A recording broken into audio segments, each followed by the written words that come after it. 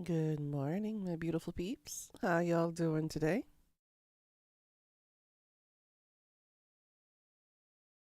Hi, Gold. How are you?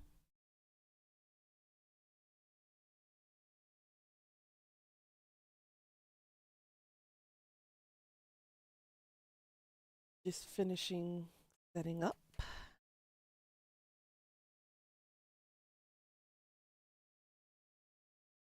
More balls? Yep, yep, yep. Every time you join in and every time you talk, you get more balls. Good morning. Ooh, I forgot. I need.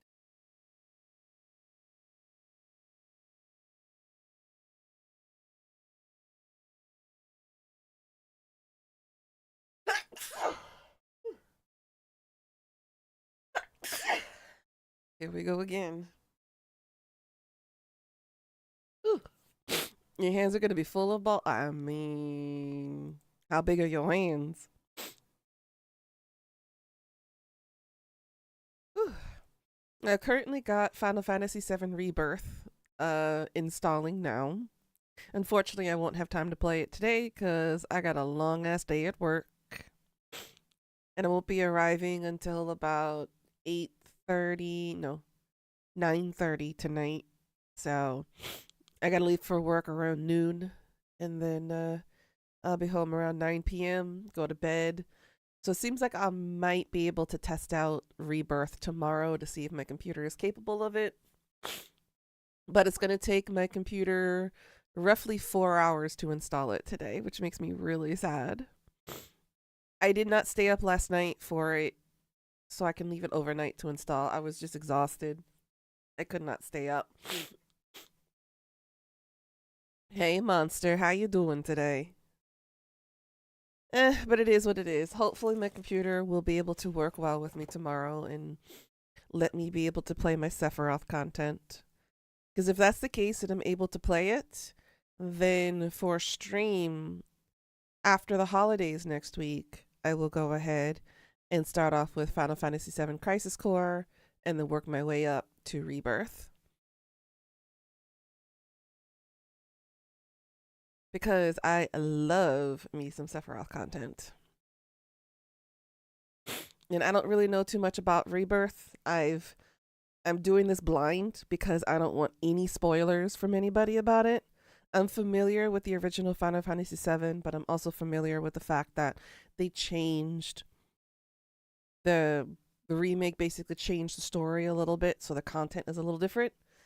So I'm well aware of that too. So FYI to anybody out there right now, no Final Fantasy VII Rebirth spoilers until I figure out if I'm able to stream it or not. If I can't stream it, but my computer is still able to play it, then I will play it off stream and enjoy it myself. Maybe do some recordings and I'll post them up here on YouTube. You had a headache all day? I'm sorry, hun. It's about me on and off. I think. Let's see if the air quality got better. Not quite. Still a little higher than usual. Why is it saying we're having snow on Monday and Tuesday? I'm so glad we're going to be on the road on Sunday. So we might have a white Lunar New Year. You're saying 75% chance on Monday, 30% chance on Tuesday. It'd be a high of -1, a low of -6. Okay. If that means I get to play in the snow with my nephew, then I'm fine with that. Is that a J I see up in here? Oh my goodness. How's my baby boy doing?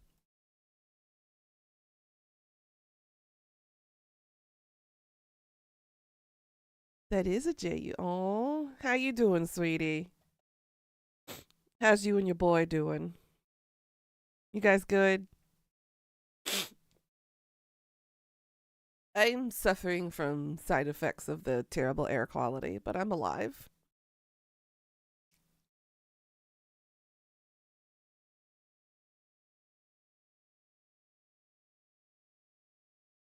You and Seb doing okay?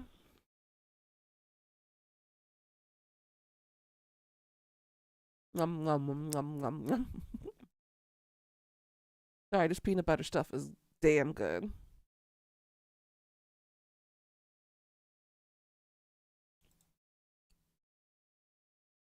Proof or it never happened. His hands are on the keyboard. I mean, where's the proof? He gets sleepy when he doesn't do anything, so we've had a few early nights recently, but you got him awake and gaming for now. He has been behind you when you stream. Jay, that's kinky. It's kind of hot too. I'm not gonna lie. You're not trying with your toes. What you play hide and seek the sausage? I mean, I don't know what you and Seb do.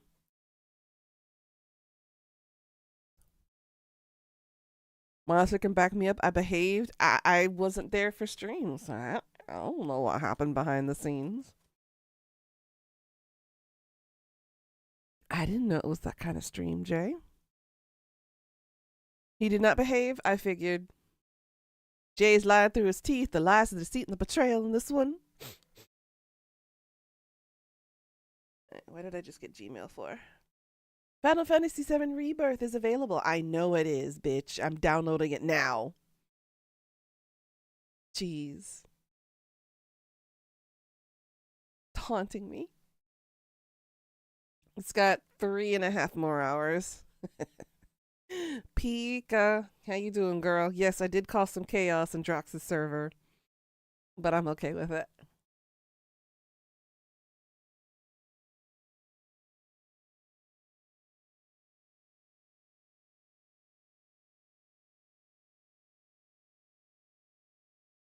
I'm assuming it's because of all the cleaning you did today, Pika.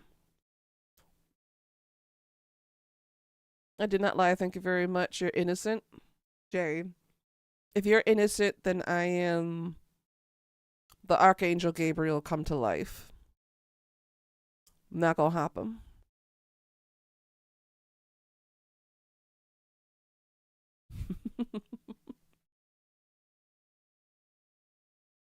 Oh my goodness, it's only at 20 gigs. Why is it taking so long?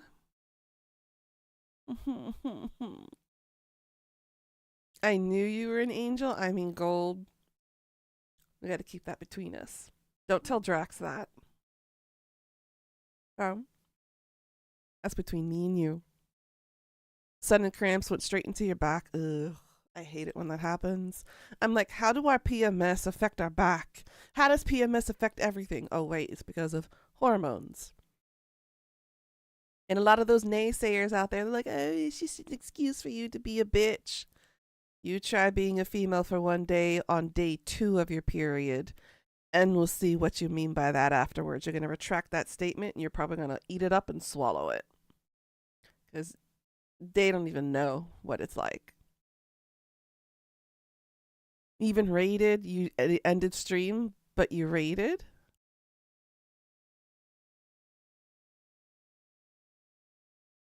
I'm assuming unsuccessfully, Jay?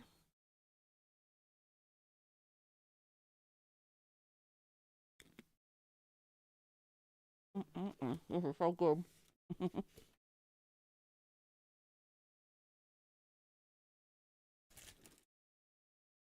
Mm-hmm. The pain makes us grumpy. I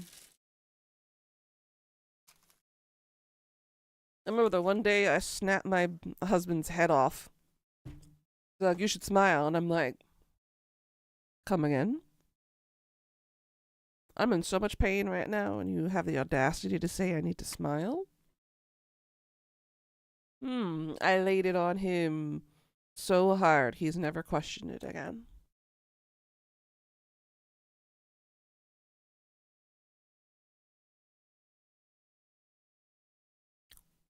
It's worse than any pain you will ever have. Mm-hmm. Mm-hmm. I tried reading you, Pika. Oh, you tried reading Pika. Oh no.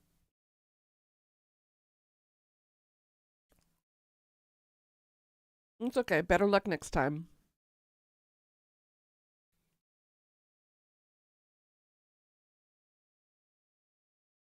Probably ended at the same time, probably. And a lot of the times, they've been doing a lot of studies recently that most women cannot feel a heart attack happening because they assume it's part of the natural flow of period cramps and stuff.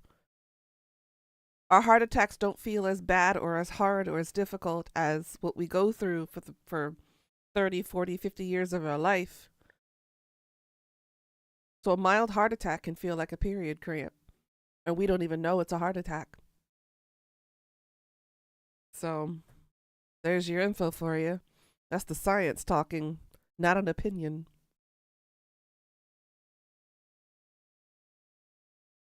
You want to try the simulators? You just don't have to imagine, help you empathize more.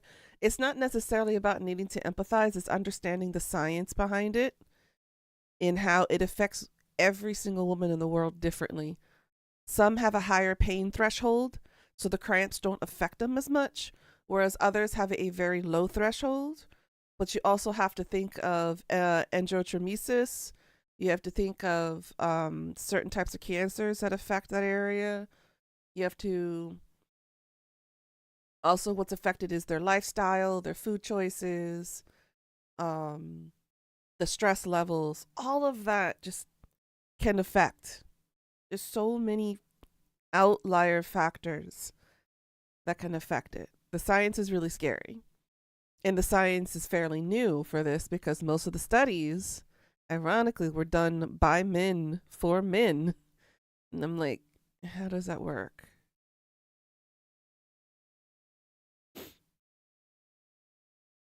How's your willy hanging, Pika?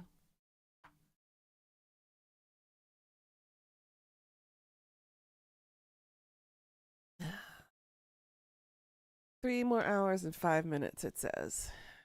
Sad face. I'm going to put a pause on it for now so we can play games. It's at 15%. In a half hour, it's not bad.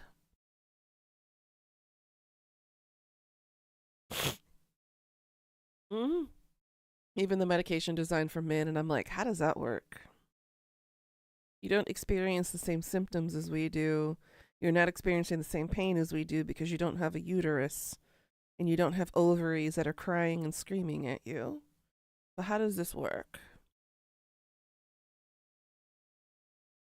But, anyways, I digress. The science now that's coming out and everything has been super helpful for women who have been trying for years to figure out exactly what's been happening and how to manage pain management. Because doctors are terrible at that. They're like, oh, yeah, just take ibuprofen and you're done, or just take Tylenol and you're good to go. For some people, like me, for instance, we have a higher tolerance for pain medication, and most standard pain medications don't work, especially for pain management. So I'm sitting over here out of surgery. The only things I got on me are antibiotics, so there's no risk of infection, a tiny little Tylenol,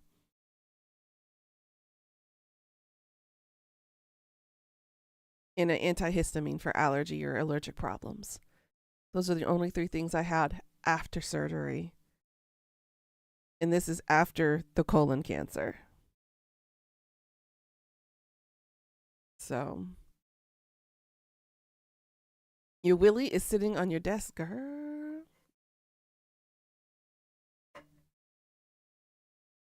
He'll protect you guys today from the horrors that we're going to experience in the game. There we go. He peeking. Actually, I'll cuddle him on the desk like this. There we go. That's better. But yeah, I'm glad to see you guys are doing well, though. Well, thank you for stopping by and for hanging with me. Today, we are going to take a sneak peek into a new game that was just released yesterday called Noroi Kago, which is the Grudged Domain. It's a single player or multiplayer game. It works similar to the way Demonologist did. You have to go around collecting objectives and trying to purify an ancient Japanese demon, which they're called yokai. And you have to do that while avoiding a demon of some kind from stopping you, from preventing you basically from doing the ritual. I took a sneak peek into it yesterday. It seems interesting. I'm glad it works. It's still in early access, so of course there's going to be a lot of bugs and whatnot, but I figured I wanted to play it today to kind of give a review of it and to see if maybe potentially this would be a game you guys might be interested in for maybe doing multiplayer. It is on sale right now at 20% off if you're interested in it. But I thought it would be something to take a peek into and see what kind of reviews we can offer it, what kind of judgments we can do, and what kind of suggestions we can offer to make it better. You wish yours was that big? I mean, if yours was that big, I don't think Seb would survive it, Jay. You might actually sleep in your bed tonight so you have more legroom. Definitely should. Whatever makes you more comfortable.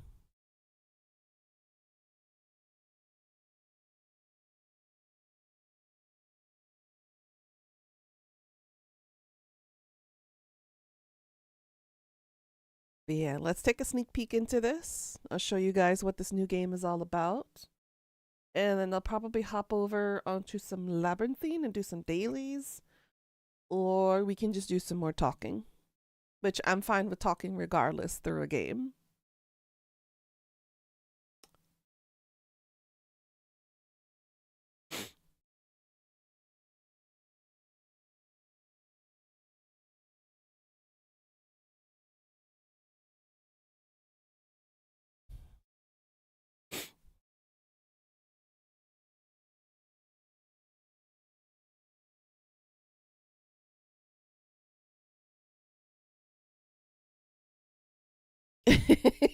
Because he's BD. Okay, I see where you're going with this, Jay. You're gonna sort out your bed and get your snack. Be right back. Okay. And pee for Cornwall. Do what you gotta do, Pika. I'll go ahead and get everything set up here.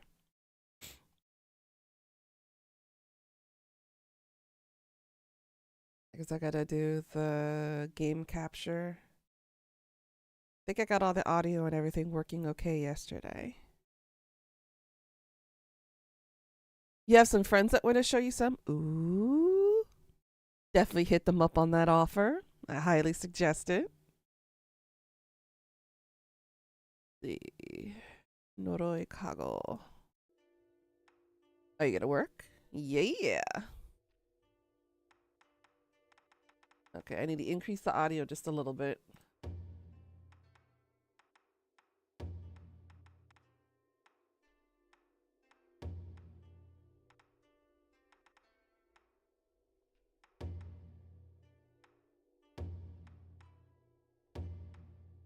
Okay.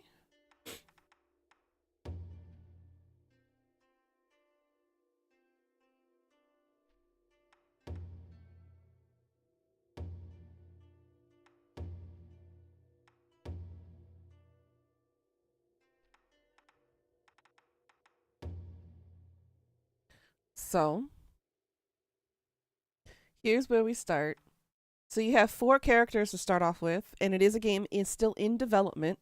They do have a roadmap of plans that they have throughout the year. They're going to be adding more characters, more yokai, which are Japanese demons, and more maps. Right now, they only have 2 maps, which is the manor and the closed hospital. Again, this is starting out just like Demonologist in that way.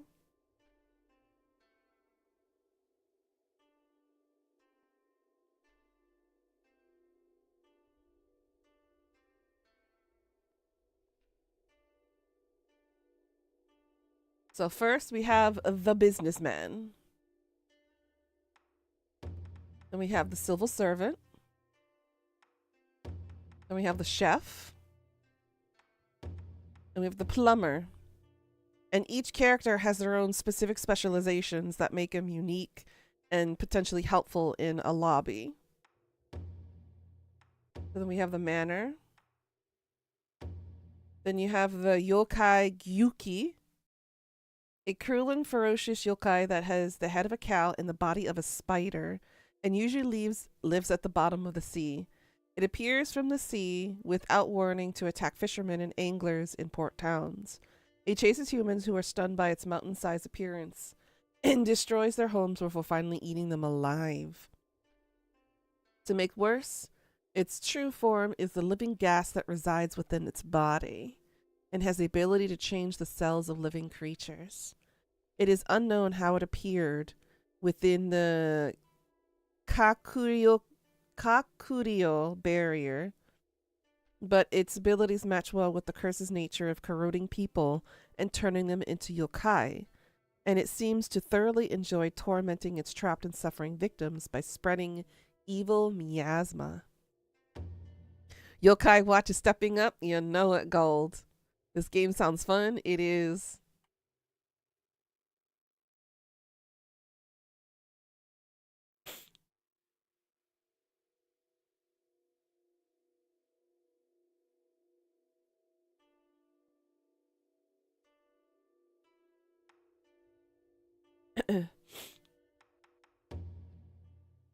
So this is the prologue. I'll let you guys watch it. You wake up as usual, passing another day without change, or so you thought until just a few hours ago. I woke up in an old mansion. Had I been unconscious? For how long? Why was I here? Could I have been kidnapped? The serial disappearances in recent news have come to mind. I recall just before passing out, a mysterious boy showed up to help me. He said this was the work of yokai. I awoke to see him in the mirror before me. He said to me, "The curse has you. Soon the yokai will have you too." As if in response to the boy's words, an otherworldly, terrifying scream rang out, shaking the entire mansion.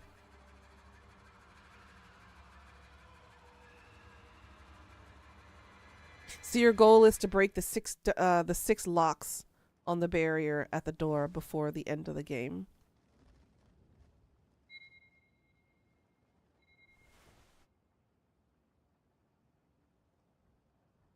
And there's the little boy.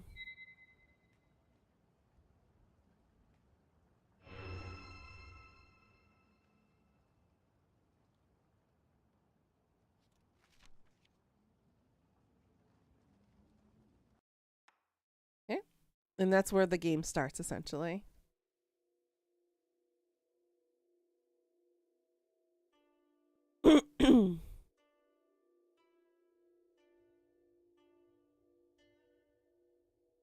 Let's see.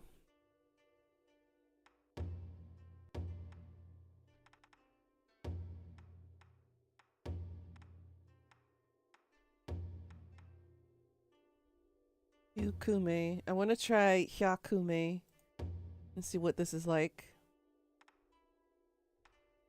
Alright, so a small town civil servant lives a modest life, stable. A 2-star restaurant chef, also a dog breeder. Secretly aims to go indie. I'm not sure what that means. Maybe a race car driver. Seasoned contract plumber, family man, loves cooking, gets angry over soccer. A company businessman, strives to get promoted, has a lot of debt.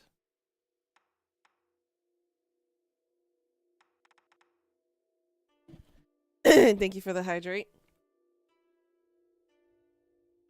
I'm gonna have to suck on another cough drop here in a second. Try to help clear up my throat. This sucks.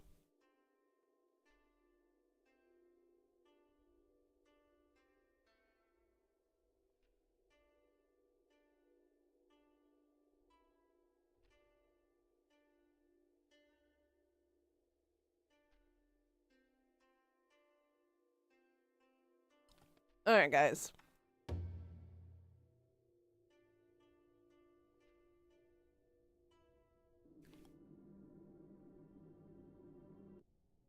Okay. So that's the Kakuryu. Good God. That's the Kakuryo. It's in Noroi Kago. Barrier swirling with human grudges. Once the barrier is sealed, it becomes impossible to interfere from the outside. At least I was able to deliver this letter. The building was once the residence of a samurai who died untimely deaths in a certain incident. The grudges of those who couldn't stand on the battlefield swirl around inside it. If we can release their earthly desires, the barrier will warp and connect to our side. Also, if you want to remain human, you'd better hurry. If you stay where you are, the miasma from the Noroi will gradually turn you into a yokai. As a half yokai, you'll no longer be able to live the life you could as a human, so be warned.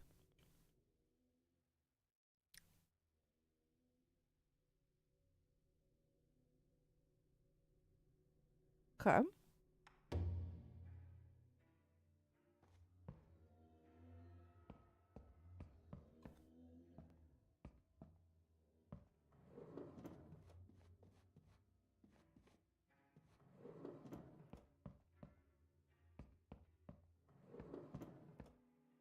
What's the sword?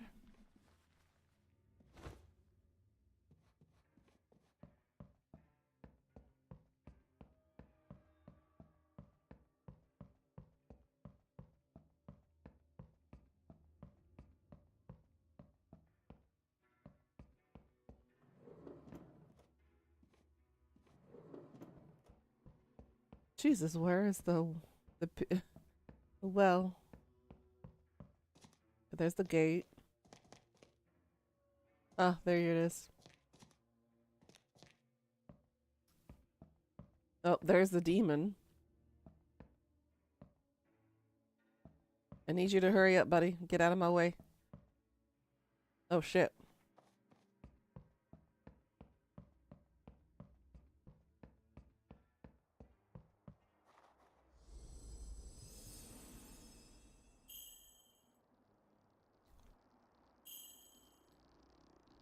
Oh, no. Oh, no. Oh, no.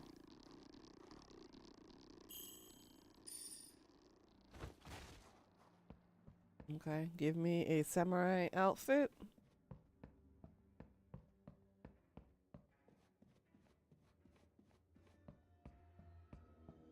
There you are.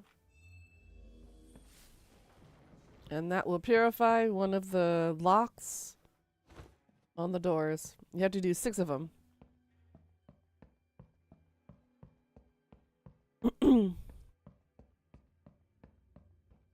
You're getting there, monster. You can't catch up to Pika, though. Oh, so that's the creature. Got it. Shit, it slows me down when I'm running. Okay. There should be one back here. Actually, I probably should increase my, Actually, I can't do it right now in lobby. Increase my brightness.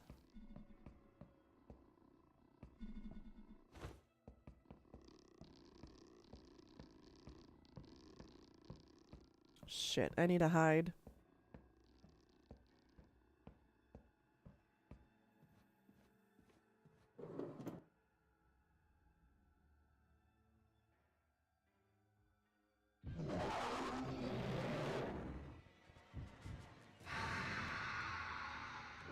Fuck, I'm cursed? Already?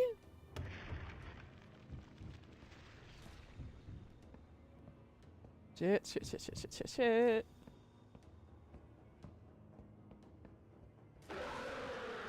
I need a purifier. Like stat. This is not the room. Upstairs. Upstairs. I could do this downstairs. Purifier. Need a mirror. That's not a mirror.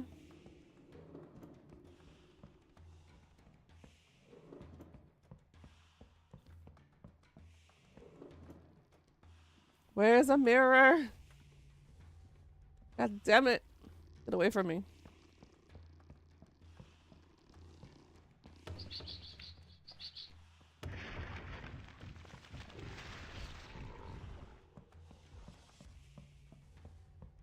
Oh my goodness.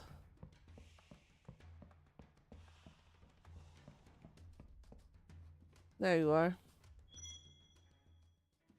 Okay. That's a lot of nutting.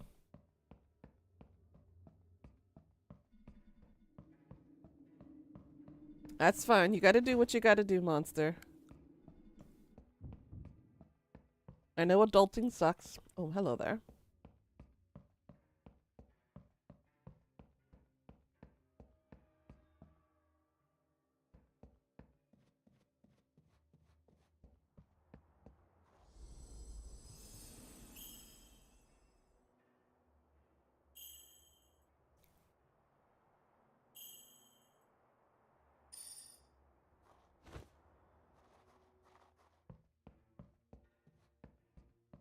I'm doing terrible this round.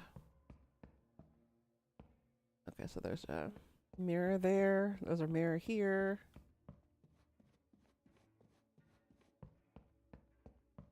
Samurai outfit, where are you? Before this next curse comes through. Shit. There's one. That's two down. There's a third one down here. This would be easier if there were 3 other people with me in this game. It's more leaning towards multiplayer than it is solo play. Solo is very difficult because you also have a time limit. I think another sword was downstairs.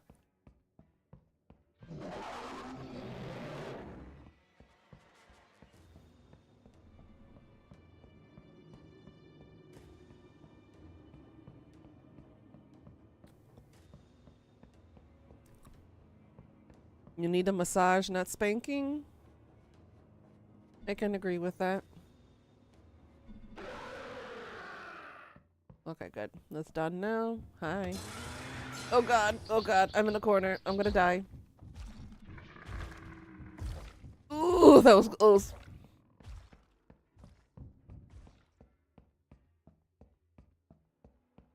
Thank god it's slow.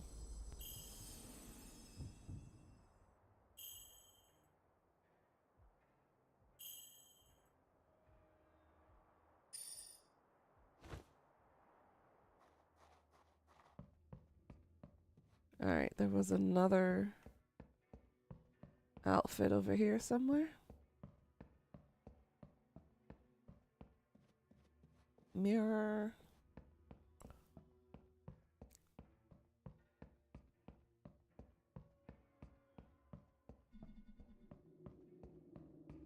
There's the next one.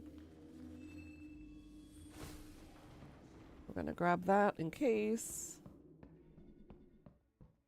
Halfway there.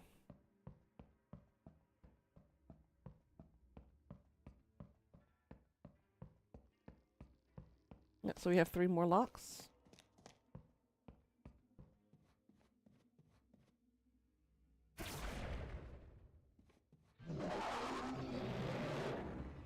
The timing.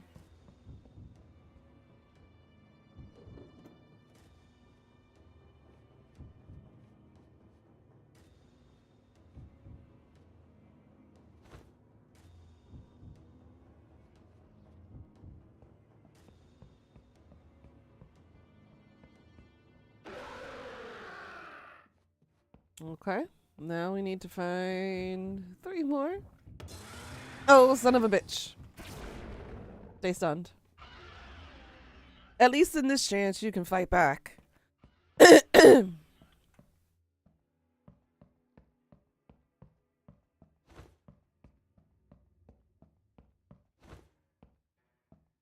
Hmm.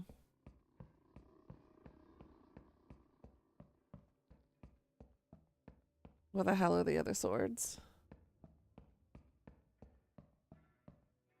Am I gonna end up losing this?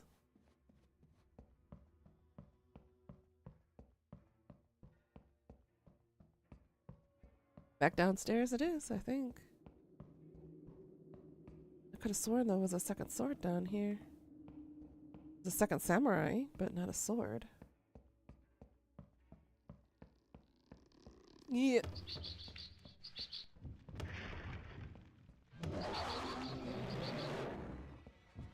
Get out of my line of sight.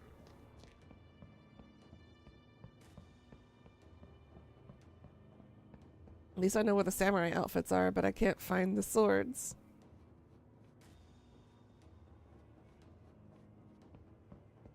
Hmm. Here?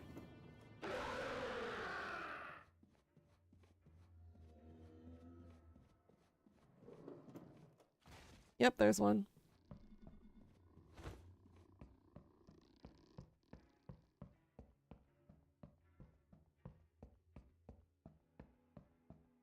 Going down.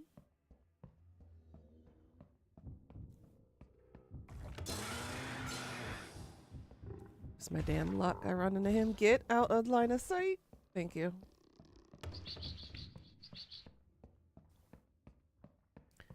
I hate this. They slow me down way too much. Your neck sounds like Uncle Cracker. Oh, honey, no.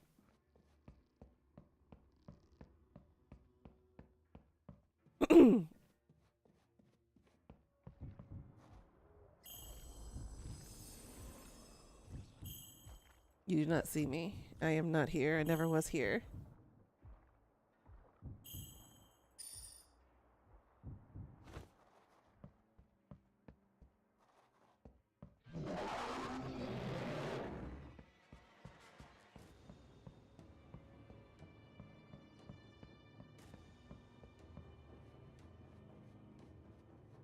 You see what you see? What, huh? What do you see?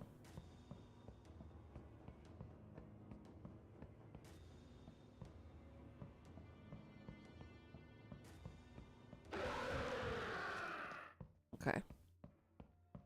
Safe. Grab this guy.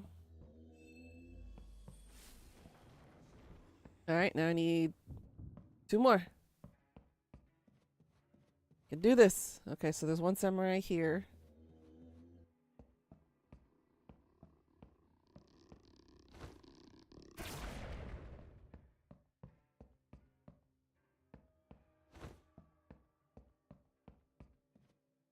Give me a sword!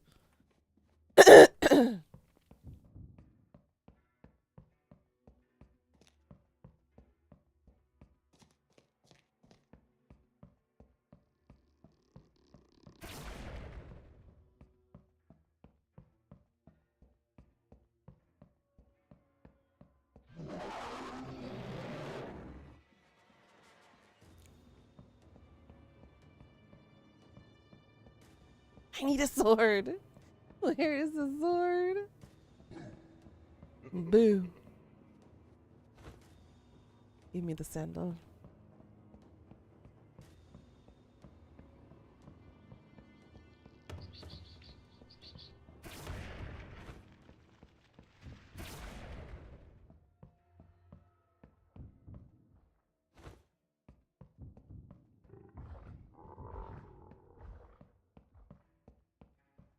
You do not deceive me. I was never here. Shit, there's 10 seconds. I'm not gonna finish. I still have 2 more. Oh, there's one.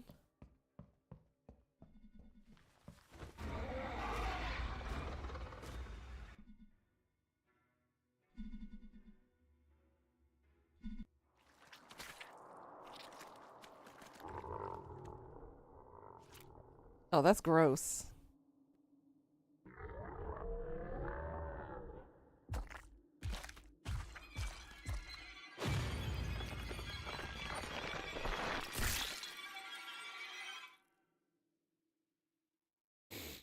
Damn.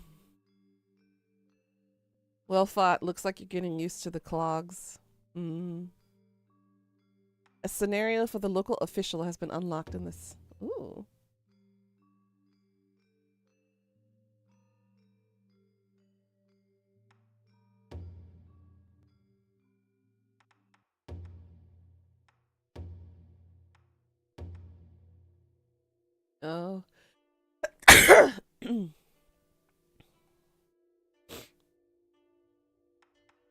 Okay. I see, I see.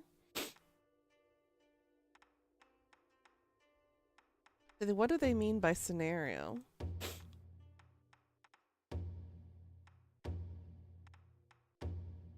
Oh, the story.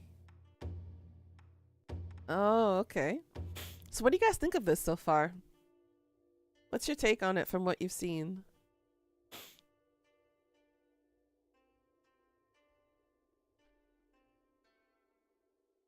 Ooh, apologies for the sneezes and thank you for the bless yous.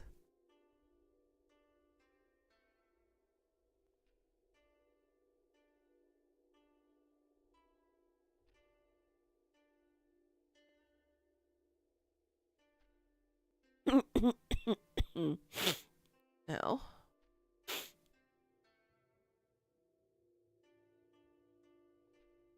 definitely has a different look to most games, but makes it more intriguing. That's true. Let's try the closed hospital. Try the spider lady. Closed hospital. Put it on easy. No idea. You haven't seen much because you've been trying to get comfy. Aw. Alright, we'll try the hospital and see what this one's like. Go to bed, monster.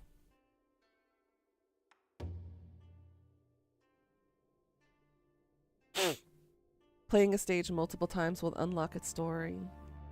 The year was 1964. An article appeared in the newspaper about a hospital that had gone bankrupt and closed down. A reliable clinic for the citizens, its patient-centered nursing policy and faithful director were highly regarded. The hospital's true nature, once it came to light, was so horrifying that it shocked the world. And now, rumors have begun to spread that a boy was seen walking through the abandoned hospital.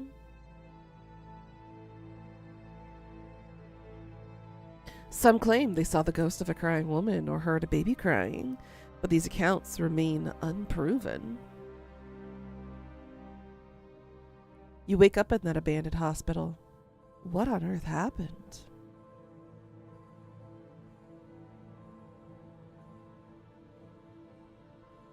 Dun dun dun! Let's see what this is like.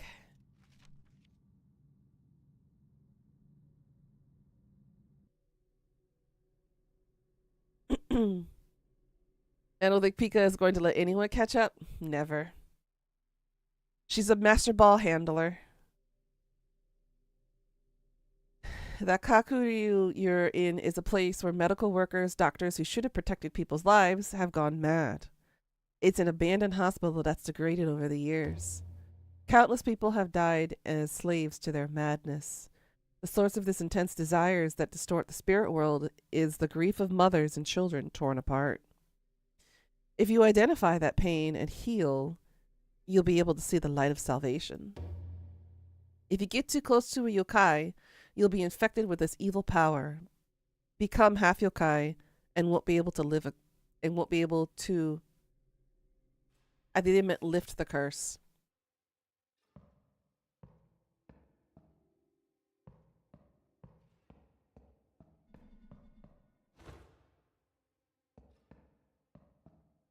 Oh, so that's the thing that we need to purify now. Okay.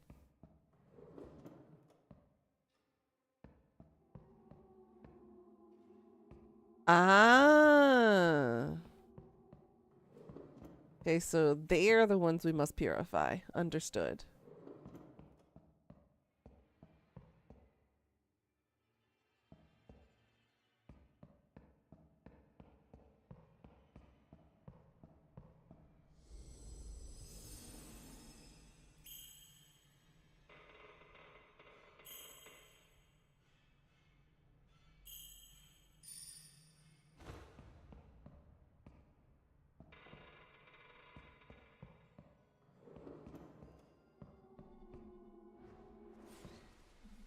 That's actually kind of cool.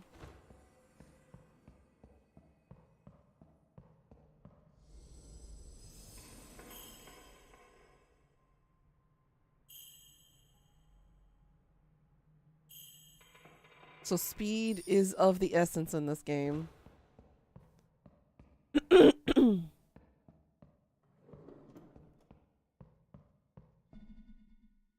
there's another purifying object here.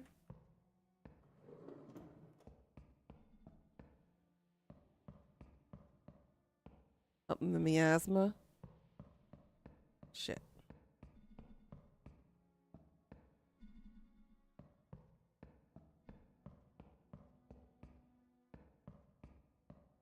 Give me another spirit. I need another spirit.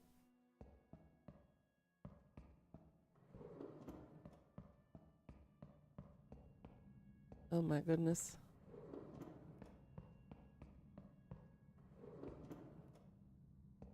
If you're a spirit, can I get a oh yeah? Ooh, creepy.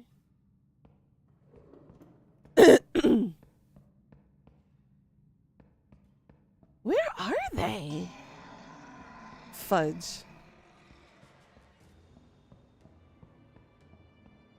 I haven't seen Spooter Lady anywhere either, so I'm a little bit concerned. I just went around in a damn circle.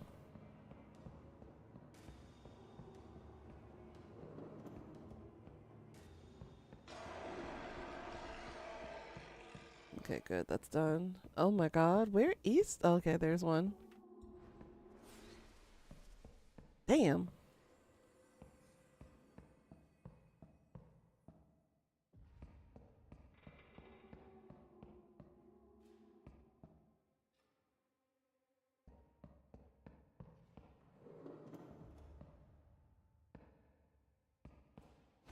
Jay, don't make that promise. You know it's never gonna work.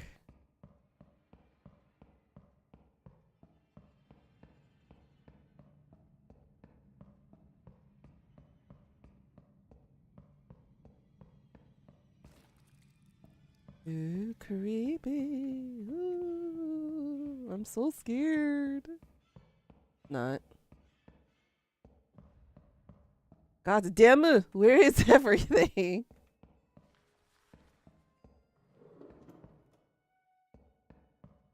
Meow.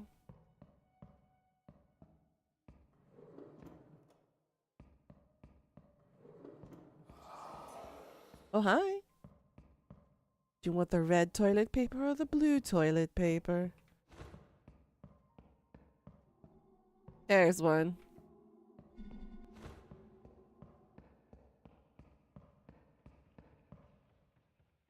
There she is.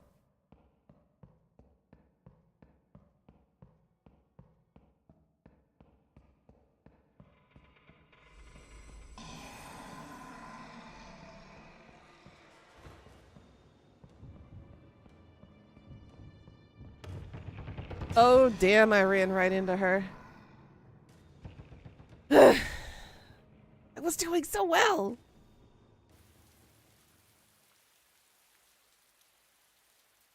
It is similar to Fear Therapy and Demonologist, yeah.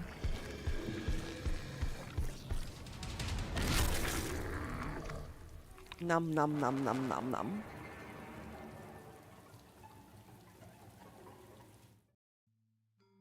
Why does the demon look like it wants to French you? Because it's a pig head on a spooter body.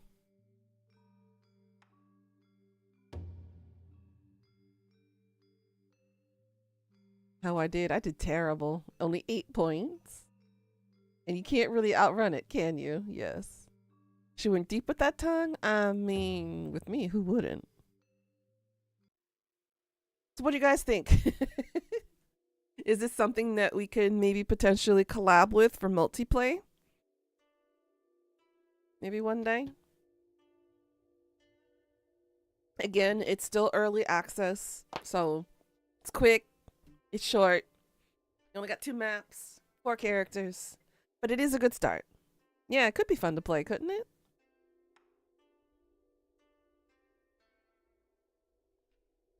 Watch it develop and enjoy it? Exactly. The devs were playing it yesterday, so I kind of took a peek at it during their broadcast.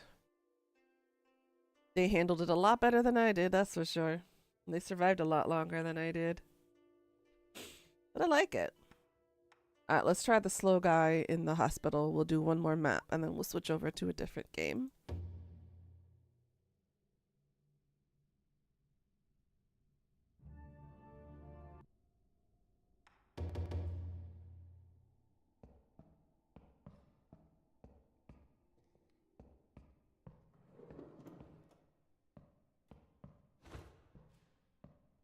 In case I do get cursed. 2 in here already. Okay.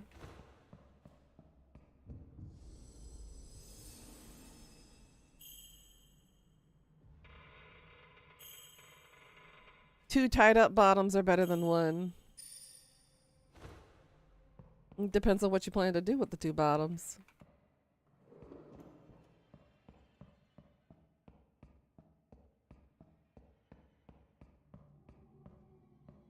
We'll start off in the basement. Boo! How dare you interrupt me, sir? I was over here talking and you interrupted. Okay, so that's the exit. Alright.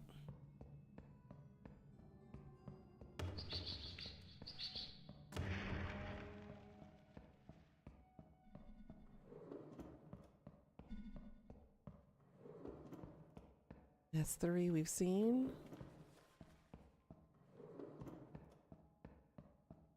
Where the frick are the spirits?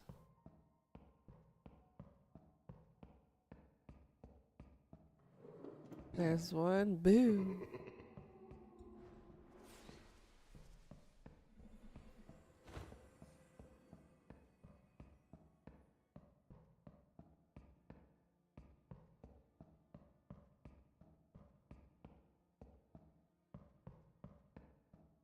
You added this game to your wish list? Yay! I wish I could gift it to people, but with the price difference right now, Steam won't let me. Because the won is still incredibly low right now. It's very, very weak. Shit, they are everywhere now. I might not be able to survive this one.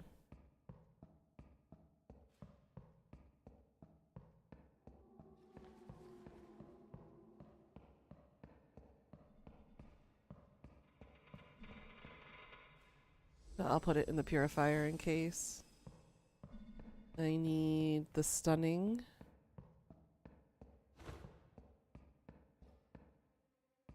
Shit, there is no stunning. Where can we hide in this game anyways? I don't see any like closets or anything I can hide in.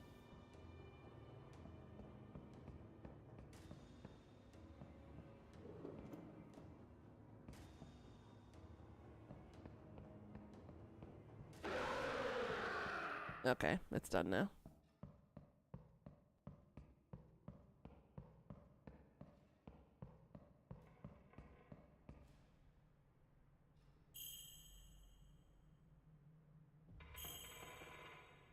Yeah, understandable.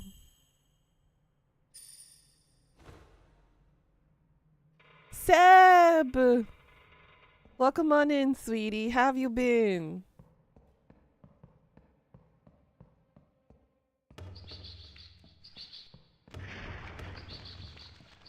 You been keeping Jay out of trouble? Or have you been putting him in trouble? That's the better question. Spirits, oh my god, I'm doing terrible this year. Ah! I was trying to touch her before it touched me. Ew, gross. Get off of me. Ugh.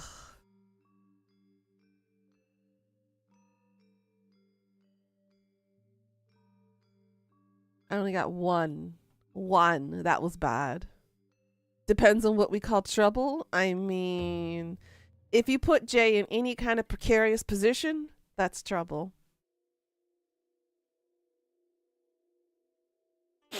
Damn.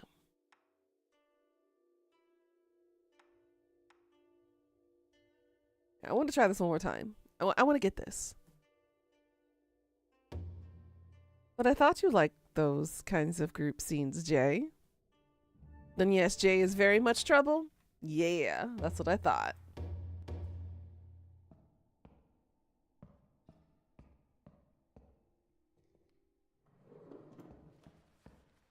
Okay.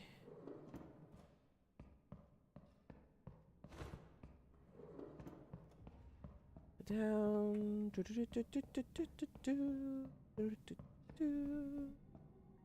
Give me. Give me.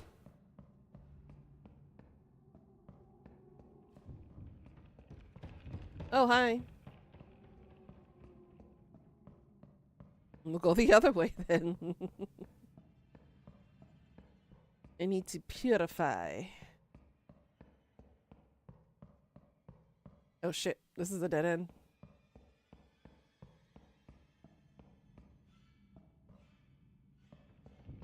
Oh shit.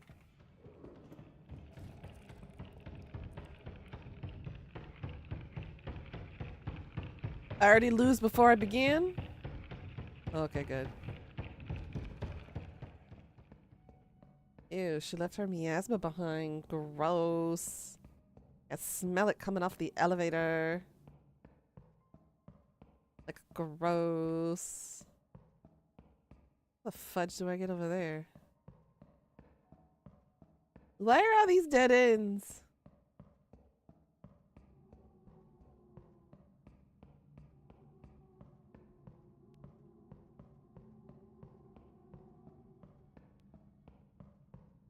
Oh my god, am I stuck down here?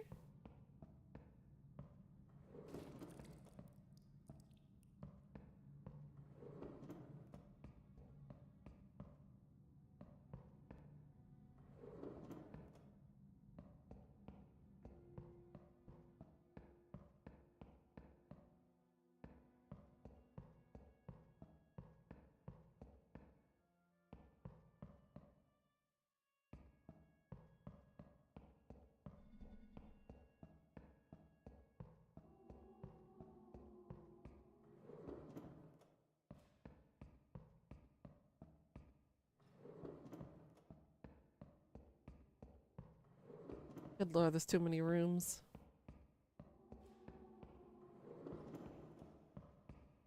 Okay, here it is.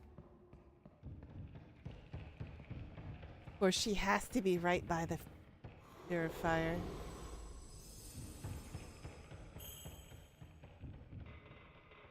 Okay, she didn't hear me. Aw, I appreciate that. Thank you. Every little bit helps, you know?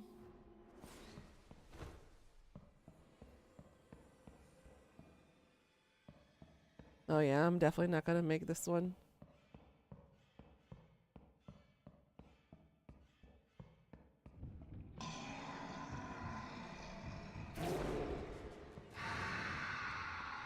And I got cursed! I knew it!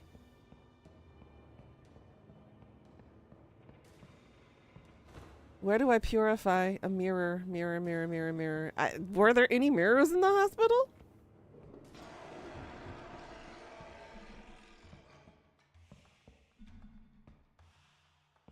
I haven't seen any mirrors. Okay.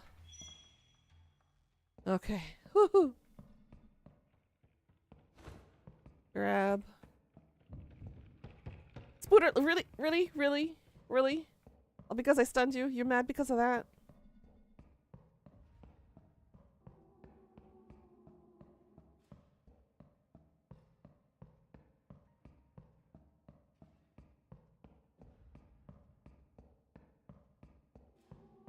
Okay, so there's one back up here, back up the stairs.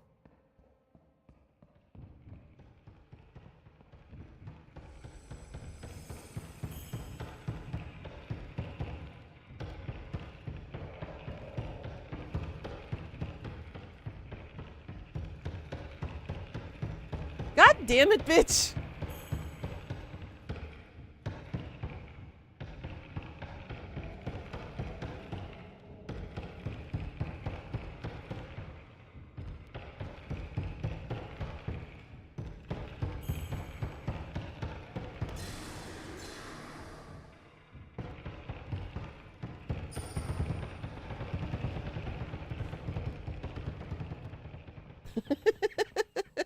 I managed it.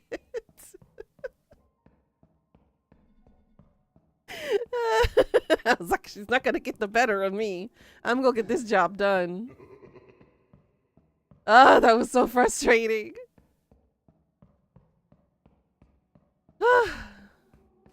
There she is.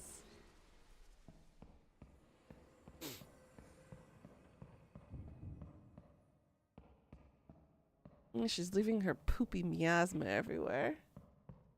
Gross. Ugh, I've wasted too much time with her.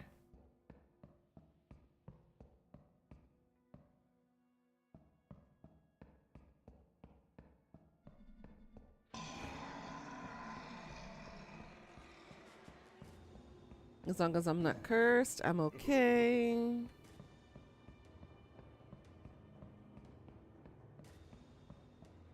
Go through here, go down. Son of a bitch!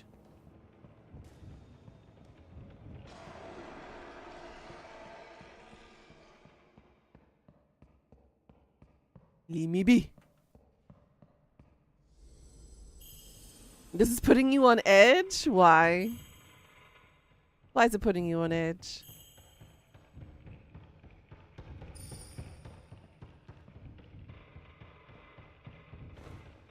Girl, like I said, I ain't letting you touch me.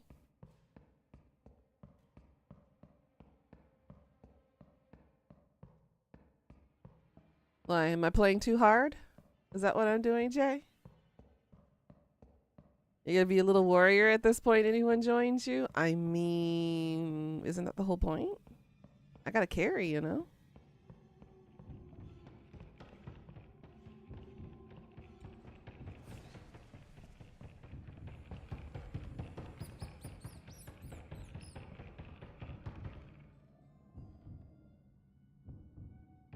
You get out of my way, skank? That's what I thought. I'll stun her ass the next time she gets near me.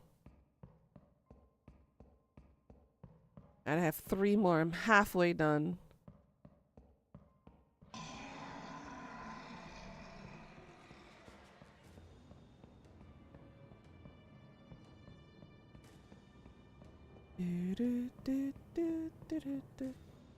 Where is the next purifying items? I told you I was gonna stun your ass.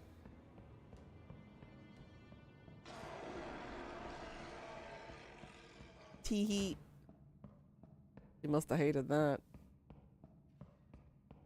Okay, so the next ghost is there behind the desk. Right by the stairs. I need the purifying item. Where are yous? Why are you leaving your poop everywhere, girl? It's just nasty.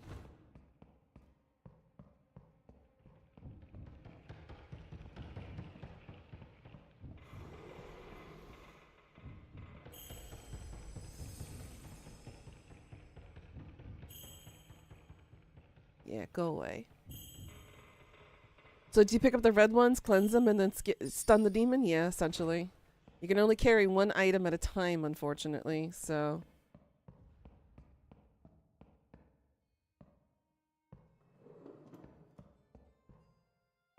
Ah, okay, so there's the other one.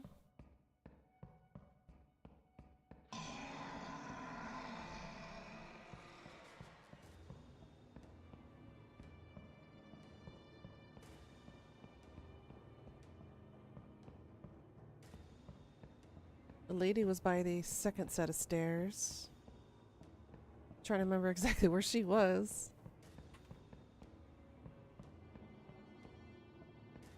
There she is. Okay, 2 more. Can I do this? Can I finish this in 3.5 minutes? Only time will tell. Okay, so we were up here.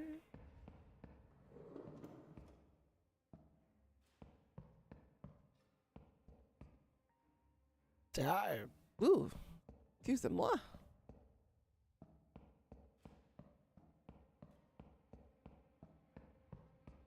that's the...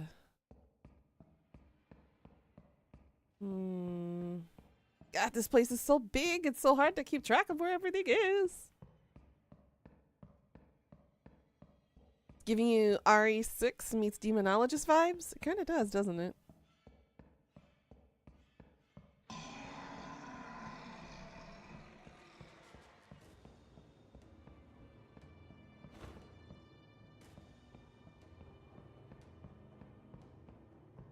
There, that's the thing I need to stun her with.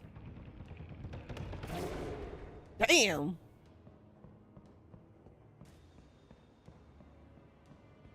Girl's on a mission.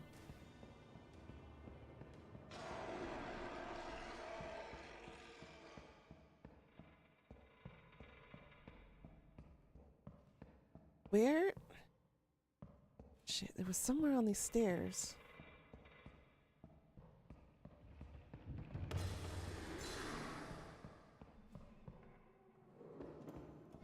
There it is. Mother frickin'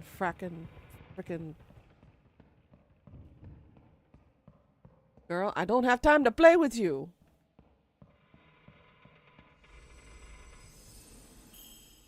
Can I get this done? That's what she said. You had to change position. You were getting uncomfortable. Aww. God damn.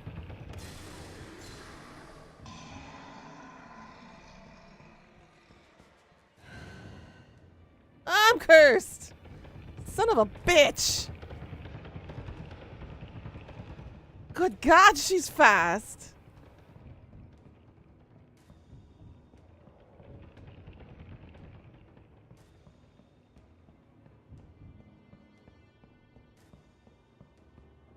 Uncurse. Uncurse.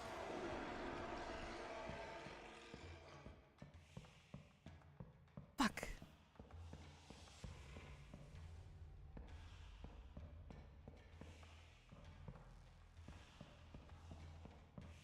I got screwed over so badly. Oh, that's a shoe.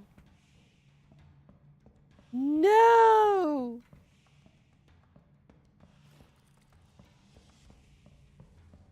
Who's all the purifiers? Oh, this is not fair. Oh, I'm so screwed.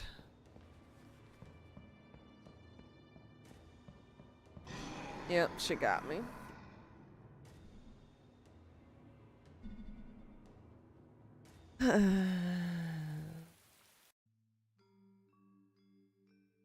Sometimes you just have to wait in the have to hide in the shadows and wait for it to pass. Oh, okay. It does look fun, doesn't it? I like it. It's got potential. Again, it's an early access game. Looks really fun. Oh, I got one achievement. Cleansed 20 times. Did I really do that much already? Eesh. Let's see. What game do we got? You do Agatha Christie. You could do Corpse Factory. Oh, excuse me.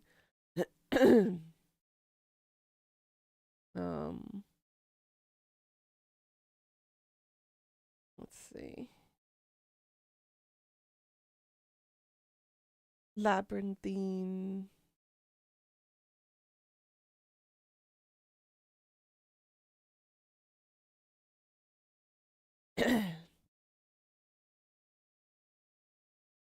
What's Corpse Factory? It is a visual novel. Murder mystery, I believe. Discard your sense of morality and enter the world of Corpse Factory. An obscure website allows users to request a death. Victims supposedly receive a photograph of their own corpse before they're killed, with English voice acting by an all-star cast.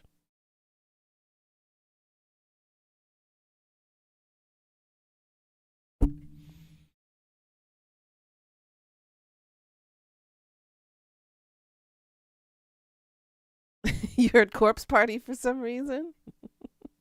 You're hugging your willy? Aw. It sounds fun. Interesting? Okay. Let's try it out.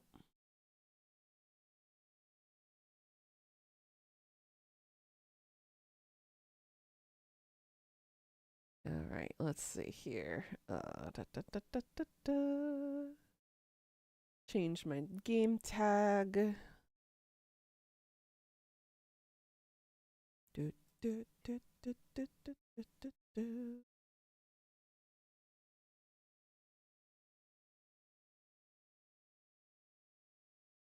Edit.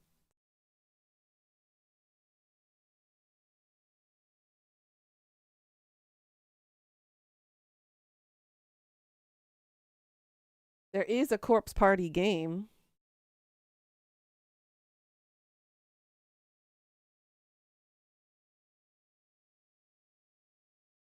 Change the title.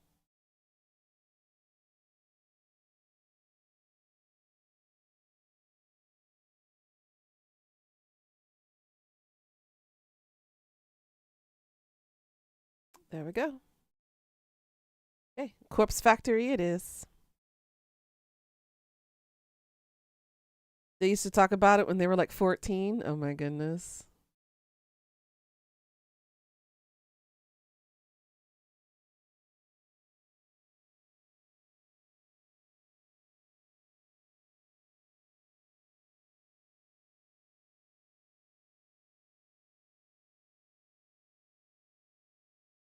That's loud.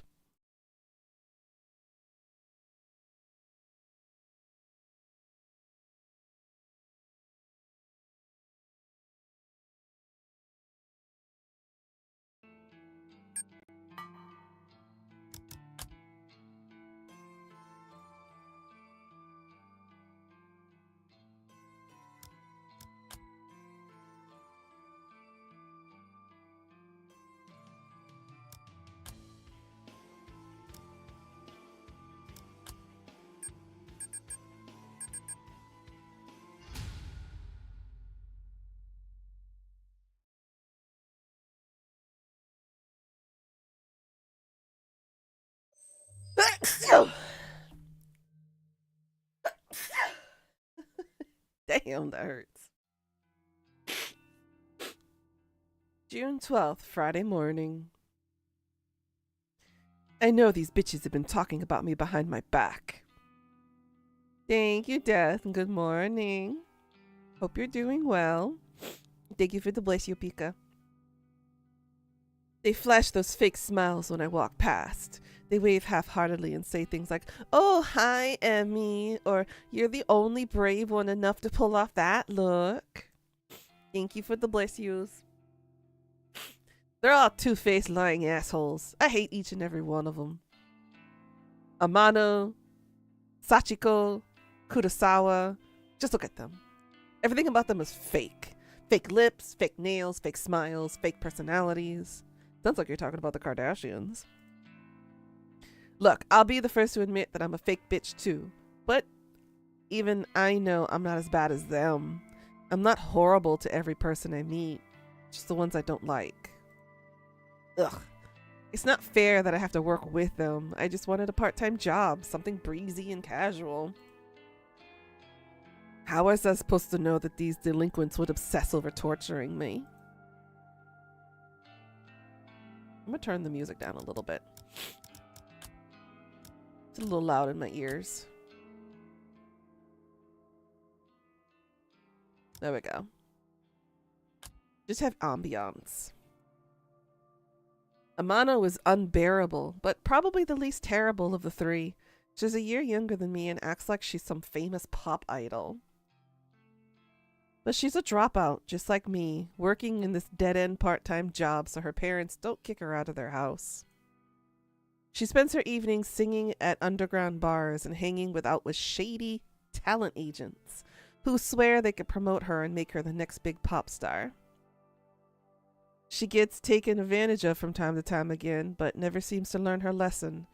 I don't know if she's just stupid or if she really thinks she's on the right track to becoming famous. Sachiko is the kind of straight-laced girl you see at every school, studying her ass off to earn her parents' approval.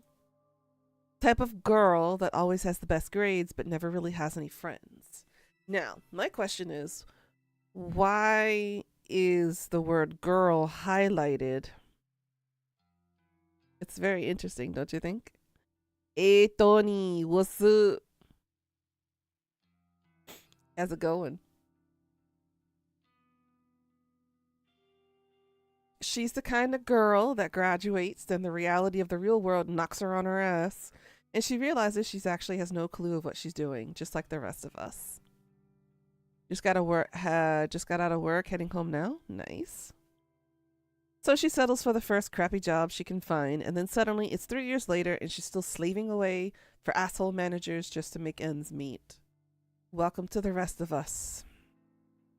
That's all of us in a nutshell. Instead of being humbled by her station in life, Sachiko decides to take her anger out on everyone around her. I've seen her slap customers out of frustration. Would I had the opportunity to do so when I was working retail? Rumor has it that she strangled our boss on one occasion. Apparently he's too afraid to fire her now. I don't blame him. I'm afraid of her too. And then there's Kurosawa. I could write an entire blog on all the things I hate about her. She's pretty, and she's aware of it.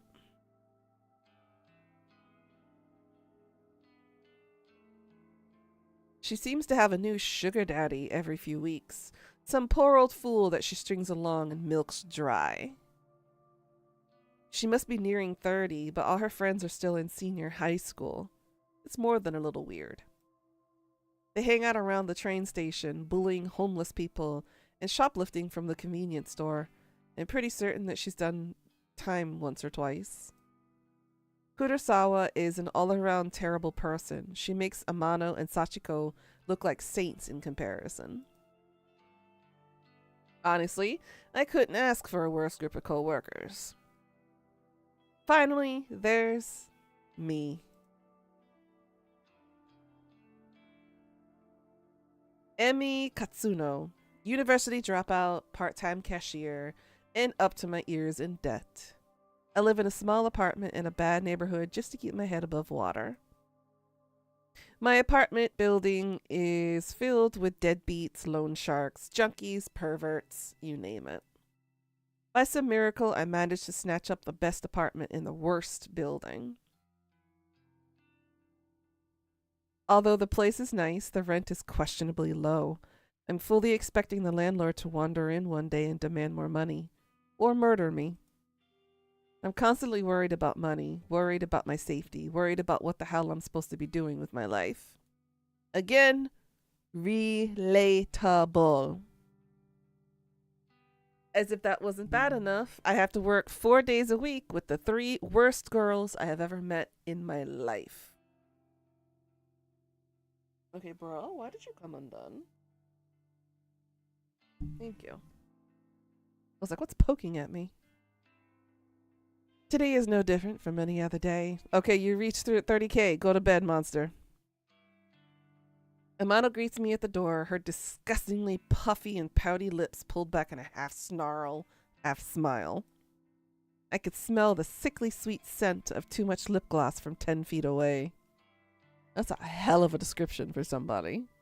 Oh, hi, Emmy. You're late again, you know. I wasn't expecting that voice. Oh, this is gonna be painful to play. So utterly painful. Night, monster. At least you don't have to hear the voices. Bitch. Yeah, sorry. Just let me past. I'll go clock in. Whatever. Kurosawa wants to see you. Can you, just go see her? Can you, oh my god, just talk to her? Ugh. As painful as wearing pink or calling me master? No, calling you master was probably the hardest. Because calling the most bottomest bottom ever master is like a black mark on my soul. Okay. That had hurt. It really did. Fine. Amano walks off. I look around for Kurosawa. The stale stench of cigarette smoke eventually overwhelms the lingering scent of lip gloss in the air and leads me to her location. You wanted me? Katsuno, I need you to process a big refund. Don't mess it up, okay? It's for a regular customer. Okay, I can do that. What am I refunding? There's a bunch of shirts on the counter. Just ring them up and refund them for cash. You can leave the money in the envelope under the register. Fine, I'll take care of it. Thanks. I'm going for a smoke break. I decide to clock in before processing the refund. I won't be paid for this shift if the company doesn't know I came into work. I go behind the counter and retrieve the sign-in booklet. I flip to today's date and fill in my details. Done and done. The shirts that Kurosawa mentioned are lying haphazardly over the counter. I pick them up and scan each one. They're not cheap. The first rings up at 11,000 yen, and the next is 13,000. There are 6 shirts all up, each one a little more expensive than the last. They don't look worn, and the tags are intact.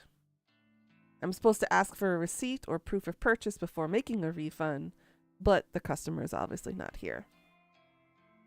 Besides, the request came directly from Kurosawa, my superior, so I can't exactly refuse. The refund goes through the system successfully and the cash drawer opens up. Yeah. I also print a copy of the refund receipt and slip it with the cash. Job done. I slide the envelope back under the register and lean against the counter. Surveying the store, I can see that there aren't any customers around. It's still early in the morning after all. We usually don't get much business until around lunchtime. I hover around the register for a while, biting my nails and staring at the clock to pass time. Kurosawa eventually returns from her smoke break. Half an hour must have passed by now. Who does she think she is? You finished that refund? Yeah, I did it just like you said. Okay. She rummages around underneath the cash register and pulls out the envelope stuffed with cash. Her fingers flick through quickly, counting each note, and she nods as though satisfied. Good work, Katsuno. I'll pass this on to the customer next time they come in. No problem. Anyway, I'll take over the cash register for a while. You want to go tidy up stock? Yeah, okay. I'm not too bothered if Kurosawa wants to take over my register duties. It's boring standing around. I'd rather much be doing something than nothing. As I head toward the rack of untidy jackets, Sachiko bumps into me. Sorry, I didn't see you there. Sorry, did she actually apologize to someone? Sachiko, the customer abuser? That's fine. You okay? I haven't been sleeping real well. I'm just tired, that's all. Well, get some rest, I guess. Thanks. Look, while I've got you here, I know I haven't really been easy to get along with lately. I've got my own personal issues, but that's no reason to take it out on you and the other girls. I can't believe what I'm hearing here. Sachiko has a change of heart? So I'm resigning as of today. I don't deserve this job. I wanted to apologize and make sure there's no bad blood between us. Sachiko, I don't know what to say. I never expected this from you. Yeah. If you're resigning, do you have another job lined up? No, not yet, but I need to work on myself first. I have a lot to think about. Well, I mean, as long as you're sure about this. I am. In that case, then thank you for apologizing. I forgive you. How civilized discussion should go, but we live in an uncivilized world. Thank you, Emmy. Well, until next time then. Yeah. Until next time. Sachiko takes her leave. I'm still a bit shaken aback by her sudden personality change. Did I misjudge her from the start? No, that can't be it. She has a history of abusing customers and coworkers. No way I imagined all of that. Regardless, I'm actually kind of glad she's trying to get a grip on her life. Hope everything works out for her. If she's resigning today, then I suppose the only two terrible workers are left are Amano and Kurosawa. I glance at Amano, who's standing by the door, waiting to greet customers. She has a vacant expression on her face, like always. I then look towards the register where Kurosawa should have been standing. But she's not there. Didn't she offer to take over the register duties from me? Where the hell did she disappear to? I wander behind the counter. The register doesn't look like it's been touched. Out of curiosity... Oh boy. Oh, that burns.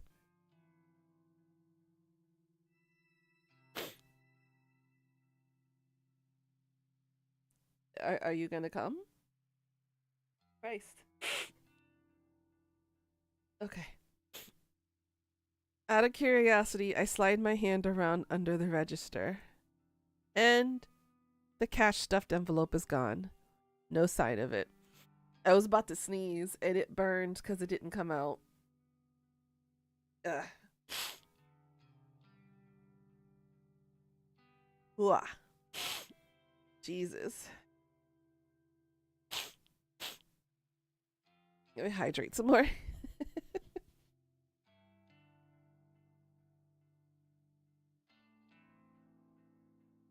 The receipt from the refund is lying on the floor. I bent down and picked it up. It's a standard refund receipt stating the value of the transaction. My name is signed at the bottom since I was the one who processed it. The refunded money is gone, and so is Kurosawa. Did she? No, she couldn't have. Surely she couldn't run off with the money. No one would be stupid enough to risk their job over that, would they? Ah, there's Katsuno. You should go ask her about it. Huh? Kurosawa's still here? She seemed to pop out of nowhere. Katsuno, a word, if you please. Who's Hirota?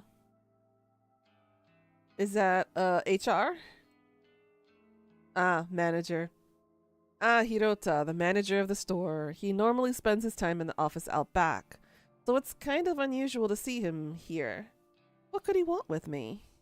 Kurosawa was tending to the register when she noticed the system flagged a large refund as suspicious. Do you know anything about it? Oh, yeah. I processed a big refund this morning. Is that so? Do you have the receipt? Here. I hand him the transaction receipt that is still between my fingers. He looks over it once, then twice, his eyebrows furrowing. This is quite a large refund. No wonder the system flagged it. Did you get approval from Kurosawa before processing this? Kurosawa was the one who asked me to process it, sir. I never even spoke to the customer that it was intended for. That's not true, Hirota. I don't know anything about this refund. Gaslighting 101 right there. Wait, what? Where is the refunded money now? Well, I put it in an envelope underneath the register, but... There's no money here, sir. She's lying to you. She took the money. Interesting. No money to be found. And Katsuno, you're the one who signed off on the refund. That makes you responsible.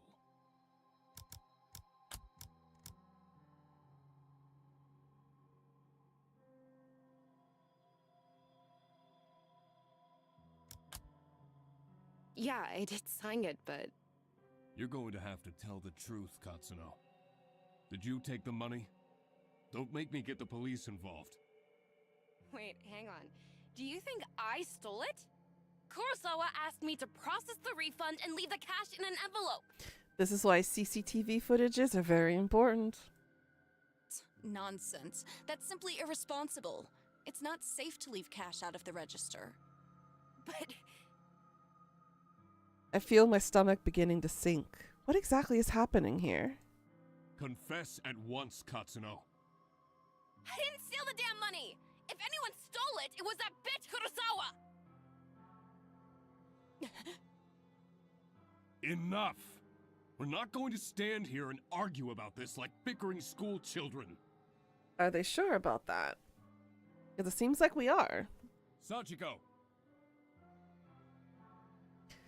Like a serpent slinking out of the shadows, Sachiko slides beside Hirota. Yeah, Sirota? Ugh. Did you witness Katsuno take an envelope of cash from the register? Oh, yes, sir. Just this morning.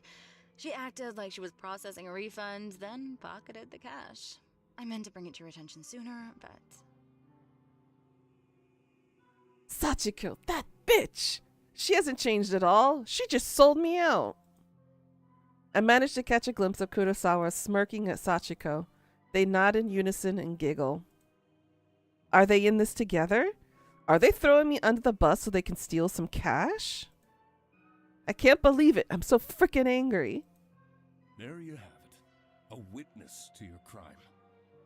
Kurosawa, if you would kindly call the police. Yes, sir. Wait just a minute! I scream louder than intended, but my blood is boiling and I can't control myself. I didn't steal any money. Why don't you check the security cameras, huh? You'll see that I'm innocent. Oh, you know those cameras haven't worked in months, right? I suppose nowadays they're mostly just for show. Of course, if Hirota really wants me to, I could go double check just to be sure. Though, I think that would just be a waste of time. Mm-hmm. Thank you, but that won't be necessary, Kurosawa. Kurosawa's eyes narrow as she gazes at me wickedly. Amano, please show everybody what you found. You got it, boss. I didn't even realize Amano was part of this discussion. She is leering at me disgustingly and slapping an envelope against her open palm. Found this wad of cash in Katsuno's locker out back. I can feel the blood drain from my face. I haven't even been in the back today. Are they all in this against me? Did they plant evidence to get me into trouble? You're lying! I haven't even had time to go out back today! I mean, what do you want me to say? You think the cash just appeared out of nowhere? Like, oh my god, yes. It would seem all the evidence is against you, Katsuno. Since we located the money, I won't have you arrested. But you will not step foot in this store ever again. Do I make myself clear? I mean, we don't have to work with these bitches anymore, so I see the silver lining in this. You're fired. And I will make sure you never work in any of our stores again. I'm speechless. I can't even process my thoughts. The quiet giggling and snickering of Kurosawa, Sachiko, and Amano buzzes in my ears until my skull feels like it's going to burst. Hirota grabs my shoulder and tries to lead me outside, but I jerk away and stumble backward. My back slams into the glass window at the front of the store. Thankfully, the glass doesn't shatter, but I can immediately feel a bruise forming. I push myself forward, regain my balance, and duck toward the sliding door. See you around, Emmy. Oh well, I guess not, hey? I blink the tears out of my eyes as I dash to the store's front door. My anger and fear and anxiety to get the better of me, and it's a good 5 or 10 minutes before I realize that I've been running aimlessly through the shopping mall. I reach a hand to my eyes to wipe away the moisture and take a deep breath. I look around, trying to get my bearings. The escalators. At least I know where I am. I need to sit down and compose myself. If I don't calm down, I might be tempted to return to the store and start punching those 3 absolute assholes. I mean, what's to stop her from doing so, right? She should. What do you guys think? I totally would punch these assholes. With my head down, I blindly charge toward a small seating area. Watch out! I collide headfirst with somebody in front of me. Without thinking, I scream out in anger. Watch where you're going! Sorry. Wait, this girl. I know her from somewhere. Katsuno? Is that you? Huh? I know you. Have we met? Yes, of course. We graduated from senior high school together. Remember? Did we? Senior high school was more than a year ago. Oh my god.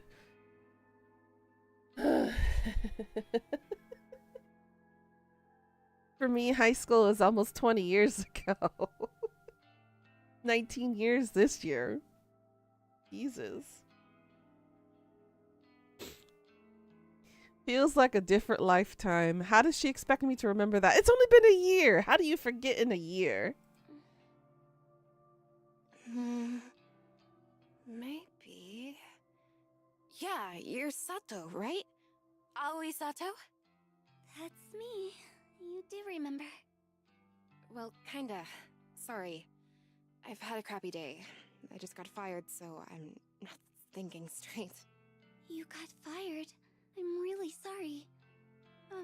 You bumped into me pretty hard. Are you hurt? You were class of '04, so I know how you feel. Yeah, class of '06. Technically it was supposed to be '05, but you know, I did get held back a grade. I'm fine. Aoi is rubbing her arm tenderly. I figured I must have injured her, but I'm not really in the mood to stand there and apologize to some old acquaintance. 10 years for you? Oh my goodness, you're still a baby, Jay. I have to go. Excuse me. Oh, okay. I pushed past Aoi. Unexpectedly, the shy and spineless girl grabs my arm and stops me from leaving. Her grip is surprisingly strong. Primary school? Oh my god, Jay. Katsuno, you said that you just got fired. Is that true? Wait, yeah, I'm pissed off about it. Tell me what happened. 2027 will be 20 years for you. My goodness. Why are you so interested? I just thought maybe I could help is all. Whatever. You can't help. Some bitch set me up. She stole a bunch of money and made me take the fall. I see. Are we done here? Can I leave now? You left secondary school in 2018. Oh my god, you're so young, Jay. You're so young. Oh, to be that age once again. Sorry for keeping you. Yeah, okay. Once again, I turned to leave, but Aoi's next words managed to catch my interest. You are a little baby. You know, if someone got you fired, there is a way you could get revenge. Now, where was this when I had to leave my previous jobs? Revenge. What is this girl on about? Does she have some kind of way for me to get back at Kurosawa? I don't know how many years it'll be for me, don't really care. That's a good mindset, Leah. What am I thinking? I can't even take a step. I can't even step foot back into the store. My chance to get any kind of justice doesn't exist. Nearly 24 years since you left school? My goodness. Revenge? What the hell are you talking about? Never mind. I shouldn't have said anything. Hell no. You're not going cold on me now. Tell me what you meant. Oh, okay.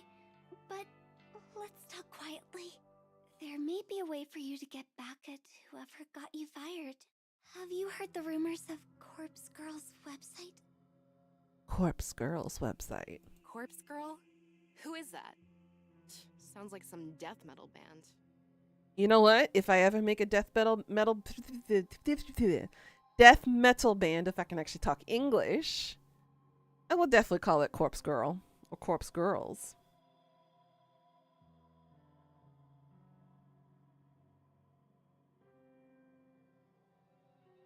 What do y'all think? Aoi ignores my comment and continues on with her speech. They say that if you visit Corpse Girl's website, you can request a death. Request a death? What is this girl ranting about? Hang on, start over. I'm completely lost. Words are hard, I feel that. Aoi frowns, a look of annoyance on her face. Say somebody wrongs you and you want to get revenge on them. Go on. Rumors state that you can visit Corpse Girl's website and... This Corpse Girl. Is she, like, a hitman or something?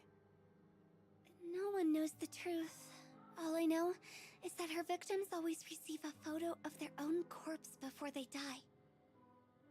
How is that possible? I don't know.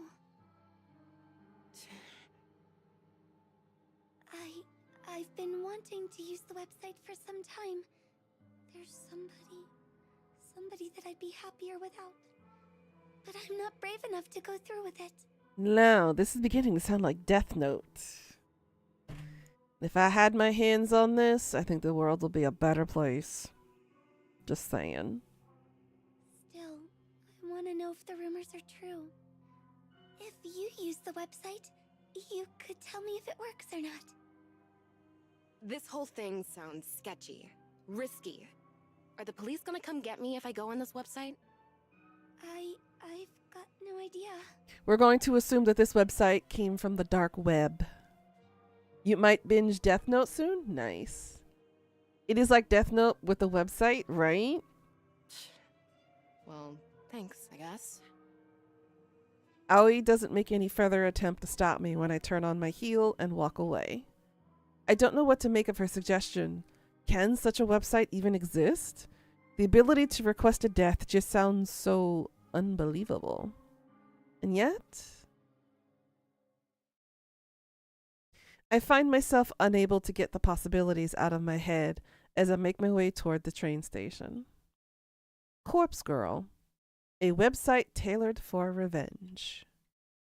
I could dob in Kurosawa, Sachiko, Amano. If I could remain anonymous, then no matter what happens, whatever fate befalls these girls, it couldn't be traced back to me. I start to wonder if ordering the deaths of a few girls simply because they got me fired is a little extreme. Although, they're not exactly saints. They're closer to human garbage more than anything else. They've always been hostile towards me. I'd probably be doing the world a favor if I had them all killed. If they screwed me over without a second thought, who knows what they might do to their next unsuspecting victim. Yeah, killing the 3 of them is the right thing to do. Removing them from the planet will prevent them from hurting anyone else. My heart begins to race. The trip back to my apartment is boring. The train carriage is nearly empty, save for a few junior high school boys and a couple of women in business attire. I have a few seats all to myself, so I sprawl out and check my phone for messages. Gonna go for a walk? We'll see you, Seb. Enjoy your walk. When I feel confident that no one is in the carriage watching me, I decide to search for Corpse Girl's website on my phone. I don't exactly know how easy it will be to find. Maybe I should have asked Aoi for the address.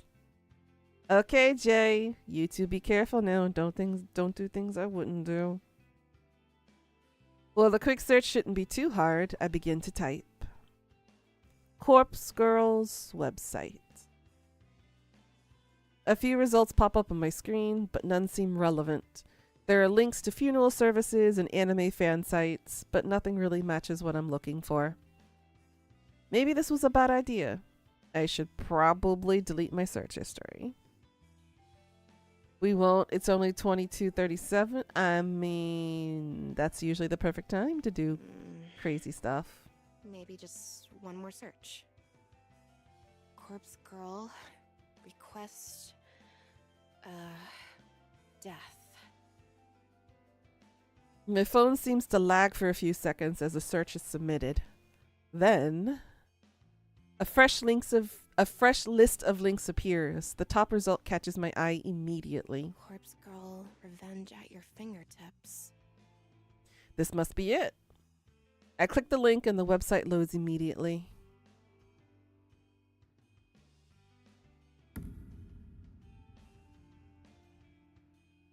Request a death. Fill out your victim's information and upload a photo of them. Your victim will receive a photo of their own corpse shortly before they die. Watch out. Don't be an idiot and enter blah blah blah.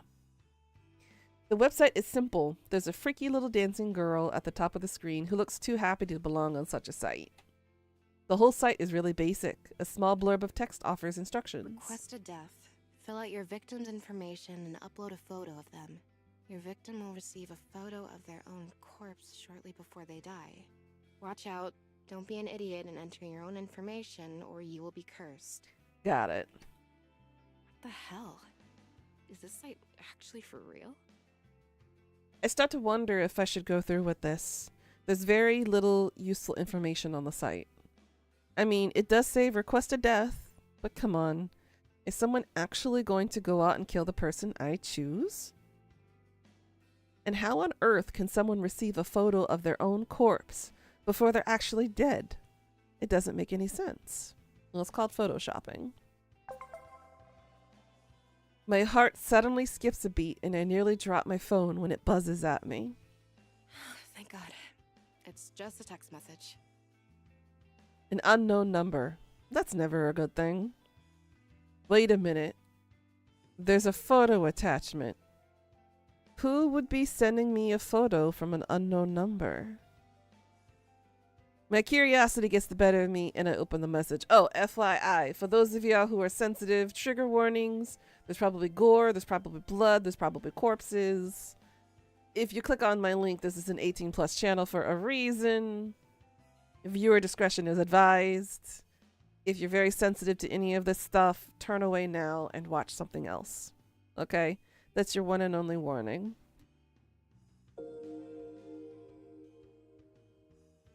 Kurosawa, you freaking bitch.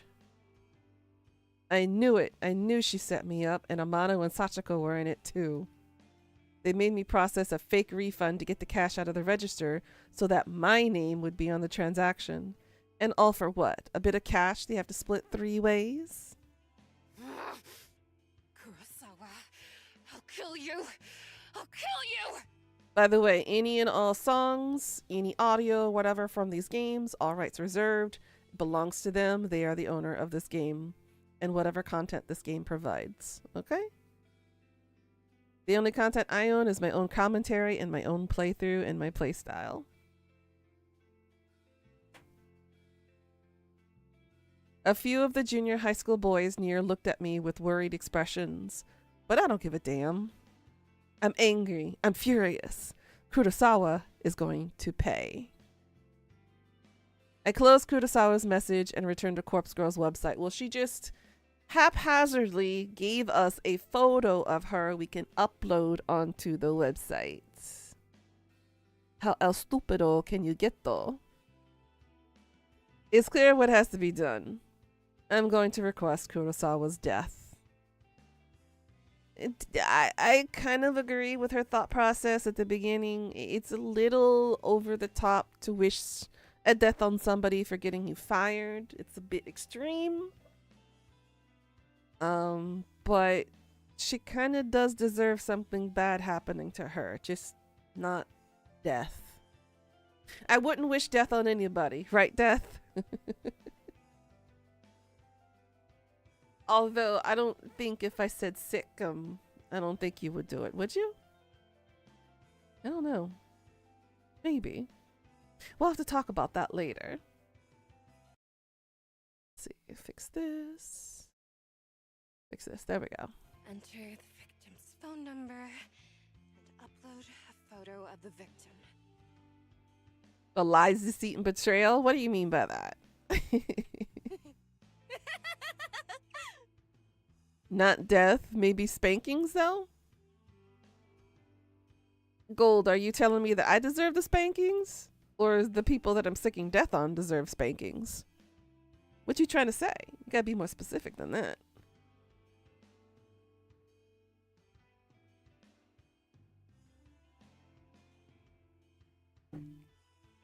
I can't believe it. Kurosawa just signed her own death sentence. She sent me a photo of herself, and her phone number was included with the message. I fill in the phone number and upload the photo, my hands trembling the whole time. Why not both? I mean, you make a good point. Why not both? Who do I need to spank? It's a long list. It's a long list, Death. Pika's at the top. You're welcome, Pika. My thumb hovers over the submit. Why can't I English today?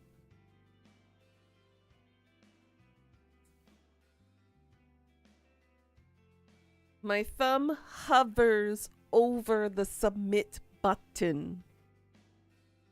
Why was that so hard to spit out? Death giving out spankings, I volunteer. I mean, I have 2 working hands. Alright, make me number 2 on the list then. I don't know.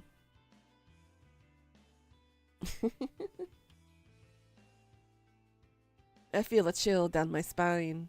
My face turns pale and I immediately feel cold and clammy. That's called your guilty conscience, girl. Is Kurosawa really going to die if I use this website? Or is this all a sick hoax? I run through all the possible outcomes in my head. First possibility, nothing happens and Kurosawa is none the wiser. Second possibility, Kurosawa gets pranked by whoever is running this website. Maybe the administrator gets a kick from tormenting people. Kurosawa might just receive some spam texts or something like that. Third possibility, Kurosawa dies, she gets murdered, or some elaborate scheme is concocted to make her die accidentally. My lips curl into a frenzied smile. I like the third possibility the most. I slam my thumb down and smash the submit button. Oh, whoa. Prepare for the end, Kurosawa.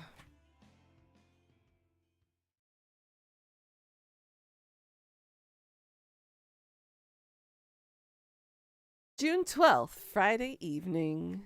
When I get home, I can barely contain my nervousness. I'm shaking as I open the door to my apartment. By the time I walk through the door, the sun has just started to set behind the backdrop of the city. Smashing button? I mean, I wish I had my button smashed. A few times. Even though not dark yet, I'm feeling physically and mentally drained. The drama at work this morning, the taunting laugh of Kurosawa, I feel exhausted, like I just want to crawl into bed and sleep. That's a mood. Despite my dipping energy levels, I can't extinguish the burning question flickering within my mind like a candle flame. How will I know when, or if, Kurosawa is dead? Will Corpse Girl's website notify me? Mary Faye! Oh, you didn't get the tickets to see Hobie? I'm sorry, Mary Faye. These tickets go on sale a lot. Go out. Sold out so damn quickly. Warlord, how are you doing, sweetie? Patience, oh sussy one. Oh, woo.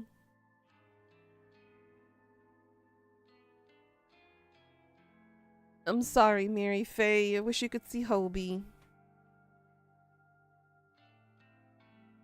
Alive somehow? What happened? Why were you struggling to stay alive today? Did I go too hard on you? Oh, the venue he chose were so small. I'm sorry. They really need to think bigger. No, of course not. I didn't give any of my personal information to the site. The entire thing was anonymous. Except for your IP address, girl. And it's not like I can visit the store tomorrow and see if she comes into work. I'd be kicked out as soon as I show my face.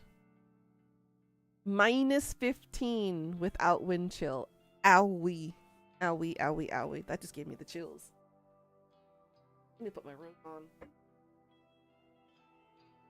I just got cold all of a sudden thinking that number.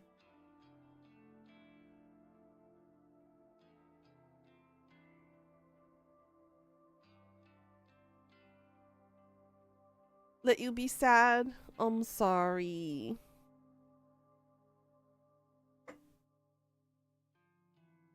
We could have the cuddle pile. Could cuddle and hug you. You're gonna get some therapy shopping online? I mean, that's your second best option too. She heard -15 and was like, I better put on coat. Yeah, it is cold. I'll put my robe on. Because it's cold here too. So, what do I do? That's it. I whip out my phone out of my purse and open Noise, a social network app that all my coworkers are connected to. Kurosawa, Sachiko, Amano, and I are all in this group chat labeled Work Life. We use the chat to swap shifts with each other and complain about the boss. Just as I was hoping, I hadn't been kicked out from the group yet. I swipe through the list of chat members and tap on Kurosawa's profile. Last online, 1 hour ago. Perfect. If I use this app, I can keep an eye on when Kurosawa is active. She only has to be using her phone for noise to detect that she's online. She doesn't necessarily have to be using noise itself.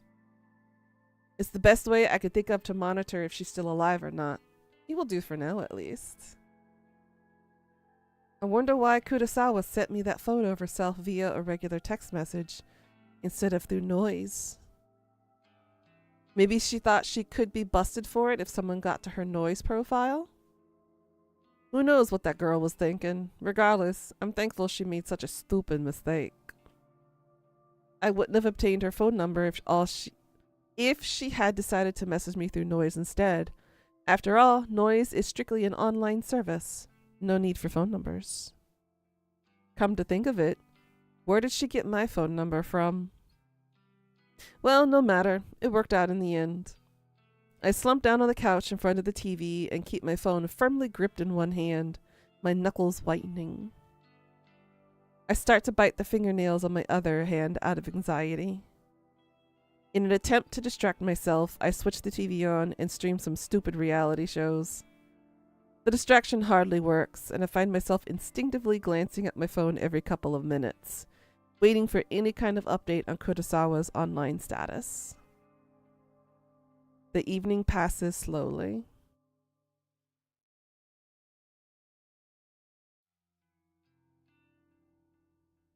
June 13th, Saturday morning. Sunlight streams through the open curtains and I startle. Did I fall asleep on the couch? I wipe my mouth with my sleeve, cleaning off a trickle of drool from my chin.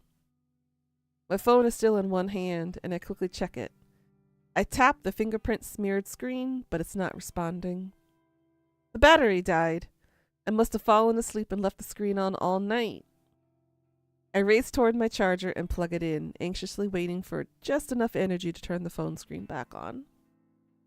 After what seems like an eternity, the phone comes to life. I catch a glimpse of the clock as I swipe the lock screen away. 6:34 a.m. I open up noise as quickly as I can and flick through Kurosawa's profile. Huh? This profile is private. You are not connected to this person. Damn it! She blocked me! I frantically navigate to the group chat, only to find that I've been kicked out. Damn it! Damn it! What can I do now? I've got no way of knowing whether Kurosawa is still alive. I slam my phone down in frustration, and it vibrates in retaliation. Huh? Another text message. I blink a couple of times. Who would be texting me at this hour? It might be Kurosawa again, trying to rub my face in her victory. Well, if that's the case, at least I would know that she's still alive. I hesitantly pick up my phone again and open the message. There's no text, just a photo attachment.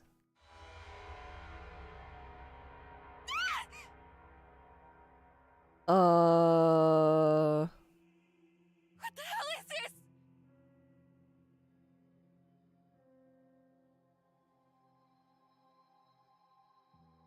I nearly dropped my phone in terror. A photo of a dead body, twisted, crumpled, like it had fallen from a great height. A spatter of blood is flecked across the grass. It's hard to make out the details of the person. Dirty blonde hair, familiar clothes, smudged makeup. This dead body, is it supposed to be me? No shit, Sherlock!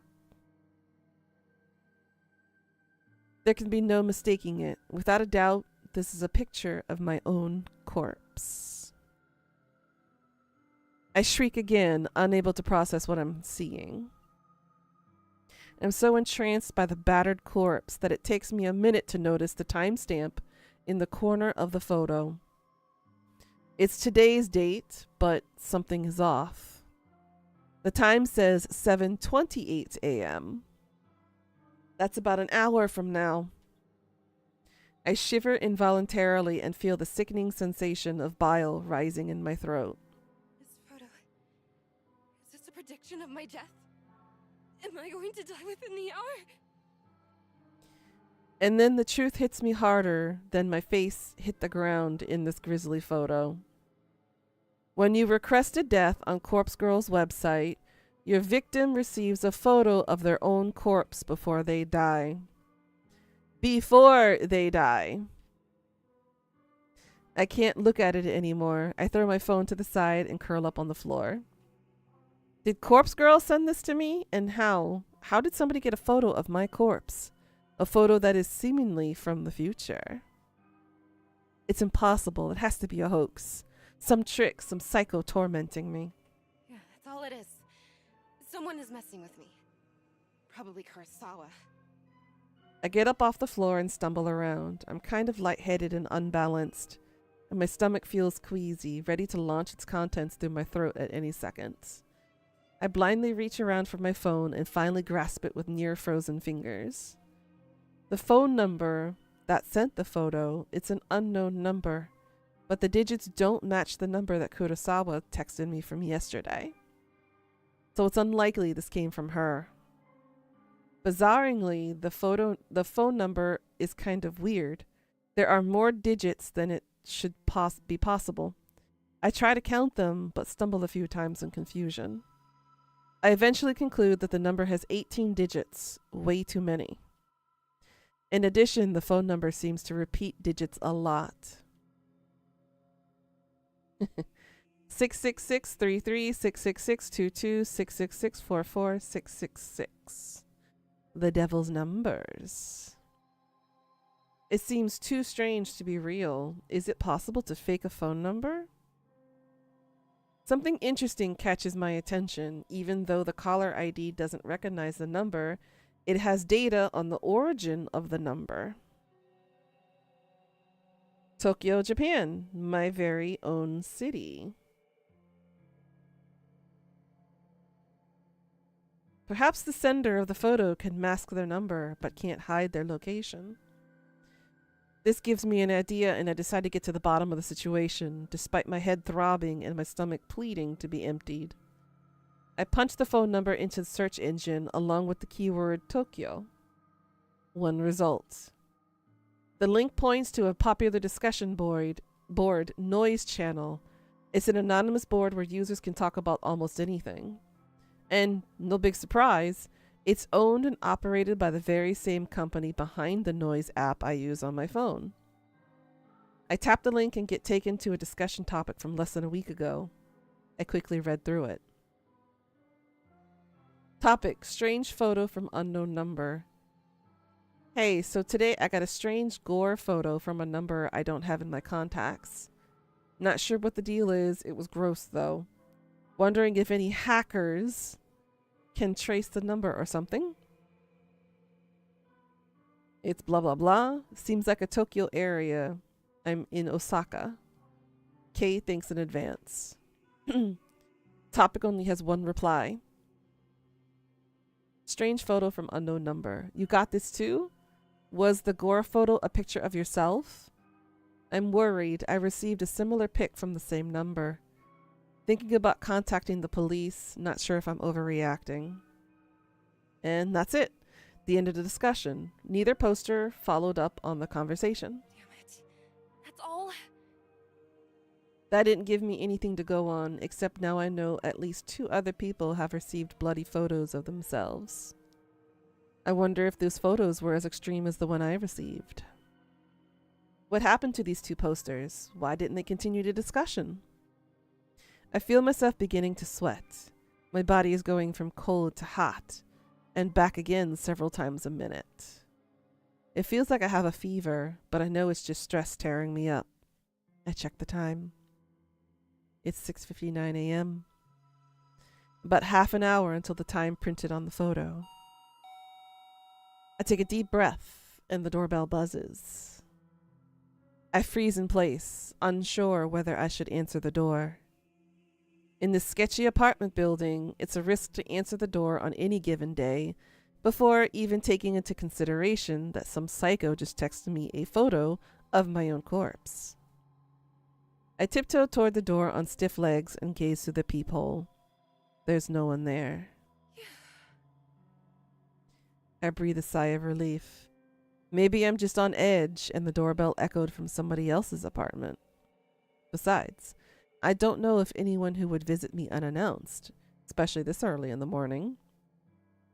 I slumped to the floor, my back sliding down the door as I came to rest on the carpet, my legs splayed out haphazardly in front of me.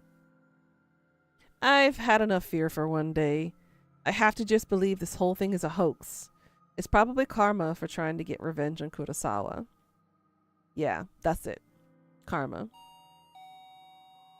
The doorbell rings again, and I scream in shock, my head slamming back against the door I was resting against. I jump to my feet and ignore the peephole, this time simply swinging the door wide open. A gust of chilly morning air sweeps into my apartment, and I shut my eyes tightly against the sudden cold. My messy hair tangles in the wind and obscures my vision when I open my eyes. Quickly, I sweep the hair out of my face and look around. There's no one here, except a metal trolley is blocking the walkway in front of my door. A stark white bag about the size of a human body rests atop the trolley. My heart begins to race as I immediately recognize what this is. Speaking of karma, hi Karma. On TV, they always show these trolleys used in morgues to cart dead bodies around. Dead bodies. The vomit that has been trying to escape my body all morning finally finds its way out of my mouth. I retch and heave in the doorway until nothing is left inside my belly except the stinging stomach acid that threatens to burn through its fleshy container. The stench wafting from the trolley is overwhelming. Pinching my nostrils closed does little more than trap the horrific odor inside my own skull, and I gag and splutter voluntarily. What about Karma? It was just mentioned shortly in the story. My hand reaches forward as though controlled by some being other than myself. I can't pull it back, and I can't prevent my fingers from grasping the zipper tag attached to the front of the body bag. I unzip the bag.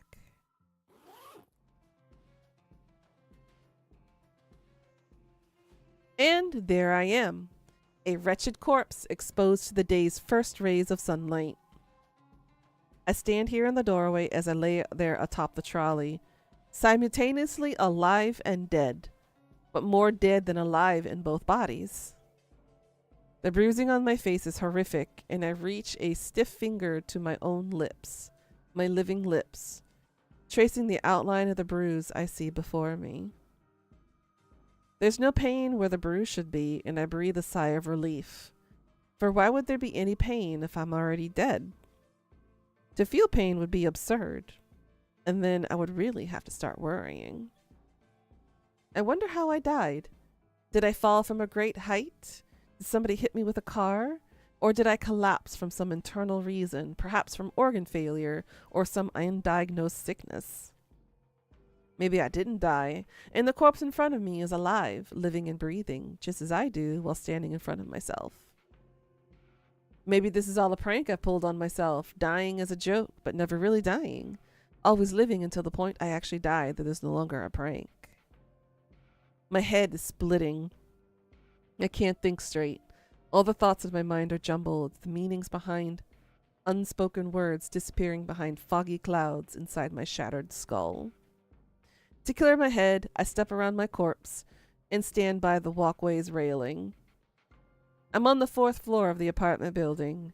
There are 2 floors above me, so I could go higher if I wish. But I'm pretty sure a leap from here will be enough to render my living body identical to that of the corpse on the trolley. At this point in time, there exists 2 versions of Emi Katsuno. One is living, and me, and this is me, and the other is dead, but is also me. I could choose now to be alive and dead, or to be dead and dead, but I cannot choose to be alive and alive. Girl, you need to get yourself a drink. So even if I choose to be alive and dead, I'm still only half alive. But choosing dead and dead is nice and clean, absolute and indisputably solid state of existence. I grip the cool steel handrail and lean over the walkway, my hair whipping against my face thanks to the relentless wind. 4 stories below me is a small courtyard paved with concrete and decorated with the occasional shrub or flower bed. I miss the concrete by 2 feet. Dirt sprays up in the air as my nose is crushed under my own body weight. I think about the photo Kurosawa sent me with her smug smile and her hands full of stolen money. My teeth grind into my tongue and sever it, but it doesn't manage to escape my closed mouth. My mind wanders and settles on Corpse Girl's website. What was that all about anyway? As far as I know, nothing happened when I submitted Kurosawa's details. Maybe Kurosawa found the website as well and submitted my details first. I guess Corpse Girl got me. Well played, Kurosawa. I think I can taste blood in my mouth, but it might be just a memory from some other point in my lifetime. A blinking light from a nearby parked car kinda irritates me, but then my vision turns blue or black, and my only concern is how I'll never truly know what.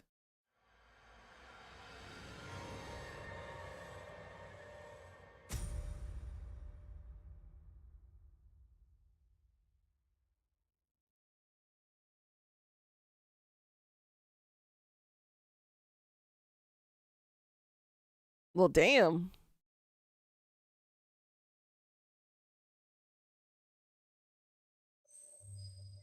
Act 1, Noriko Kurosawa.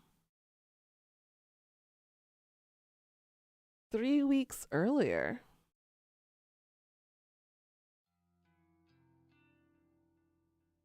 Monday, May 25th, morning. So we're playing from the perspectives of these bitches. Understood. What'd you guys think of the first story so far? She was kind of stupid. If you find a corpse of yourself, battered, broken from a fall, wouldn't you think to stay away from heights?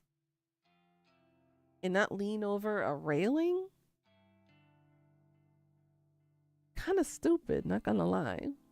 You liked it so far? Well, now we are playing the not the manager, but her superior. The one that stole the money. You felt bad for her, but karma is what it is. That's true. That's why I said asking her to die for her having her fired with money stolen is a bit over the top. Alright, let's see what this bitch has got to say for herself. I've always liked the shape of my eyes. I can be critical about other parts of my body, but I'll never complain about my eyes. With or without makeup, I think I look great. Mother used to tell me I inherited her eyes, and my big sister inherited father's eyes. To be honest, I don't see any of father's features in myself or my sister, but I do agree that my eyes are an exact replicas of mother's. You don't discriminate? You didn't let your Willie watch? He's too young for this? He's only, what, 2 days old, Pika? Mother doesn't see me too well anymore, and that might be something I have to also worry about in the future. But for now, my eyes are perfect, and I couldn't be happier with them. I wear eyeshadow and eyeliner to bring out my best features. Some people tell me I use too much makeup, that I tend to overdo it and make myself look intimidating. I do that without makeup, thank you very much. Well, I don't really care. I mostly like the way I look, and honestly, how many people can claim the same? I do the same without makeup. Today's morning ritual is the same as any other workday. I'm a slave to the wage, and I'm not proud of it. Call me a corporate sellout, but I can't survive without money. Your Willy is under your blanket, keeping warm. Aww. My alarm goes off at 6 a.m., the shower is running by 6:05, and I'm dry and dressed by 6:15. I skip breakfast because I'm watching my figure, and I spend until 6:30 working on my makeup. I'm out of my cramped shoebox apartment by 6:45 a.m. Sometimes I catch my neighbor returning home from his overnight shift, and if so, I exchange simple pleasantries with him and continue on my way. Today, there's no sign of my neighbor, so I don't slow down as I descend the stairs and exit the building. Hitting the convenience store for a can of coffee saps another few minutes from each day. I prefer sweet milk coffees, but every now and then I'm in the mood for rich black coffee. Regardless, I never start the day without it. I don't always need the energy boost, but it helps to stop my stomach growling. It's a milk coffee kind of day, so I pay for my favorite brand and get out of the store in no time. The canned coffee dives into my handbag as I continue my way. The train station is always busy in the morning, and it's usually a struggle to navigate my way to the correct platform in time for the 7:12 a.m. train. Today is no different. However, I always make it in time because my routine has been perfected over the last few months. I board the train bound for Shinjuku. A cursory glance reveals there are no empty seats, so I push through the throng of bodies and stand against the carriage wall. Whenever there are seats available, I like to sit and read, but it's much more common to have to stand and stare at my phone screen like almost everyone else. When I do read, I read the classics. Stoker, Lovecraft, Poe, horror, Western horror. At that is my favorite genre. Mine too, but I'm not like this bitch. And of course, faithful translations into Japanese are as good as it gets. My English isn't nearly strong enough to read those novels in their original language. If I'm stuck staring at my phone screen, I like to stalk people online. Acquaintances or a few friends I have lead such boring lives. They post about the most mundane topics all day, every day, acting like they'll shrivel up and die unless they get the attention they seek. I find their dull, tedious lives simply fascinating. From behind the safety of a glass veil, I can fulfill my voyeuristic fetishes and consume as much pointless information as I desire. That's society in a nutshell, ladies and gentlemen. Knowing every mundane tidbit of people's daily lives turns me on. Well, never mind. This is not everyday society's way. This morning is the same as any other. I stare down at the phone held in my frail hand. My fingers move of their own accord, scrolling and tapping against the blacklit display, pausing, pondering, pouncing on any post or picture that my pupils haven't yet consumed. Standing in the train carriage, packed to the gills with people, I can't help but feel my face getting flushed and my steamy breath escaping my lips. Oh my. Oh my. I digest post after post, photo after photo, memorizing the comings and goings of every single person on my noise activity feed. I catch my breathing getting heavier, my gasps becoming short and sharp. Is she having an orgasm on the train right now? Is that exactly what we're saying right now? Ray went to the dentist yesterday for a root canal. Mizuno shared some photos from her international vacation. Kawahara objects to owning pets and thinks all animals should be free. My cheeks glow crimson. My chest begins rising and falling quickly. I clutch the collar of my shirt, knuckles whitening, knees shaking. This girl's got some issues. A few people in the carriage start to move away from me, but I barely notice them. My fingers keep scrolling until I hit the jackpot. A new post from a coworker at my office, Tomoe Watanabe. She's a gal's girl, the type with a heavy fake tan, bleached blonde hair, and questionable clothes. No, voyeurism is definitely a Western thing to get off to. She's technically on brand. Yeah, true. I hate her, but I love her posts. This morning update reads, Tomomo, 53 minutes ago. Just found this corpse girl website. Such fake bull, ahahaha. Waiting to meet a bitch to try it on. Tomoe just discovered Corpse Girl's website, huh? I feel a slight squeal trying to escape from my throat as my legs threaten to buckle underneath me. I can't take the excitement anymore, and I have to force my phone from my hands and bury it at the bottom of my handbag. Deep breaths, Noriko. Deep breaths. I need to calm down and control myself. Composure is key. This girl literally turned herself on in public in the middle of a train because she has voyeuristic tendencies and was getting turned on by that.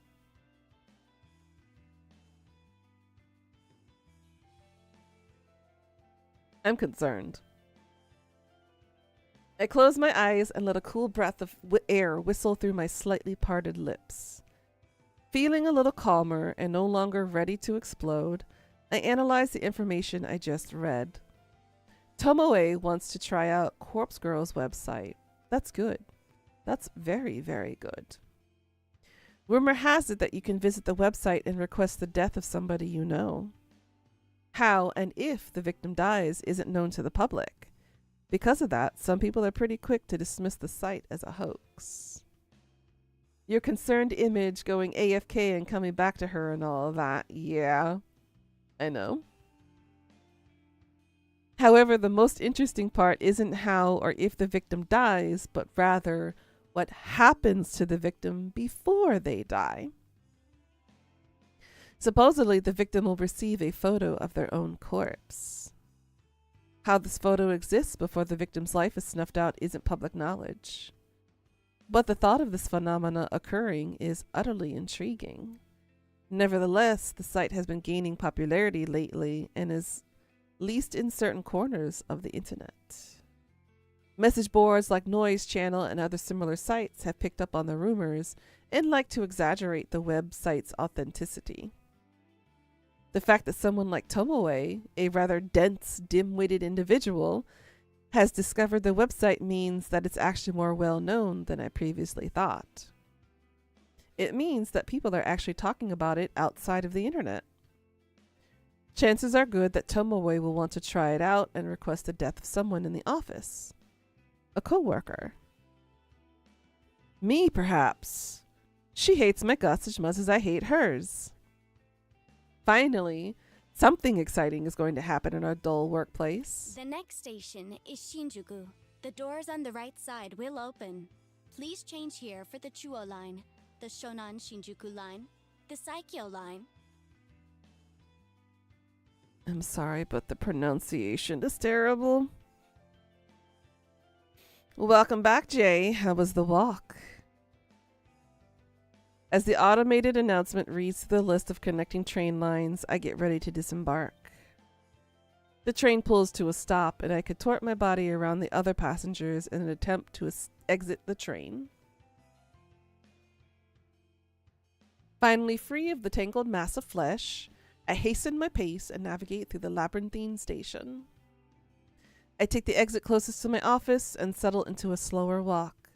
I'm on time, and I never desire to reach the office any earlier than needed. It doesn't take long for the looming office tower to enter my field of vision. 32 stories of office space, all crammed into one sleek, slim tower. The name, Temujin, is stamped across the structure in gigantic block letters. If you're looking for this building in Shinjuku, you can't possibly miss it. Temujin carries the title of Japan's third biggest banking corporation. The walk was very good, thank you. Got our daily exercise done. Since we don't work out, we go for 30 to 60 minute walks a day. That's a nice habit to pick up. Good job, Jay. Good job, Seb. It's a gigantic company with other branches in Kyoto, Osaka, Sapporo, Fukuoka, and a dozen smaller cities that I don't even remember. I've worked here for close to 3 months now. Not a long time in the grand scheme of things. That said, I'm only a temp and all I do is data entry. I work on the 14th floor along with about 60 other junior employees, including gal girl Tomoe Watanabe. Okay, so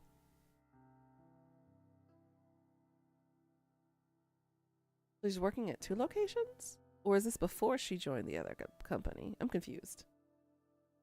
We're eating less takeaway and walking more. You feel a new Jay coming along? That's good to hear. I don't speak to too many of my coworkers. That's the way I like it.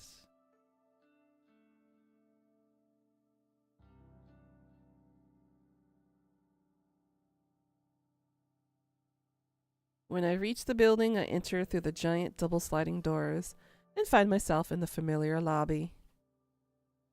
Comfortable couches line the walls circling a reception desk. 4 large elevators are tucked away in a nook behind the reception desk. Might be a different girl because it's a different story. That's a possibility too.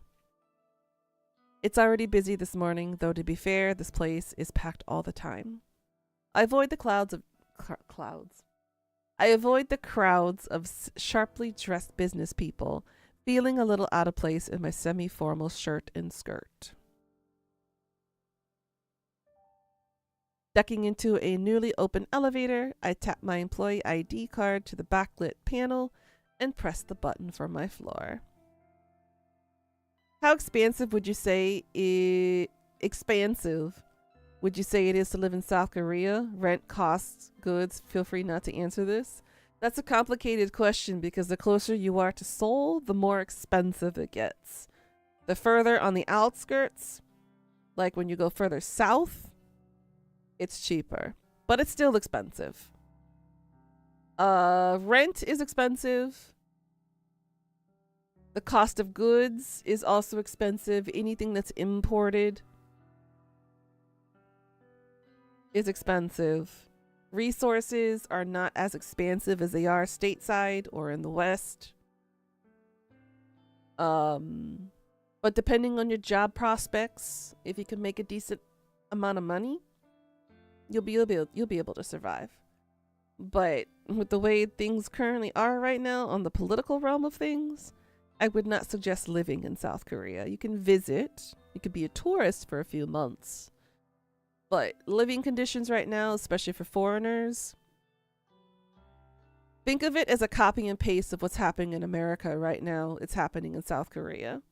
I mean, we had to arrest our frickin' president.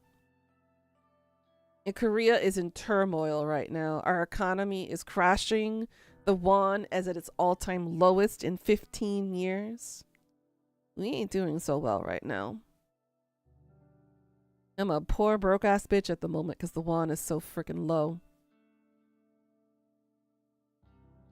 But I will DM you the actual details of like rent costs, especially around my area and whatnot. I do live in the heart of Seoul. It is very pricey here. It's difficult to manage the cost of living. And you do have to sacrifice a lot in order to try to maintain that balance of living. It's complicated. But it's a good question. The doors close and the elevator begins to smooth ascent. I'm surprised to find that I'm the only one traveling up. I reach my floor and listen to the soothing chime as the doors open, revealing the open layout office before me. The static drone of workspace noise fills my ears. Again, noise is also highlighted. Conversation, ringing phones, fingers tapping against keyboards, photocopiers, even the steady, slow hum of the air conditioner contributes to the overall din. I make my way to my desk, stationed in the middle of the floor, surrounded by a dozen other identical desks. As I walk, somebody taps me on the shoulder gently. Good morning, Kurosawa. He kind of looks adorable. Shinya Fujikawa. My senior, even though he's only a couple of months older than me. He's worked here for a whole year after taking an internship straight out of senior high school That's why. So he's only 20, 21, somewhere around there.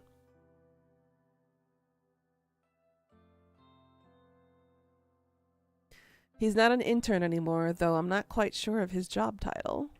Morning, Fujikawa. How was your commute this morning? Fine, same as usual. That's good to hear. Did you read any of your novels? He's referring to the horror books I like to read. I can tell from his tone that he doesn't exactly approve of the subject matter. Oh, he's an innocent little bean who gets scared too easy. Now, why does that sound familiar from this community? Some of y'all don't handle horror well.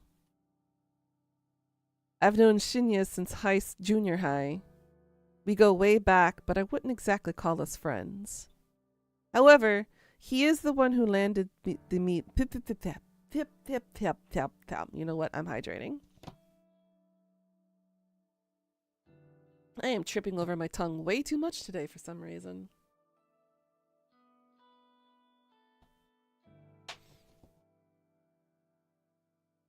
However, he is the one that landed me this job, even though it's just a temporary contract. I think Jay, I think my tongue wants to be busy doing something else rather than talking. I think that's the problem. I've always had the feeling that he's a bit sweet on me. I could be way off the mark, though. Well, I couldn't get a seat on the train today. Too hard to read while standing. No blame it there, though. That's a shame. You, still haven't accepted my, friend request, did you know? Oh, he's crushing on her. Uh-oh. Is this a chance for an office romance to blossom, I wonder? This is a horror game, so you know it's gonna go wrong. But do you think it's still gonna happen?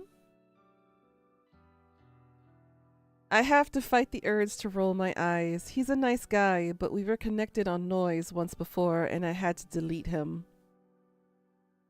He's super obsessed with his father's detective work, and all he ever posts about is his assumptions and theories on petty crime cases. Normally, I'd find anyone on my friend list fascinating, but here's the thing. Shinya never posts about his personal life. All he writes are long-winded rants and boring cases. It's far beyond the amount of dullness even I can stand. I fish my phone out of my handbag and pretend that I'm looking at Noise. Oh, how about that? Looks like I don't have any incoming friend requests. That's a bitch move, Noriko. I quickly dip my phone back into my bag. How peculiar. Well, I'll try and nudge again later. Sure, no problem. Well, anyway, I better get to it. Work hard today, okay? You got it. Shinya offers a small, formal bow and goes on his way.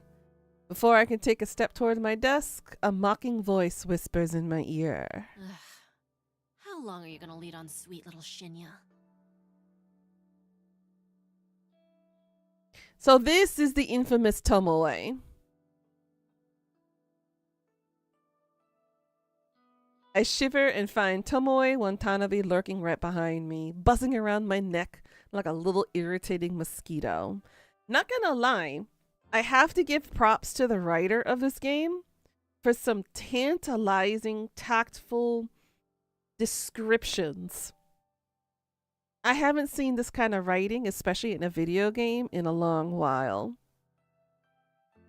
So, for those devs who worked on the latest Dragon Age game, you might want to sit back and take some notes, because this is a good way to enhance your dialogue development writing. Just saying. That poor boy really has the hots for ya. When are you gonna tell him you're a cold-hearted psycho? They quite actually what? Quite actually what? Listen, I'm not leading him on, and I'm no psycho. Huh. Sounds like something a real psycho type would say, don't you reckon? Oh, they quit? Gee, I wonder why. Oh, the game director? Well, what about the writers? What about the people who were involved in the product? Not just the game director. This was a team effort. This wasn't just a one-person gig. The whole team needs to accept responsibility for this. Of course, this is none other than the gal girl Tomoe, the very same brain-dead moron who posted this morning about wanting to try Corpse Girl's website.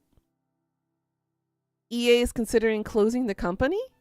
To appease the shareholders? EA itself needs to close down. Including the people who were in charge of EA. I'm looking at you, the CEO.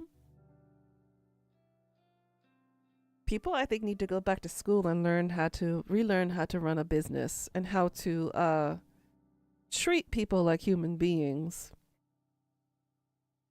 She's the kind of person that likes to stir up trouble and instigate conflict. She's had her vacant eyes on me since the first day I stepped foot into the office. She loves to torment me any chance she gets. Maybe I rubbed her the wrong way somehow, though I'm not sure what I ever did to her. Even though she's had data entry temp like me, she's worked here just a little longer than I have. Unfortunately, that means I have to defer to her as my superior in this professional environment. She knows as much and likes to take advantage of the fact as often as possible. Alright, we'll see you in a bit, shout up. The karma. Jesus. It's funny, you know. You don't look like the type of skank to lead on a goody-goody like Shinya. Says the #1 big skank here. I told you, I'm not leading him on. Make sure you clear your history.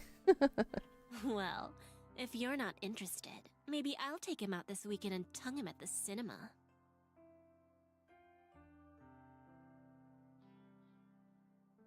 Anybody here raising hands and offering as a tribute? To be willing to take you to the movie theaters and tongue you there. Gross. Do what you want, but I doubt he's into someone with your, looks.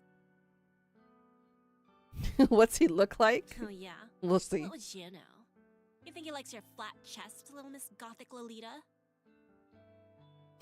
I know I should shrug off comments such as this, and normally I would. But backing down from Tomoe isn't something I can do easily. I'll give you a tip. Guys like Shinya are smart, clever. If you want to impress him, don't let him know your head is as full of air as your inflatable breasts. Burn! A flash of crimson lights up Tomoe's face, and she looks ready to lash out at me. A group of coworkers, juniors like us, look over us in concern. Tomoe takes a step back from me, but not before signaling a rude gesture with her fingers. We ain't done here, Noriko. Watch your back. I'm trembling. Tomoe walks away, and I breathe a sigh of relief. If it wasn't for having to deal with her, I wouldn't dread coming back to work every day. Anyway, I wonder when she is planning to test out Corpse Girl's website. Will she try it on me since we just fought? I'm not really sure if I should be excited or scared. Either way, it will definitely be fun to find out what happens if she does try the website. I finally reach my desk and take note of the time. I was supposed to start working 5 minutes ago, so I quickly log into my computer and check today's task list. Yeah. We don't need the mundane stuff. I slip on my headphones, plug them into my phone, and hit my play on my work playlist. Loud symphonic metal lovingly thrashes in my ears as I crack open the can of coffee and take a long sip. Let's get started.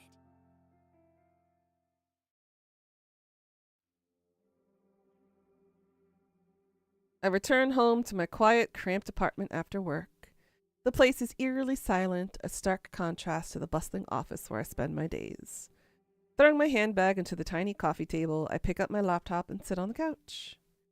I lie back and get comfortable, letting the laptop rest on my stomach as it boots up.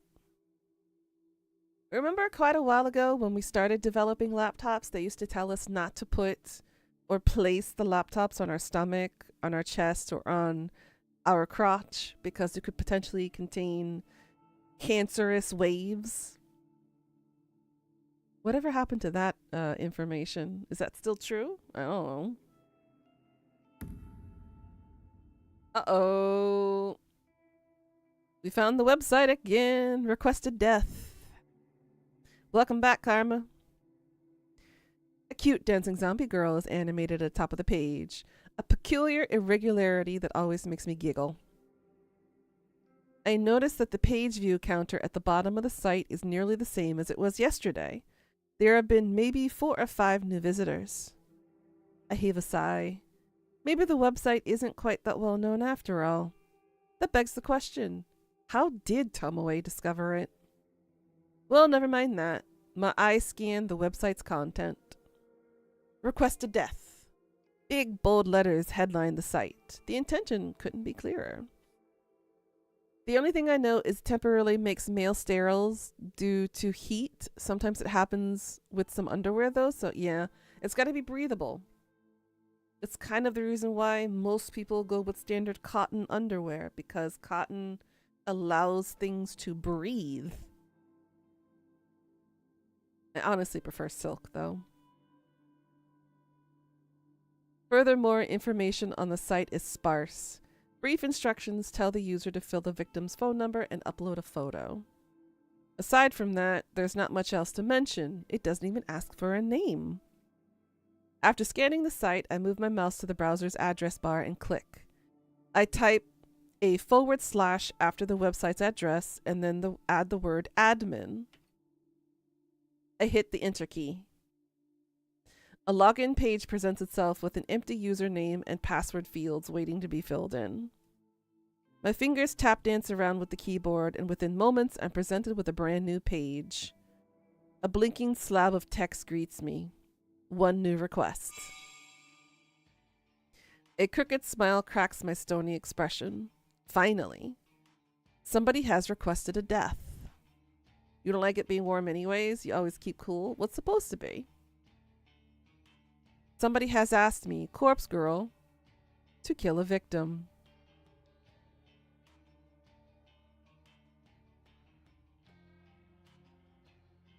Wait a minute.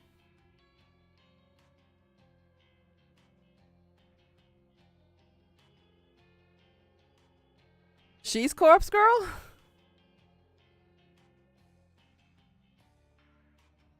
She needed the home remedy for disinfecting wounds with no...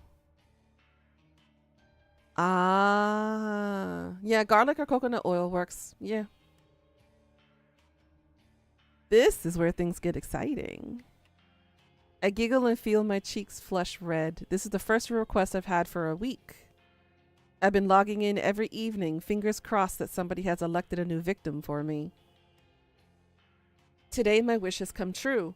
I can't help but feel emotional at a time like this. My lower lip trembles and I feel tears welling up. I dab the corners of my eyes gently to avoid smudging my makeup. She is a freaking psycho and a... Oh no.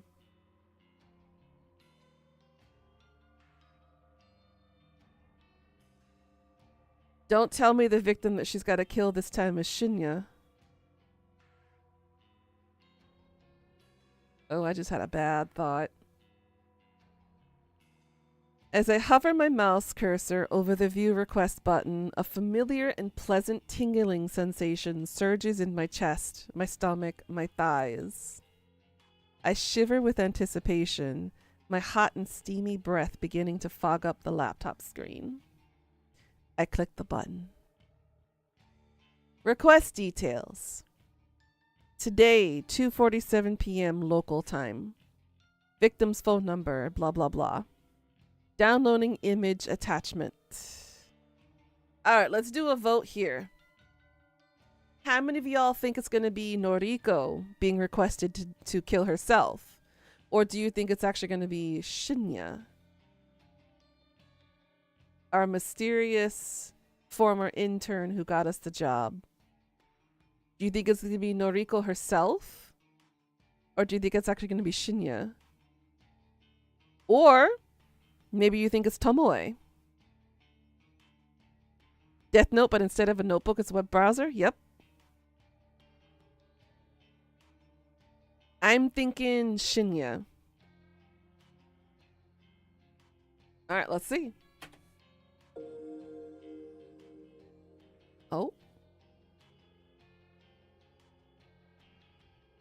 The victim's photo automatically loads on my screen.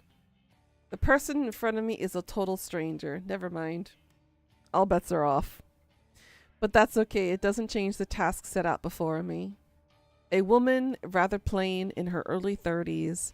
She's well dressed with minimal makeup, and she's not really putting her personality on display. It's a nice photo.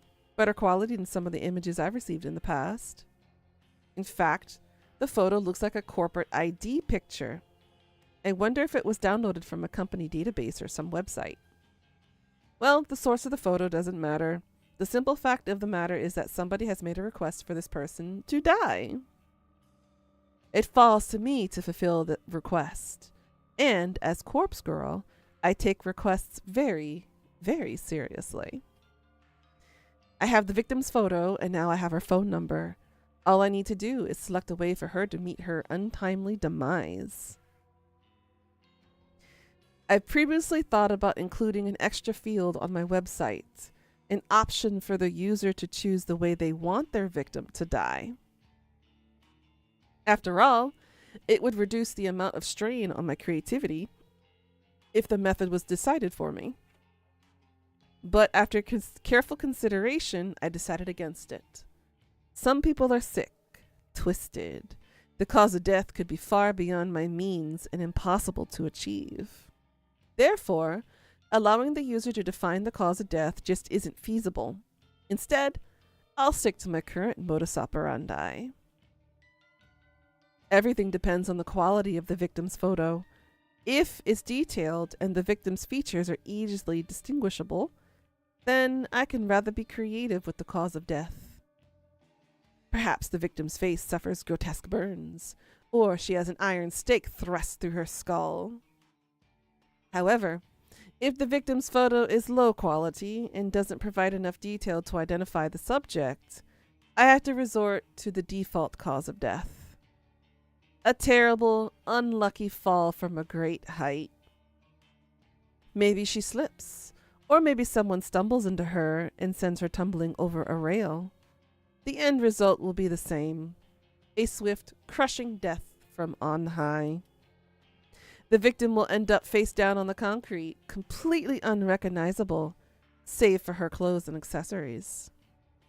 It's not my favorite cause of death, but in some cases, it's necessary.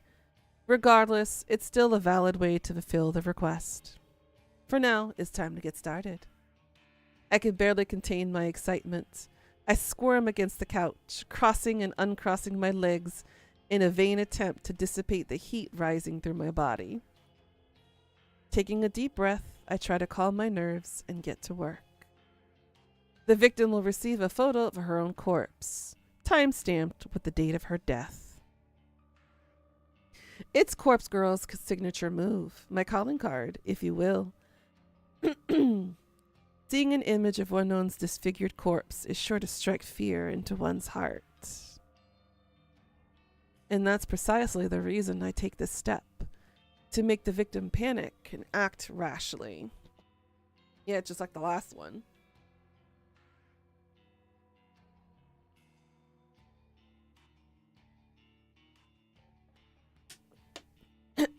I might need to make some tea. First things first, I save the victim's photo to my laptop's hard drive. I store it in a folder discreetly named System Files, hidden away in the root directory of my operating system. A password encrypted directory, of course. See, Death, you would understand this better than I do. I get the general gist of it. I didn't think you were allowed to put any files in System Files of your operating system without it interfering with its normal day activities. I don't know. I thought in the root directory you only had files that directly affected how the computer works. Hey Velveteen, how you doing, sweetie? But again, I don't know much about this shit. She's a lot smarter than me apparently. So, I don't know how these things work. Next, I open up my favorite image editing software, Photoshop, and load the photo. Looking carefully at the detail in the picture, I can see that this will be a work of art. I can really go to town with this request. I minimize the software, open my web browser, and access a particular website. The database of the deceased, the DD, as it's known on the dark web. My secret weapon, the ultimate resource for my work. The DD is a collection of countless high-resolution photographs of dead bodies. Murder victims, crime scenes, suicides. If somebody has died in one way or another, chances are good that some perverted individual has captured the moment in all its gory glory. Such valuable images are essential to my work. Using these photos as a base, I can edit my victim's details into the picture. My simplest process. I start by locating the perfect corpse photo. I search the database, and in less than 2 minutes, I discover a disgustingly detailed photo of a woman with her entrails spilling from her stomach.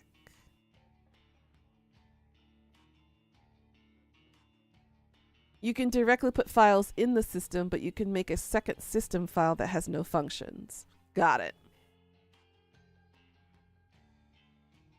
Her face is blue, having suffocated before even having a chance to bleed to death. She's about the same age as my victims. She's sort of a similar height and build. Finding a photo that specifically suits my victim's features is easy thanks to the DD's excellent catalog of tags and filters. I simply search for the keywords that match my victim's description and find a corpse that fits.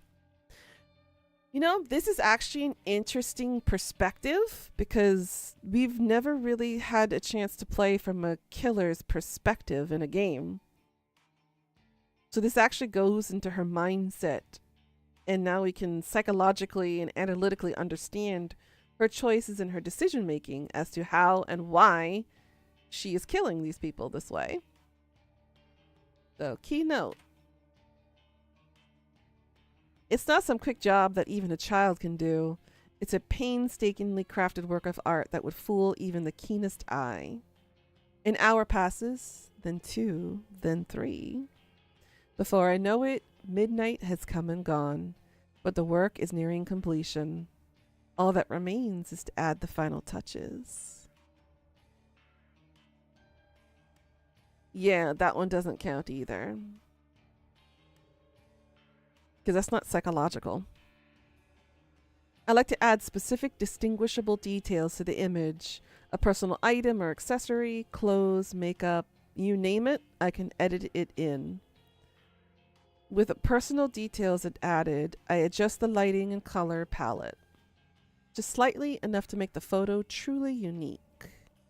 If the victim decides to reverse image search the photo and discovers that it's a forgery, all my work will be for naught. And with that, the masterpiece is complete. A grisly, gruesome, gratuitously gory gift for the soon-to-be departed. Damn, that's a mouthful. The victim will receive this photo of a corpse that is, for all intents and purposes, a perfect replica of her own physical form. She will open the image on her phone, and the life she once knew will crumble to pieces. My lips curl into a satisfied smirk. During my hours of work, my breathing eventually steadied, my excited nerves settled into a zen-like calm. But, seeing the finished artwork piece now, I begin to feel my heart pounding once more. The macabre vision before me is exhilarating. Adrenaline and dopamine surge throughout my body, giving me a sudden head rush of bliss.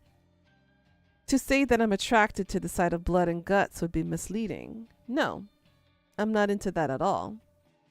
The excitement stems from the thought of taking control of somebody else's life. dictating their future, controlling their fate. For within the creation of this image, I have taken the victim's life into my own hands, like a puppet master pulling the strings of a marionette. By forging this convincing creation, I will compel the victim to take her own life. That's right. My own hands need not become stained. The hands of Corpse Girl have never been dirtied with the blood of a victim. So she's like Jigsaw, in a way. This is the true nature of my work.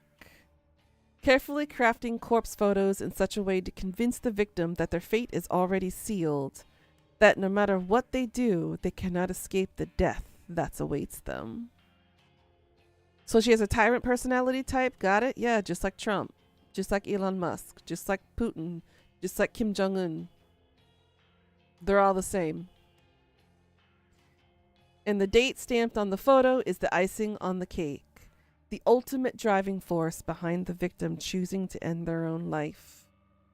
A date so near in the future, a time that has not yet occurred, a fiber of uncertainty carefully interwoven into the image that causes the victim to pause and consider the possibilities. Is this photo from the future? Is this truly my fate? How can I outrun a future that has been pre-decided? These are the thoughts that run through a victim's mind. Despair and dread flood the senses. Overwhelming anxiety gives way to calm acceptance. This is my dead body. This is how I die. Why should I fight it? And when the victim's last vestige of resistance gently breaks, like a silk spider web being torn by a cool breeze, they finally give in. They invite their end. See, this is really good writing. Corny in some cases, yes. But this is good writing. It's very vibrant. You have very vivid use of adjectives and descriptions. You're using a lot of extra vocabulary that's not very well often used. But this is good. This is really good. This really gets you into it. It actually pulls you in, so you're actually kind of sort of feeling what they're feeling and thinking what they're thinking. This is good. This is the way it will go down for this woman, this complete and total stranger. I'm confident, certain, convinced. Offing others with words, I know, right? It's very poetic.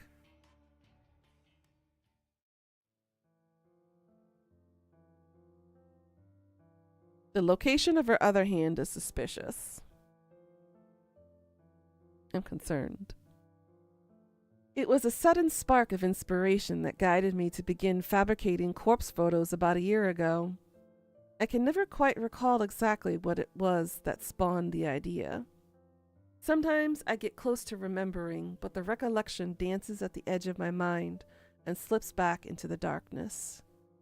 Regardless, I ventured down a dark and dangerous path. I built Corpse Girl's website and invited strangers to request the deaths of people they knew. It was a sales tactic, simply a way to encourage users to submit images. I had no intention or means of ending lives. Little did I know the true power I wielded. I only intended to create corpse photos and send them to people for fun. I wanted to startle and scare some unsuspecting fools. It would be a lie to claim that I didn't get off on it. No shit, Sherlock! The thought of people shrieking in fear at the sight of their own corpse was more than delicious. It sated my budding lust. It filled a dark hole in the depths of my soul and gave me purpose. That's not the only hole it filled. Never in a million years did I dream that one of my corpse photos would result in the death of another human being. I'll never forget her name. Ruri Hatano. Ruri Hatano. 20-something, slim, gorgeous, eyes that took my breath away the moment I gazed upon her portrait. She was the first person to make me feel bad about crafting hoax photos, the only person to make me feel bad about it. But I did it anyway. Corpse Girl never rejects a request. It's my conviction. I forged a beautiful rendition of her death. Thanks to some rather macabre source photos obtained via database of the deceased, I strung Ruri's corpse up in a field like a ghoulish scarecrow. I thought my video was buffering this whole time, but apparently I hit the space bar before tapping back to Unreal Engine. Oh my god. You're a dork, Karma. You're a dork. The photo was incredible. It was my 5th or 6th work. The 5th or 6th time a user of Corpse Girl's website requested a death.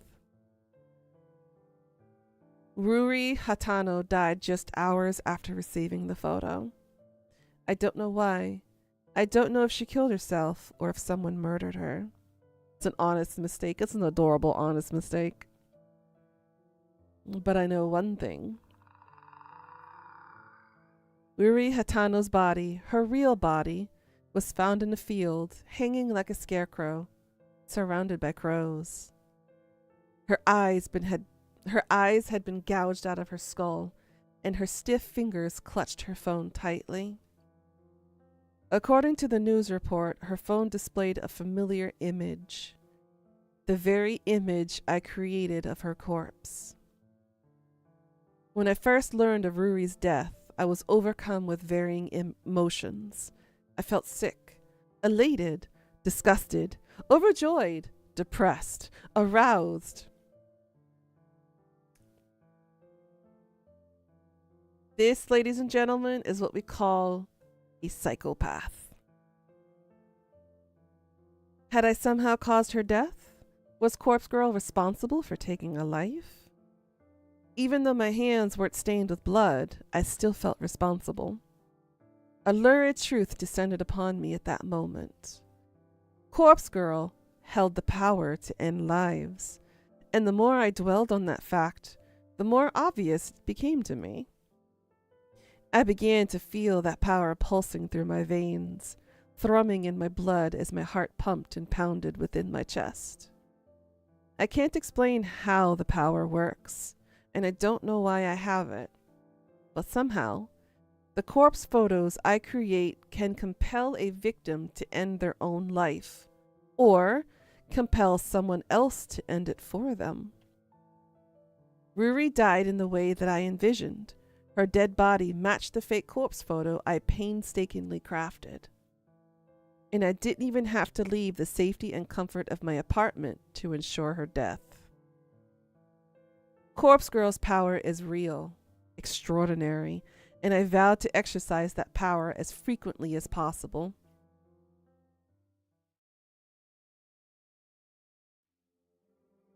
Ruri Hatano died last year. Since then, I've been chasing that rush, that thrill that comes with snuffing out a soul. It wasn't hard to grow the popularity of Corpse Girl's website after that incident.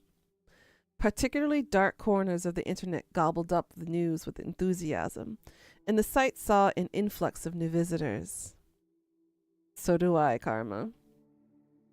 And on a few occasions, I've overheard people in the real world whispering about the mysterious website that lets you request a death. I've crafted corpse photos for dozens of requests. Each photo is more convincing and realistic than the last, thanks to my ever-evolving skills. But none of my recent attempts have been successful. Not a single person has dropped dead since Ruri Hatano. I'm beginning to wonder if Corpse Girl's power has fizzled out. Or perhaps I never had any power to begin with. Maybe Ruri's death was simply a fluke, a morbid coincidence. I've spent countless hours doubting myself, doubting Corpse Girl. I've tried so hard to replicate that one success. Every time I receive a request, I do the same thing as I did in Ruri Hatano's case. I edit the photo of the victim, I create a convincing corpse photo and I timestamp it with the time of death. I send the photo to the victim, then I leave the rest up to fate. But nothing ever comes of it. I'm not so delusional to think that, in normal circumstances, a simple photo would be enough to convince someone to kill themselves. And even if that photo fell into someone else's hands, it wouldn't inspire them to go out and kill the victim. Of course not. However, these are no ordinary circumstances. I once activated a power beyond the ken of mortal men. I caused Ruri Hatano to die by her own hand, or by the hand of another. I need to find a way to manifest my power once more, to prove that I, Corpse Girl, have the power of death and destruction at my fingertips. Girl, just become a writer, okay? You can craft your own worlds, you can craft your own characters, and you can do whatever the hell you want to your characters in a safe, controlled environment. Okay? Be like us writers over here who use it as a form of therapy. Once a new victim perishes, I know it will pave the way to more and more deaths. My website will gain popularity and become more than just an urban myth. People will live their lives in fear, forever wondering if Corpse Girl is lurking behind the next text message they receive. Yes, I can see the future I crave so clearly in my mind. I'm close to achieving my goal. I know I am. And when my dream comes true, I can finally what? May 26th, Tuesday morning. The incessant chirping of birds gently kindles the embers of my consciousness. My heavy eyelids open to find my body contorted before me, legs displayed across the couch in the most uncomfortable position I can imagine. I groan and twist my torso, letting my spine pop and crack until the aches in my body drift away. I need to stop falling asleep on the couch. I'm still young, but I can't handle a night away from my comfortable bed. My eyes fall upon my open laptop, lying on its side on the floor. The screen is blank, the battery drained. I briefly panic, hoping against hope that I saved my work before falling asleep.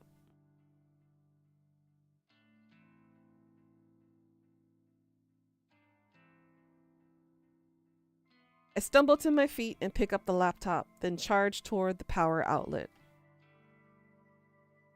Speaking of therapy, I went to the Bunk Center today, and they still haven't found a replacement therapist yet. Oh, that's not good. I hope they find one soon.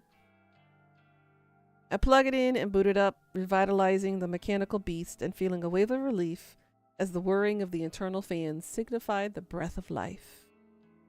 The screen flickers and bathes my eyes in harsh light. My eyes squint, adjust against my will, and make out the image before me. The mutilated corpse of my latest victim, perfection in picture form. The timestamp on the lower corner reads May 27th, 11:07 a.m. Tomorrow's date. This will be your fourth therapist in 2 years? Oof. Consistency is key. The photo was ready to be sent out. If I send it now, the victim will receive it immediately, notice the date, and realize that her death is imminent. It's time to set the wheels of demise in motion. Leaving my laptop at the outlet, I quickly dart into the kitchen. Well, to call it a kitchen is misleading. It's simply a tiled area connected to my living space with a small refrigerator, microwave oven, and a single hot plate. You accidentally lost your therapist? You gotta get a referral to a new place now? Ouch.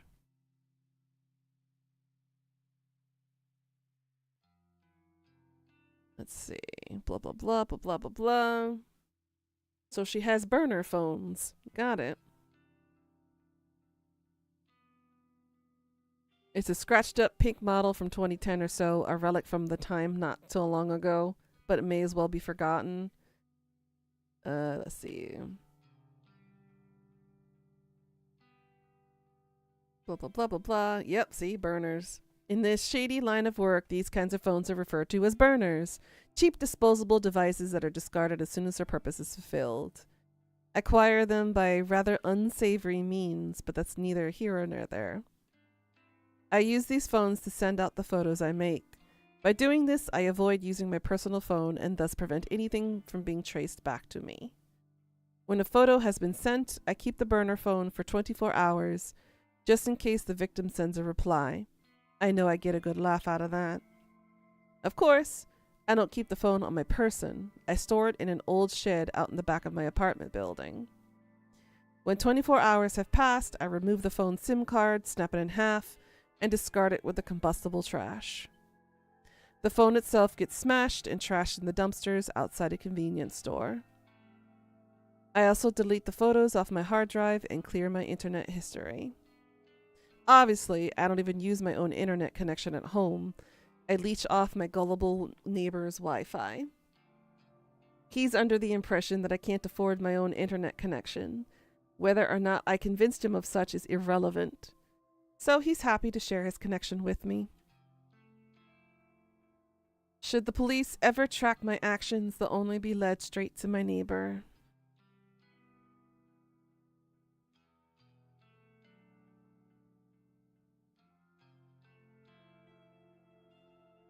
I've gone to great lengths to ensure my actions are untraceable. This has all been in anticipation of my inevitable success. Looking down at the pink phone in my hand, I clear my mind and focus on the task before me. The photo is transferred easily from my laptop to the burner phone. Once complete, I open the text message app and enter the victim's phone number. I leave the message field blank, but I attach the photo, of course. The victim will receive an empty text message from an unknown number with only an image attached. The message is just about ready to send, but there's one more flourish I'd like to add. I open a particular app I previously downloaded to every burn number. It's simply called Number Mask, and it's one of the most ingenious apps I have ever used. The app asks for the number I want to use. I punch in my memorized trademark, 666, blah, blah, blah, blah, blah, blah, 666. Now, when I send a text message, the receiver will see these numbers appear on the caller ID. Not only does it mask the burner's real phone number, but it's an extra calling card to help boost my infamy. I smirk, my thumb hovering over the send button. This is it. This is going to be my long-awaited victory. The second victim to end up dead. I just know it. This is the stepping stone to my success. The second of many bodies that will pave the way to my glory. I send the message.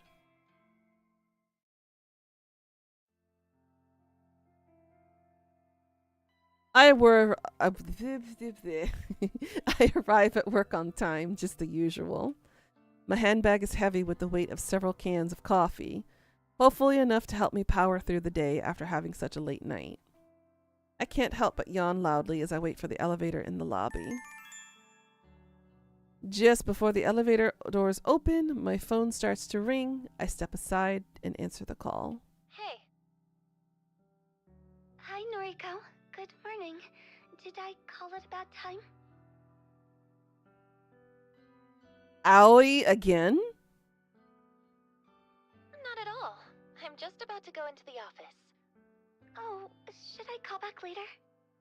It's no problem. Don't stress. Okay, sorry. Yes, there is. The nervous, apologetic girl on the other end of the call is Aoi Sato, an old schooler from back in the day.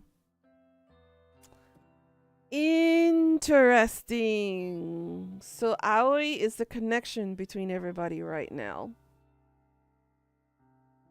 And everybody's connected to each other by their previous junior high school. Gotcha. Why? Because they felt like it and they got an award for it. Though we never really had any common interests, we used to be inseparable at school. She was shy, I was introverted. It was a combination that worked in our favor, even if our conversations were a little on the boring side. To say that we were no longer shy and introverted wouldn't be entirely true. Aoi has gotten better. She's definitely more outgoing, but she still suffers from a great deal of social anxiety. As for me, I'm still pretty introverted. My tolerance for being around other people has improved a bit, but I do prefer solitude, and visiting places I'd never been to puts me on edge. To call Aoi my best friend would be accurate. She's my closest confidant. Even so, she knows nothing about my part-time masquerading as corpse girl. No one does, and I plan to keep it that way. So, Aoi, what did you want to talk about? Oh, well, you see, that guy at work is still bothering me, and I wanted to see if you had any more advice for me. Ah, jeez. The older guy that always hits on you? Yeah. What a creep. You're 19, for God's sake. He must be, what, 50? I think he's 52. You know his actual age? Well, whatever. If he's still bothering you, you have to take a stand. He's not your coworker, right? Just a regular customer? That's right. Then tell your manager. Have him banned from the venue. I can't talk to the manager. I don't want to cause trouble for the company. Spineless bitch! Stand up for yourself. God damn. Jeez, girl. Sometimes you need to stand on your own 2 feet. I hate it when people are like, I don't like conflict. I'm just gonna let people walk all over me and say yes and nod my head. Bitch, please. Stand up for yourself. I know. Well, if talking to the manager is out of the question, then you need to be firm with the creep. Conflict is a natural order of things in life. There's gonna be people all ages all around the world trying to stomp on you. You cannot let that happen. They don't have the right to do that. Tell him you won't stand for being groped anymore. His behavior is simply unacceptable, and if he won't change, you won't serve him anymore. He's scary, Noriko. I don't know if I can confront him like that. He's always drunk. Even before he comes into the place. I try not to serve him too much, but... Are you sure you can't quit that stupid job? Working at a maid cafe really doesn't suit you at all. I thought you wanted a government position. I do. I want to work in a cozy office, kind of like you, but you know I don't have any qualifications.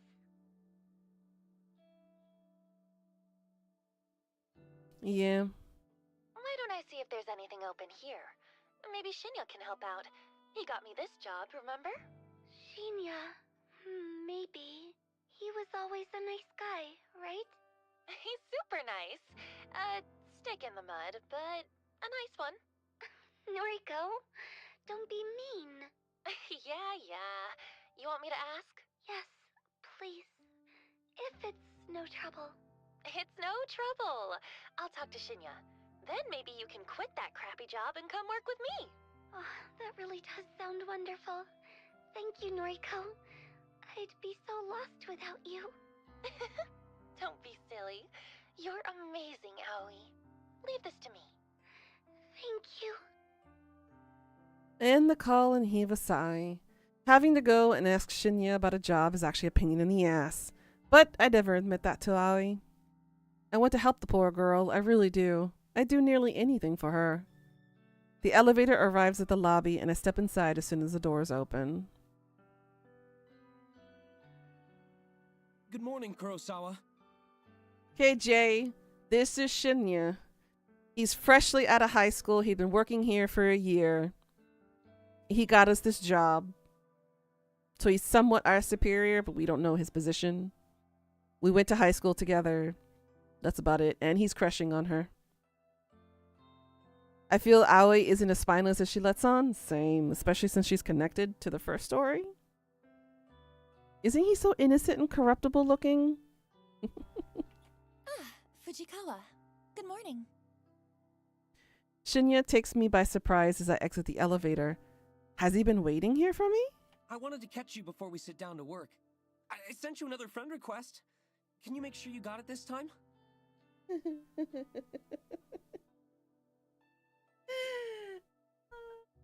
His persistence is adorable, but he should really be straight with her if he likes her. He should tell her. Granted, in this situation, he shouldn't be interested in her because she's a psychopathic serial killer. Or wanting to be a serial killer. So I kind of feel the need to protect Shinya right now because I don't want him dating this crazy ass serial killer who could be very well his next victim or her next victim. Can we break him? Yes. Yes, we can, Pika. I don't think he will be innocent for long. To be fair, he doesn't know that. I know. I want to protect him. Oh, yeah, okay. What am I supposed to do when he puts me on the spot like this? I try not to groan as I get my phone out and open up noise. It's impossible to hide my screen from Shinya's piercing gaze. Exactly, must protect. Well, what do you know? I have a new friend request. Oh, great. It worked this time. Go ahead and accept it, please. Yeah, sure thing. He gives golden retriever vibes. That he does. He does. I hesitantly accept the request. A little fireworks animation pops up on the screen with a celebratory message about making a new friend. Yay! Looks like we're officially friends now. So, can I call you Noriko from now on? Protect this boy at all costs. He is a national treasure. I don't want him to die. Please don't kill him. I must protect him. My motherly feels just got hit. I need to protect him. I need to put him in my bosom and protect him and hold him tight and squeeze him like this. Just squeeze him like this and be like, I will protect you. It's okay. Mommy's here. Mommy's here. I'll protect you from this crazy psychopathic bitch that you have a crush on that you shouldn't have a crush on. Poor thing. Sorry, Dickie. I've never cared so much for formalities. I try to adhere to them in the workplace, but honestly, I don't care if people refer to me by my first or last name, regardless of whether they're friends or not. I think my danger meter is broken because I don't see a threat in her. Boy, what did I tell you about sticking dick into crazy? That's the threat in her you want to see. Think about it. Exactly. That's fine. You can call me Noriko. Shinya's eyes light up that seem to have made the boy happy. Thank you. Oh, you can call me Shinya, of course. Protect him at all costs. Shinya. Hey, we've known each other since junior high, right? Shouldn't we have been on a first-name basis anyway? You know they like it freaky. Yes, that's true, but we're in the office now, you know? It wouldn't do if you started working here and called me Shinya right away. I suppose. Anyway, I'm really glad we're proper friends now, Noriko. Oh. Maybe we can get a coffee sometime. I don't drink coffee, but I'll gladly go on a coffee break with him. I can't help but feel he's trying to push his luck as far as it will go. Any suspicions I had about him having a crush on me are now confirmed. Girl, I saw it the moment that he stepped into our view when we met him the first time. That kind of crush is obvious. Get a chai instead. I'll get some boba. I brush a stray lock of hair out of my face and smile as sweetly as I can while I change the subject. Hey, actually, I wanted to ask you something. Are there any more temp jobs available here right now? Temp jobs, huh? Are you looking to pick up extra hours? No, not exactly.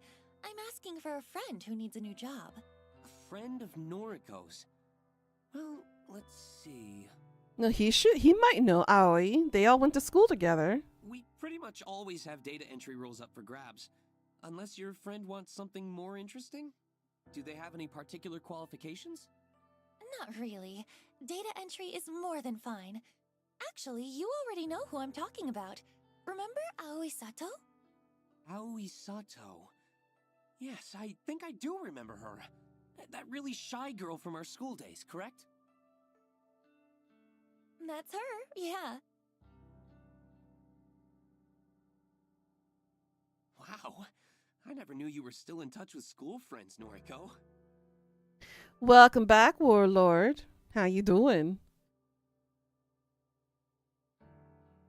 You have a problem, Karma. That problem is called you like to stick your dick in crazy too much. Into other crazy people, is what I mean. Aoi's probably the only one. We're fairly close. Is that so? As for me, I don't really have any friends from back then. I'll be your friend, Shinya. I'll protect you from this cold-hearted bitch. Shinya's heartbreaking confession doesn't surprise me too much. He doesn't strike me as the type of person to have many friends at all. Sure, I'm the same, but... I want to protect him so much. Oh, but what am I saying? We're friends now. So I guess I do keep in touch with school friends. Yeah, I guess so. Hey, I'll ask my superior if we can get Sato an interview. Is that okay? I'd really appreciate that. Thank you, Shinya. No problem. Leave it to me. He gives me an awkward salute before skipping away. Our little exchange has made him pretty happy. For some reason, something that Tomoe Watanabe said yesterday pops into my head. She mentioned that I'm leading Shinya on, but that's not true, is it? Hindsight is 2020. She's totally leading him on. Now that she knows that he's interested in her, what is she going to do with that knowledge? I shake the thought out of my head. I'm just being nice to him. That's not wrong, is it? I take a seat at my desk and perform my morning ritual. From my handbag, I retrieve my headphones, coffee, and breath mints. Computer on, music playing, coffee open. Yeah.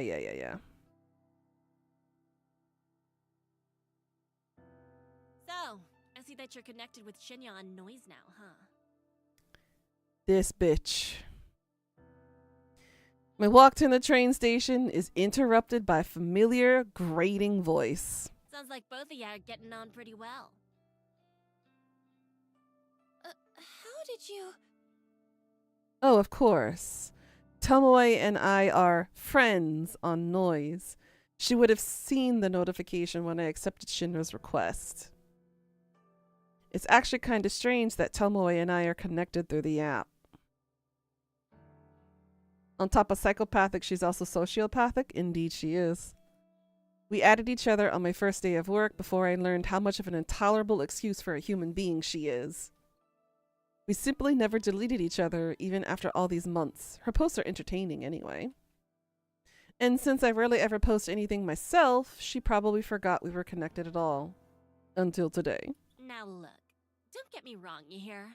I ain't actually interested in Shinya. Nah, I'm real happy for you both, like.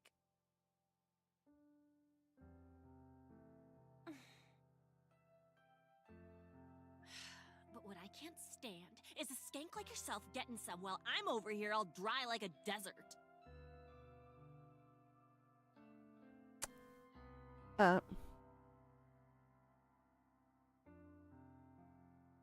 We're gonna pretend she never said that. Nothing ever happened. I don't know, Nuna. I might take one for the team to protect Shinya. I will be willing to throw you at her. I'll be like, here. Have him while I take Shinya away and protect him and lock him away forever so she can't get to him.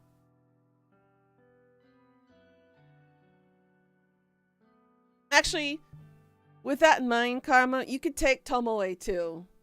She should want some. She's begging for some.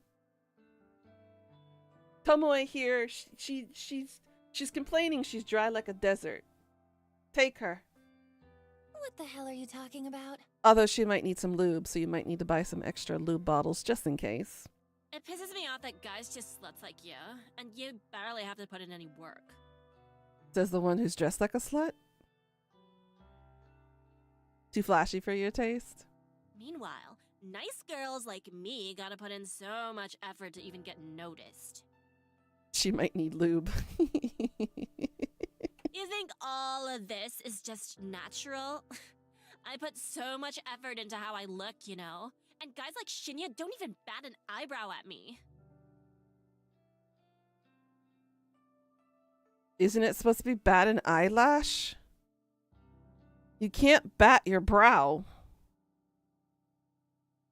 Is she as dumb as she looks? Your eyelash is the ones that bat. See? They're batting. Your eyebrows lift. They don't bat. Nice person doesn't call themselves that, but nice guys do. And where does that land them in? Very hot water.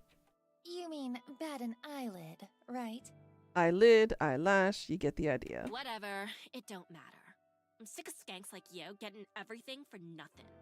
By the way, this is a stereotype in Japan for anybody that's considered like blonde haired or from out of the country. This would be considered Yank behavior. Just a little FYI. Look, let me be honest with you. I'm not interested in Shinya, and I'm not trying to be with him. I don't chase guys, and it's pretty rare that they chase me. You've got me all wrong. That is a statement more true than most of us realize. I don't chase guys. They don't chase me. Things just happen. Like I'd believe you. Do you spend your time chasing chicks then? That's not your business. But you don't have to worry about me pursuing Shinya.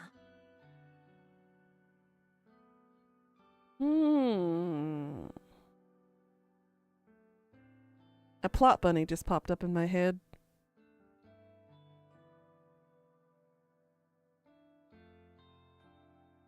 You plead the fifth, Tomoe.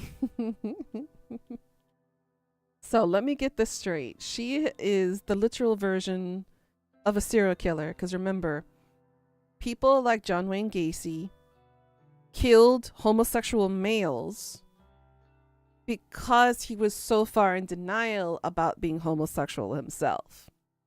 Now we got Noriko here. Her target seemed to be attacking females. All of her victims so far have been women. She doesn't even bat an eye at Shinya. Maybe she's so horrified by her lesbianism that she's blaming other women for her feelings about women? Question mark? I don't know. That's just a plot bunny that popped up in my head. Tell you what, any guy at the office is all yours, okay? I'm not interested. Oh, is that how it's gonna be, slut? Make up your mind, girl. Is she a slut or is she not a slut? Make up your mind here. She can't be both at the same time. You think no one is good enough for you, but they're good enough for me? You're just like all the other girls. You think I'm worth being pitied? You think I need it? Well, I don't want your pity. You're nothing but a fake skank. Says the one who had to pay for her boobs. Tomoe pushes forward, her bulk forcing me off the sidewalk and into the thicket of the trees bordering the path. Oh. Cat fight! The burning slap across my face comes out of nowhere. I'm blinded by white stars and my entire face feels like it's on fire. The strike is hard, sharp, vicious. It happens so suddenly that I'm having difficulty processing it. I stumble, but my legs don't quite give out. My mind races, trying to put together what just happened. Tomoe hit me. Why? Why did she hit me? There's a strange sort of disconnect in my mind. My body doesn't feel like my own. Like this isn't actually happening to me, but rather, I'm watching it happen to somebody else. Time seems to slow down and speed up all at once. The slap replays twice in my mind before Tomoe's hand even leaves my face. I catch a glimpse of her furious expression, red and strained and overcome with anger. True. But still, in some twisted way, this could be her way of handling her inability to understand her sexual identity or her sexual decisions. And she's really taking it out on the women that is chosen for her. Could be that too. I hate you. I hate everyone like you. Don't pity me. The second strike connects with my chin and I flinch, my entire body paralyzed with pain. She hit me again? Stop! I hate you. I hate you! Tomoe has lost it. She's absolutely furious, and I can't figure out what I did wrong. Her third attack is a curled fist aimed straight at my stomach. Through sheer luck or complete accident, I tumble backward, narrowly avoiding the punch and instead landing on my rear.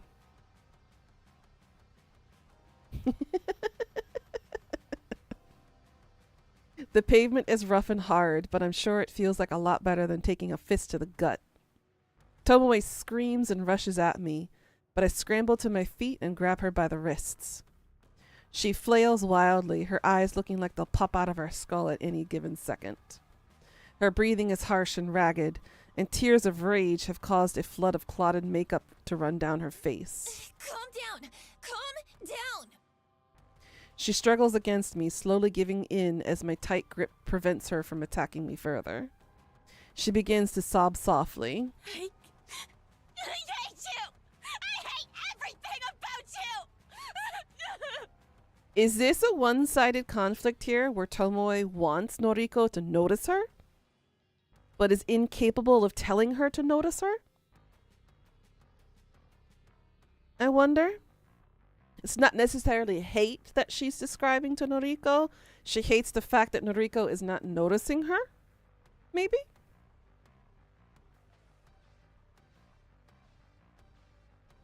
With a great pull, Tomoe frees herself from my grip. She steps away, cursing, and then runs past me. I blink in disbelief as she breaks into a sprint, heading into the direction of the train station. I raise a hand to my tender face and touch it gently. The stinging sensation is completely new to me. Never before have I been attacked like that. What the hell was all that about? I can't believe she hit me. I can. You kind of deserve it, you freak. The pack of frozen vegetables pressed against my face soothes my swollen jaw, but does little to calm my nerves. I'm still on edge about what happened after today. Tomoe actually physically attacked me, all because I said something, I'm not sure what, that provoked her anger. Maybe that girl is more complicated than I give her credit for. Seems like she has her own inner demons, just like the rest of us. I've replayed the event in my head 100 times since returning home. Without confronting Tomoe about it, I don't ever think I'll figure out what incited her aggression. But I don't plan on talking to her about it anytime soon. I wouldn't say I'm scared of her, but I don't exactly want to encourage a repeat performance. I rest the bag of frozen vegetables on the small coffee table next to me. I think I've done all I can to reduce the painful swelling for now. Sighing and leaning back, I let the soft padding of the couch consume my body as I sink deeper. My eyes glaze over as I bring my phone to my face. My fingers lazily tap and scroll as I look through a carefully curated obituary newsfeed, a list of deaths that have been reported throughout the day. Using a set of handy filters, I narrow the feed down to include only women's deaths in the age range of 30 to 50. I set the location to cover all of Japan. True. I immediately exclude any results that mention natural causes of death. I'm looking for specific cases, suicides, or, as more often reported, accidents. Of course, I'm looking to find out whether my latest victim has offed herself yet. Should this search string return... Oh my gosh, why am I struggling with this today? Should this search string return no results, then it's pretty easy to look up recent murders. They're few and far between. Between suicides, accidents, and murders, I've covered all the potential ways my victim could die. 9 out of the 10 search results include a photograph of the deceased. Not a photo of their corpse, mind you. This isn't a database for the deceased I'm looking through. Rather, it's usually a nice, flattering picture of the recently departed, submitted by their kin to go along with their obituary. I use the photos submitted with obituaries to compare the match with the images of my victims. This is the only reliable way I have to discover whether or not my victims have perished. If I knew my victim's name, I could easily look up their current fate, but my website doesn't ask for that kind of information. Call it respect for the victim's privacy, but there's a lot more to it than that. But that's a topic to dwell on another day. Tonight's search turns up no solid leads. I'm disappointed, but this result isn't entirely unexpected. After all, I set the date on my latest victim's photograph to tomorrow. There's still some time for her to freak out and end it all. I decided to go to sleep early tonight. I'm not even feeling hungry enough to eat the cheap convenience store meal that's been sitting in my fridge since yesterday. Let's see. Blah, blah, blah, blah, blah, blah, blah. Tomorrow.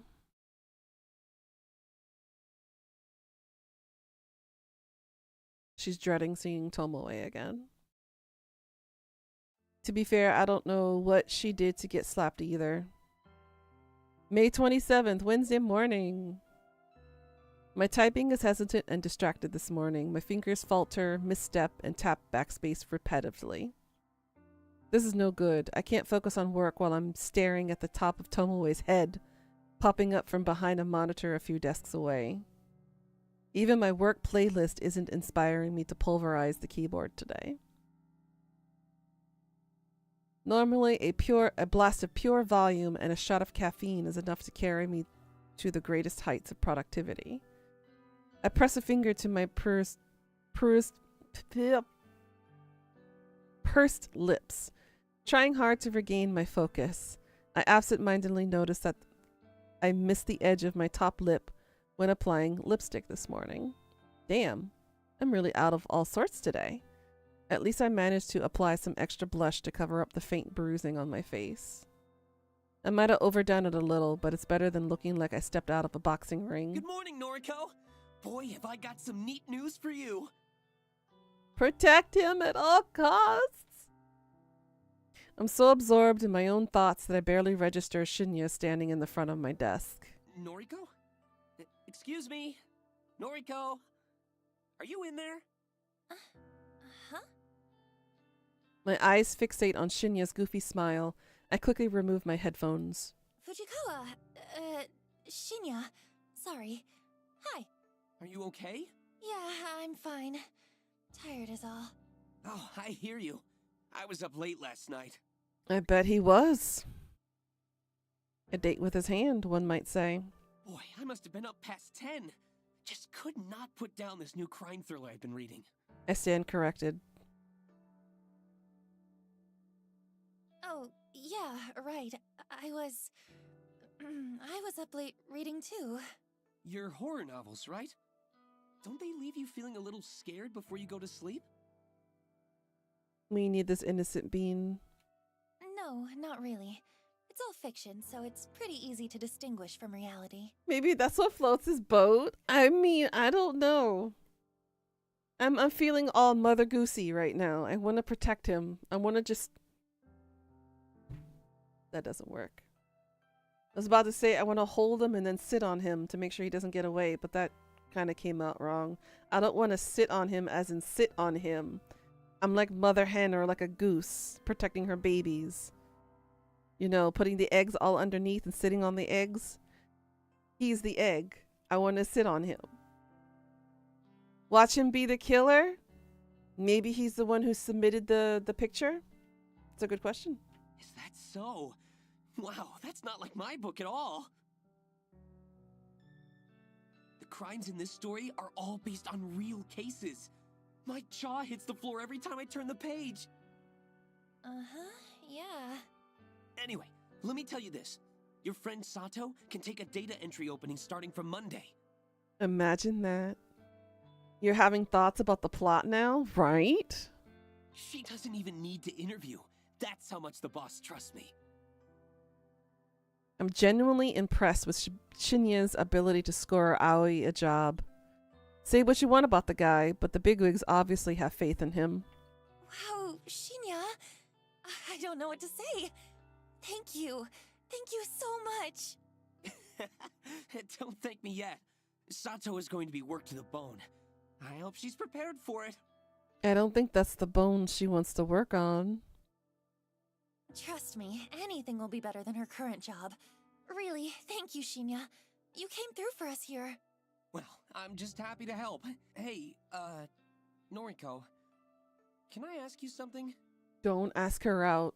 Don't ask her out. Sure. Shoot. Shoot?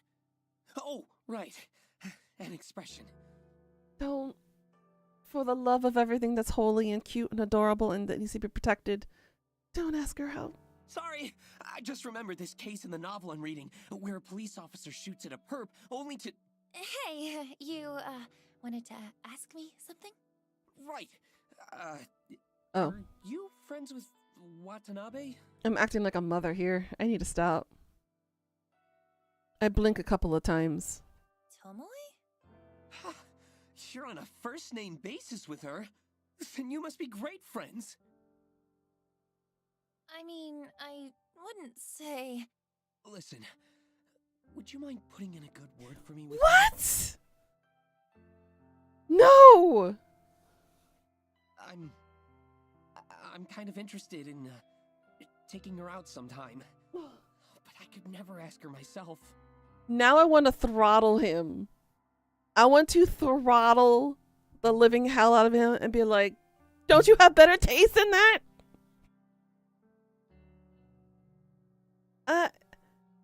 I wasn't expecting this response. I thought Noriko was... Bruh. Who saw this coming? I'm stunned, gobsmacked, speechless. Yes, those are my words to describe how I feel right now. Why Tomoe? Is it because of the boobs? It's gotta be the boobs. That's the only answer. It's the boobs. You cannot like a woman like her unless it's the boobs. One moment, protect Shinya with all of our being, right? Shinya likes Tomoe. I thought he likes me. Is my intuition wrong? Vote him off the island. You are the weakest link. Goodbye. Go home now. Put bars across your windows. Lock your doors. Have multiple locks on those doors. Put up a security system. Get CCTVs around your building. Go be safe somewhere.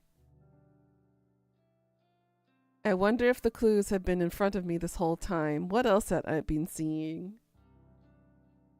You would have accepted anyone except Tomoe, true. Noriko? What do you say? Shinya, look. Honestly, I'm not really friends with Tomoe. I don't think I can help you. Oh, I see. That's a shame. I thought maybe you were close. Take your novels with you, Shinya. Go sit in a corner. So that way we can all, like, cuddle doggy pile on you and, like, protect you from these two bitches that you're in the middle of right now. Darn. I guess there's not much to be done, is there? Even after I helped you and Sato out and all. Ooh, the guilt trip is thick with this one. Shinya!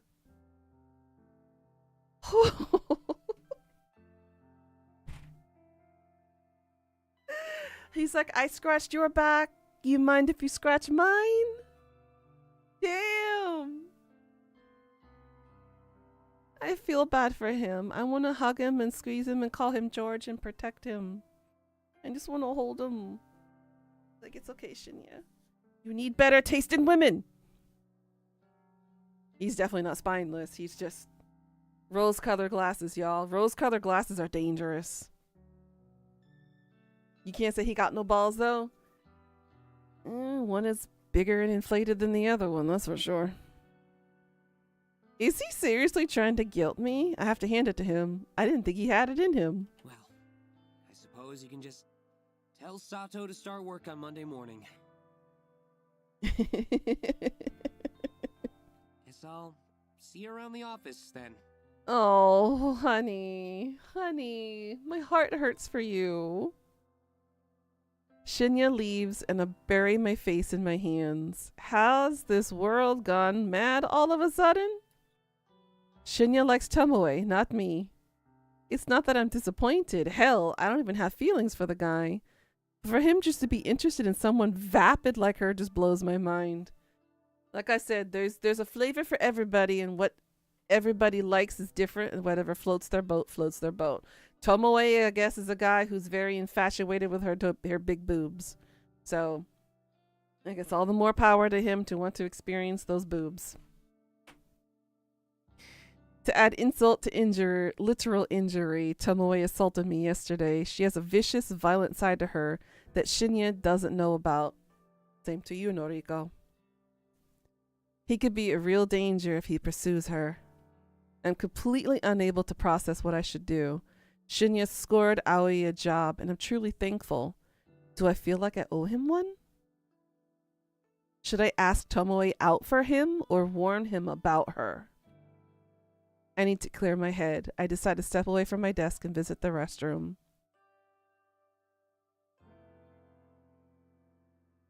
Karma. Though I have no need for the use of the restroom, I enter the stall and lock the door behind me. Sitting on the toilet's closed lid, I lean back and exhale. I'm getting too caught up in office drama. That's what the issue is. It's unlike me.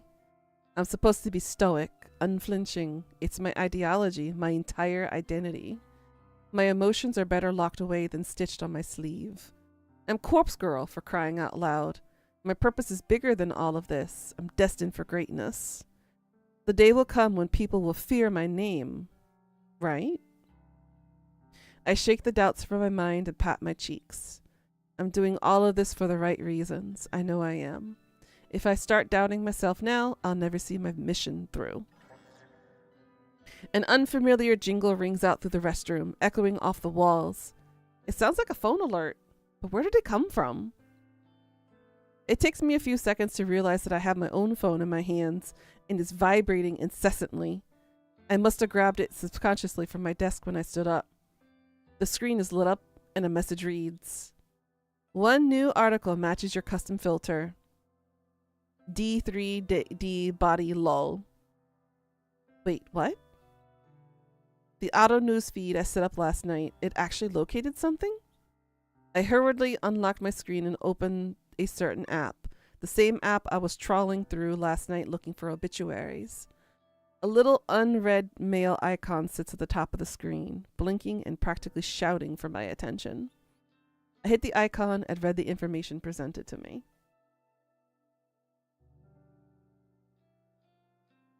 It's a different person. Everybody's connected, though. They all went to the same school, and everybody knows Aoi so far. 11:22 a.m. Keywords found 3. Miss, accident, numerical data range 30 to 50. Image found, yes. Wednesday, May 27th. Miss Akane Tsurumaki, 36, of Chiba Prefecture, was pronounced dead this morning at her personal residence at 8:38 a.m. The chief coroner reports that Miss Tsurumaki was involved in an accident resulting in self-asphyxiation. In other words, she choked to death. Mrs. Tsurumaki is survived by her husband, Mr. Goro Tsurumaki, 42, and their daughter, Miss Fu Tsurumaki, 1. A funeral service will be held on Friday, May 29th. View image attachment. I hurriedly tap the button and gasp as the image loads. It's her! The photo. It's unmistakably the same woman. When I hear obituary, I legit can't forget how I learned that word. Oh, bitch, you Harry. Oh my gosh. I mean, whatever works. Plain features, little makeup, no signs of personality. Akane Tsurumaki, the latest victim to receive a photo of her own corpse. My breathing stops all of a sudden. I'm gasping for air, my cheeks on fire, my fingers numb. I did it. My meticulously crafted photo caused this woman to end her own life. An accident resulting in self-asphyxiation, meaning she died by suicide, strangled herself, or held her head down in the bath. The news never reports anything as suicide. It's such a taboo topic in this culture. Everything is always an accident. All this time I've been trying to compel somebody to kill themselves. My corpse photos constantly becoming more and more elaborate, more and more convincing and realistic. And now somebody has died again. Because of me. Because of Corpse Girl. I was right all along. I do possess power. I have the power to end lives through my work, my art. I've known all this time, and I've finally proven it. Riri Hatano's death planted the seeds of my belief in my mind, the belief that Corpse Girl is more than a mortal being. And now, Akane Tsurumaki's demise has caused those seeds to bloom and blossom in pure certainty. Corpse Girl truly can end lives. It's a wonderful revelation, and it relieves my turbulent mind. However, I can't get my fingers to scroll back up to reread the obituary. My hands aren't functioning. My legs dangle lifelessly from the toilet seat, and my coffee from this morning is working its way back up my throat. I feel the sting of tears in my eyes. Sweat trickles on my forehead, dripping down my uncharacteristically thick makeup. All of a sudden, I can't breathe. My lungs refuse to take any more oxygen. I panic and fall forward, miraculously slamming my hands into the stall door to prevent my head from colliding with the floor. My nails scrape against the door's enamel paint, peeling chunks of green from the surface as I slide down and down until my head rests uncomfortably on the damp tiles. My eyes roll back and my tongue lolls out the side of my mouth, dangerously close to the tiled floor, but completely out of sight and mind. I taste foundation and blush, and a little bit of sweat, and then nothing at all as the still air envelops my taste buds. My photo killed that woman. That woman killed herself because of my photo. And yeah, and you're probably about to catch gangrene and hep and all sorts of shit by nearly licking the bathroom floor.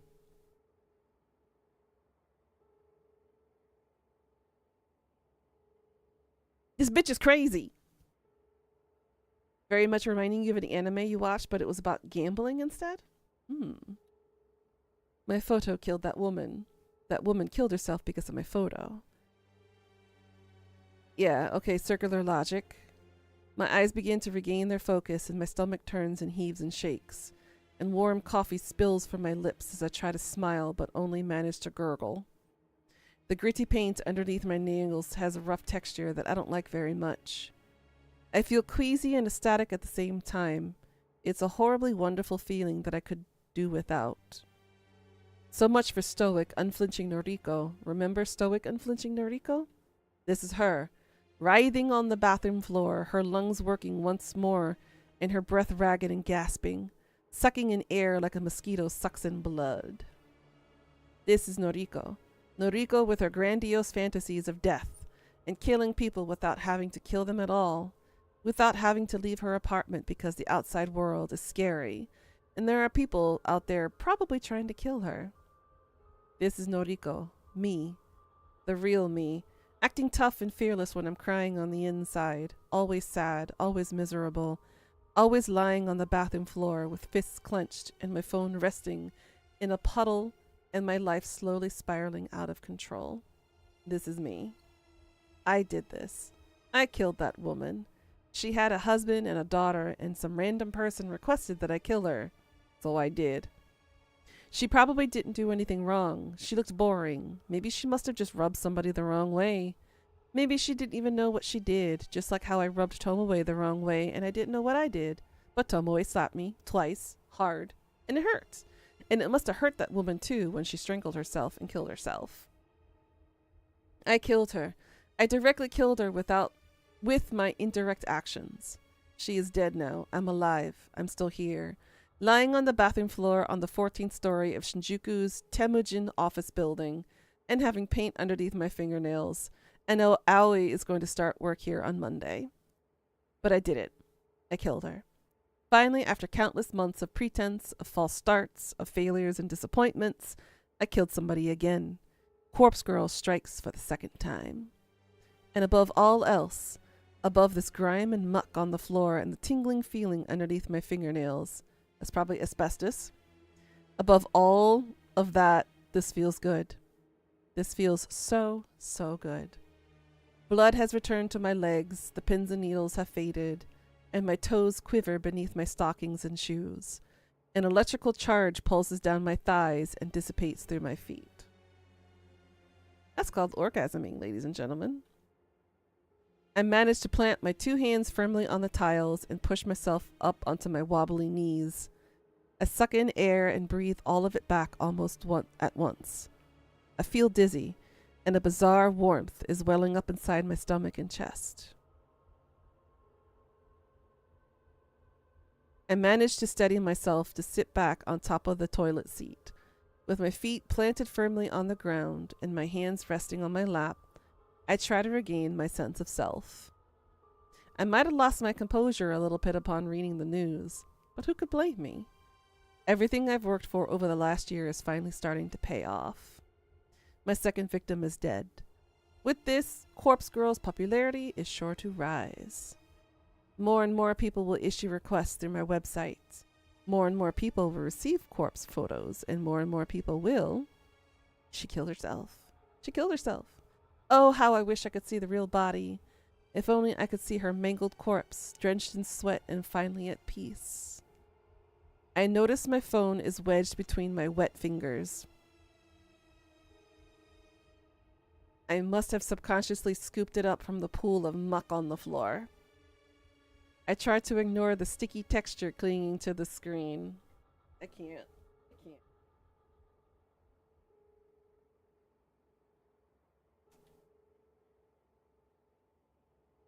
I'm a mature adult. I'm mature. I'm an adult. I can't. My fingers no longer numb. I scroll up and reread the obituary article. Yeah. Is this TOS friendly? I don't know. My breathing staggers once more. My jaw gently lowers. Involved in an accident. Hot steam clouds my face. I think she got Aoi to tell the others about the website. I'm thinking so. I think Aoi is actually her proxy. She's working with her as a proxy. So intense, also EU. Resulting in self-asphyxiation. I salivate unconsciously, a trickle of moisture creeping down my chin and dropping on my lap. Some people have seen enough hentai to know where this is going. My cheeks are flushed, my vision slightly blurred. She killed herself.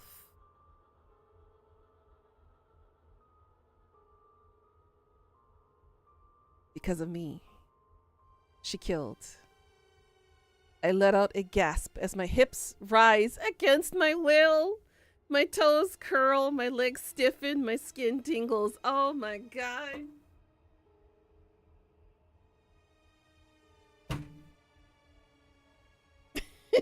I need a drink.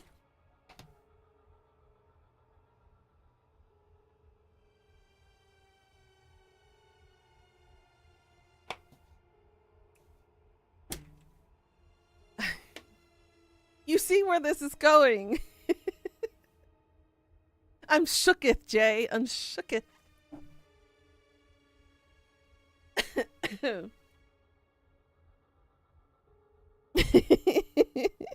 50 Shades of Corpse Girl, am I right? Apparently. I lean back against the cistern, the cold porcelain penetrating the thin fabric of my clothes and chilling my burning hot skin.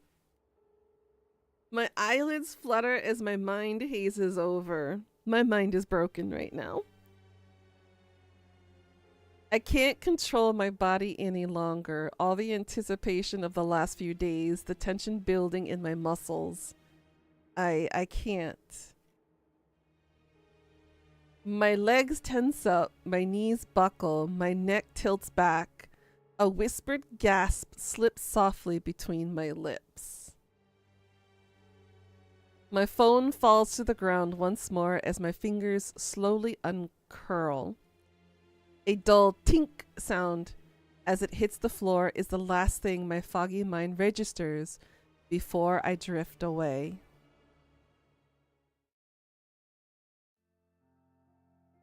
You look like horse shit. I think I'm gonna have to watch a Disney film to fall asleep at this rate. I'm sorry, Jay. Tomoe's brazen drawl snaps me out of my dead-eyed stare. Looks like you've been sleeping in the sewer. It suits you. I don't know what she's talking about. I really can't focus on what she's saying. I realize I've been staring at my computer screen for about 20 minutes, barely blinking. My mouth is dry, as though I've stopped producing saliva altogether. Imaginary you've never heard in your gay life. Imagery, yeah. A dull throb in my lap causes me to cross one leg over the other in an attempt to get comfortable. This, ladies and gentlemen, is what we call a lady boner. She has run out of Haktua. You know, I'm talking here. It's rude to ignore your superior. I swallow in an attempt to moisten my parched throat before speaking in a cracked voice. Do you need something? So that's why my ex-boss always crosses her legs? You never know. Thought you should know that Shinya and I are gonna hit the town on Friday night. Turns out he's fancied me for a while now. Oh boy. In the end, seems like the better gal won, don't you think? Seems that way. Is that all? I can tell Tomoe is trying to get under my skin, but I'm honestly not in the mood to deal with it right now. Okay, go for it, Pika. I thought you'd be more torn up about it. I don't care in the slightest. Why don't you go sit back at your desk? Whatever. Hey, maybe I'll meet you after work again. Why? So you can attack me again? I realized that my voice was louder than intended. A few people nearby tilt their heads quizzically. Tomoe takes a cautious step back. Keep your voice down, psycho. Stuff like that's between me and you. You assaulted me. I should report you to the police. Don't you dare! Lost for words, Tomoe turns tail and walks away. I sigh and lean back in my office chair. Why do I feel so exhausted? Girl, sometimes when you reach that high and that peak and you orgasm and it comes all in a rush, you feel exhausted because all the dopamine and the adrenaline and everything slows you down and it makes you tired. Because it gives your body that high, and then once you reach that high and then you drop, you're like in Zen. Don't ask me how I know. I just know. My mind flickers, piercing together fragments of memory from the bathroom a short while ago. That's right, I let myself get carried away in the exhilaration of my success. I temporarily stepped away from my own body and let my basest instincts take over. And that's right. But I'm in control now. I'm myself again. I'm Noriko, stoic and unflinching. Is she trying to convince us that, or is she trying to convince herself? True. I'm Corpse Girl, successful and feared. I could kill people as easily as I can manipulate a photo. People like Tomoe should be scared of me. People like Tomoe shouldn't mess with me. I'm in control now.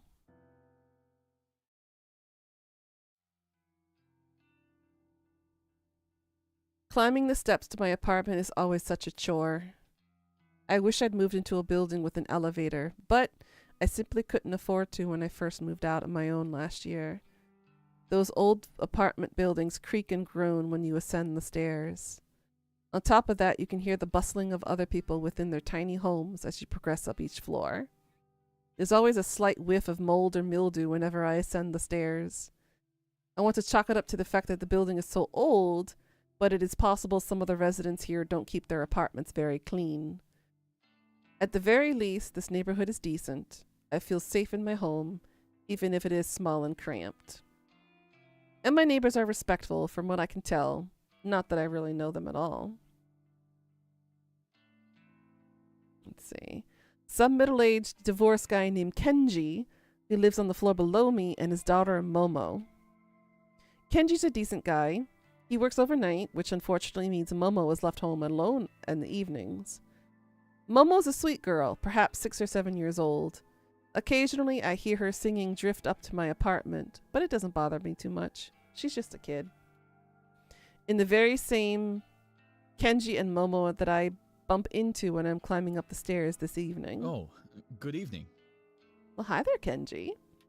Oh, looky little Momo. Hello. We're just on our way to get some dinner. Isn't that right, Momo? Yes. That sounds nice. I hope you have a good meal. Thank you. Say, are you feeling okay? You look like you've been in some trouble. There's dirt or something all over that side of your face. I tilt my head to reach a hand to my cheek.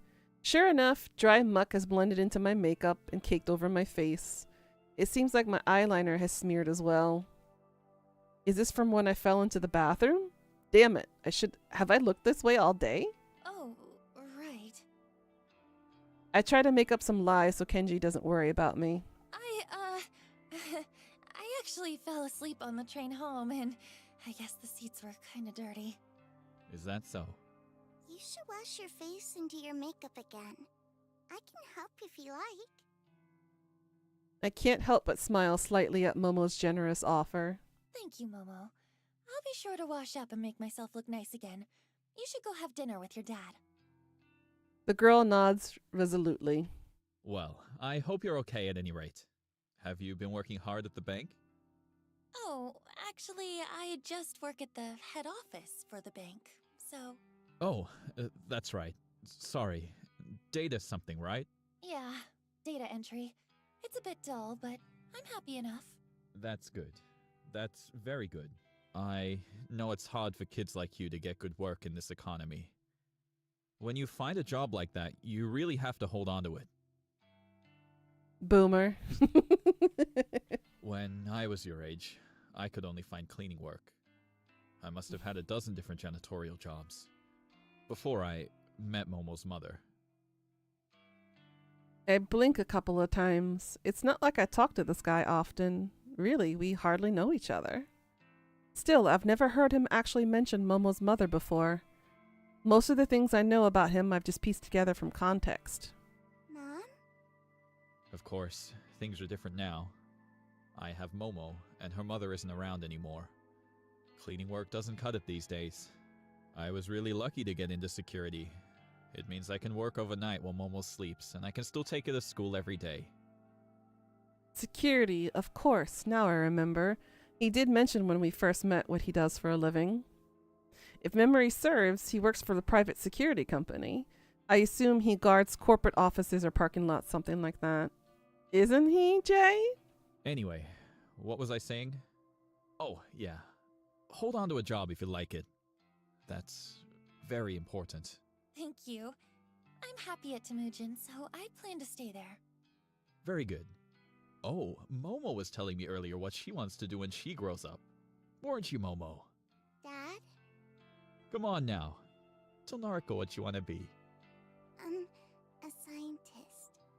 Wow, a scientist. That's a great job. I'll be rooting for you, Momo. The girl blushes and hides behind her dad. She's inherited her mother's book smarts, I'm certain. She definitely didn't get her brain from me. Anyway, we're gonna get going. Enjoy your evening, Nariko. Thank you, you too. Bye-bye, Momo. Bye-bye.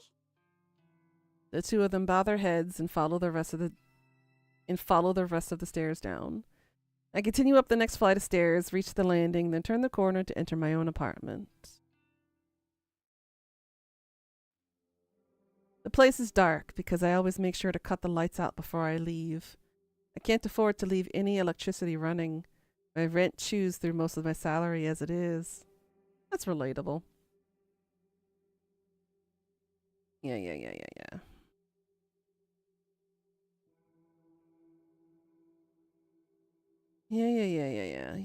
Whatever. Welcome back, Pika. May 28th, Thursday morning. The convenience store is a little more crowded than usual. The mundane chatter of business people, students, and workers buzzes in the air like a swarm of relentless flies. Throughout the drone of the mingled conversations, I happen to catch a few interesting words here and there. Have you seen that one website? What do you mean by request a death? My lips curl into a half smile, half snarl. Since he always cheats, I thought I might upload his photo. And you think Corpse Girl really exists? To hear so many people talking about Corpse Girl's website is enough to make my nerves tingle. She getting another lady boner, y'all, in public. However, I know they're not talking about it because of Akane Tsuramaki's death. As far as I can tell, her death wasn't reported to the news as a suspicious case. The only source of information I could locate was her obituary. And that didn't mention anything about foul play, so there's no way anyone could know that Corpse Girl was involved. People are talking about the website in the same way they always have. Like it's just an interesting topic of discussion, an icebreaker, one of those things you tell your friends to entertain them. And therein is my issue with the website as a topic of interest. It's just an urban legend, a point of discussion that inevitably fizzes out and it's forgotten. People talk about it, people visit the website out of curiosity, but very few people take action and request death. That's the part that annoys me. If people don't actively participate, how can I prove myself to the world? How can Corpse Girl claim her victims if there are no victims to be claimed? As long as the website is simply a talking point, a myth, an icebreaker, then Corpse Girl's ambitions will remain unfulfilled. To be fair, I haven't yet provided a compelling reason for people to take the website seriously. The death toll is humiliatingly low. I need to ramp it up and step up my game for Corpse Girl's sake. Until I manage to do that, people will continue to simply discuss the website in hushed tones, like it's some taboo fantasy that shouldn't be spoken of. But with some more time and some more victims, soon everyone will know to fear Corpse Girl. Thanks to the constant drone in the convenience store, I barely register the quiet melody of a ringtone. Eventually, my ears become keen enough to pick it out, and I answer my phone. Hey. Good morning, Noriko. Is this a bad time? Not at all. I'm at the convenience store. Oh, good. I wanted to catch you before work. No worries. I actually meant to call you yesterday, but the day got away from me. That's okay. I wanted to ask if you spoke to Shinya yet? I sure did. Guess what? What? You start work on Monday! You'll be doing data entry with me. We might even get to sit near each other. Oh my gosh. Really? Are you telling the truth? Of course. When have I ever lied to you? Oh, Noriko. I'm so excited. Thank you. Thank you so much. Does this mean I can quit the maid cafe now? Yep. Quit today if you can. Oh my gosh. Thank you. Thank you. Aoi, are you crying? I'm so happy. Making Aoi so overwhelmingly happy feel really good. I care so much for this girl. Her happiness is vital to me. I owe you so much. And Shinya too. I know. I'll buy him a gift to give him on my first day. Do you think he'll like that? Yeah, I'm sure he will. That's a great idea, Aoi.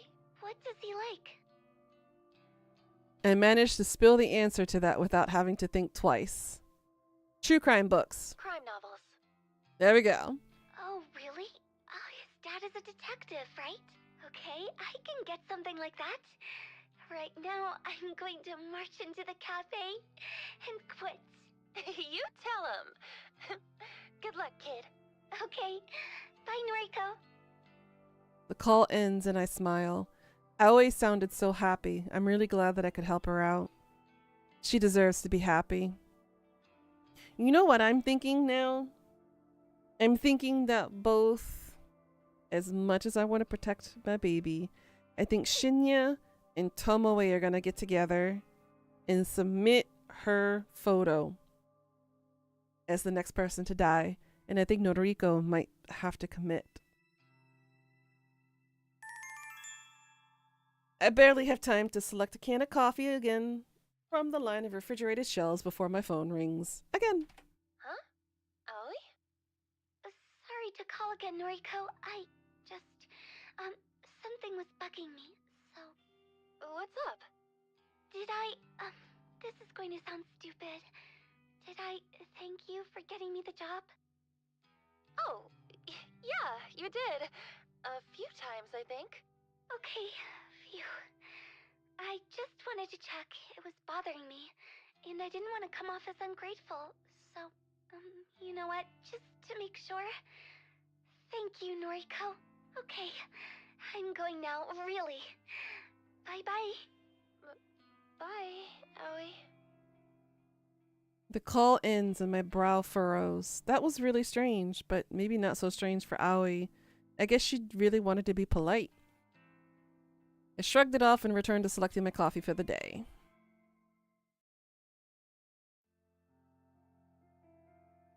The office atmosphere is unusually somber when I exit the elevator.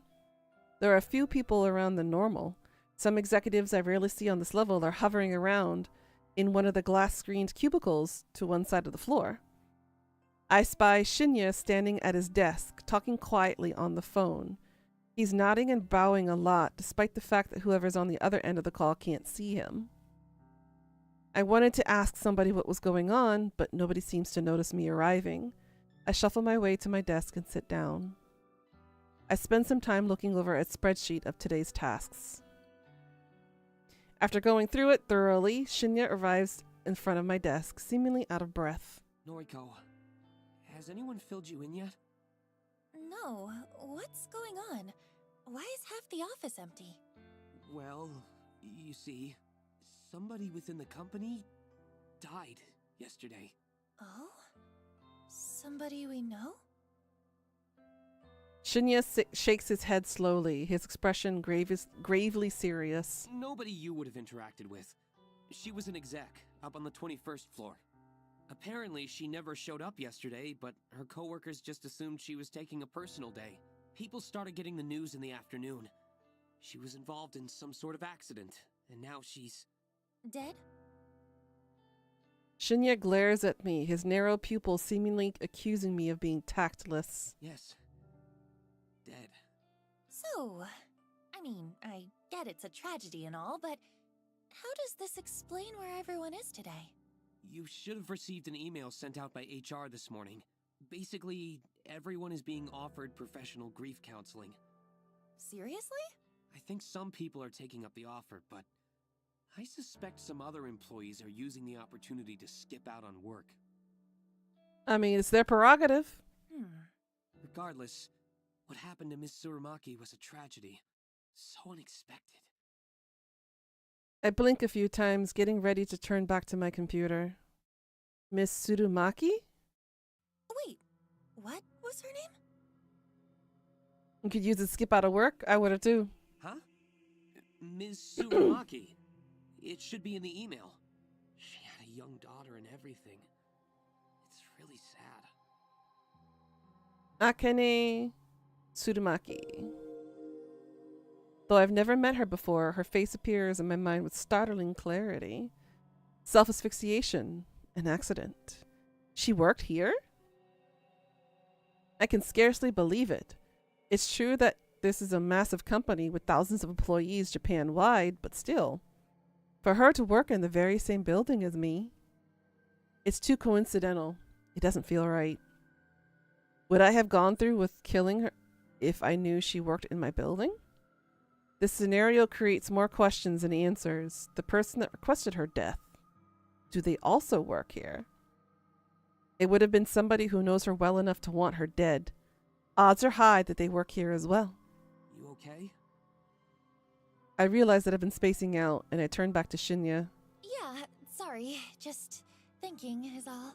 Well, grief affects us all in different ways, I think. You poor, sweet, innocent bean. The details for the counseling sessions are in the email. Be sure to take up the company's offer if you think it'll help. As for me, I think I'll be okay. Some quiet reflection on the matter should help clear my head. Sure, okay. Plus, I have a date with Tomoe to look forward to. It's important to look ahead in times like these, isn't it? I think I read that somewhere. Ugh, yeah, that's what they say. Very well then. Do your best today, okay? Right. Shinya takes his leave, and I let my shoulders slump. I killed someone from my office building, but I didn't know that at the time. Could my involvement be traced? No, I was careful to cover my tracks. I deleted the photos from my computer, discarded the burner phone SIM card, and trashed the phone itself.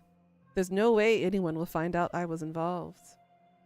Grieving, Besides, I don't even know if the authorities are treating the case as a murder.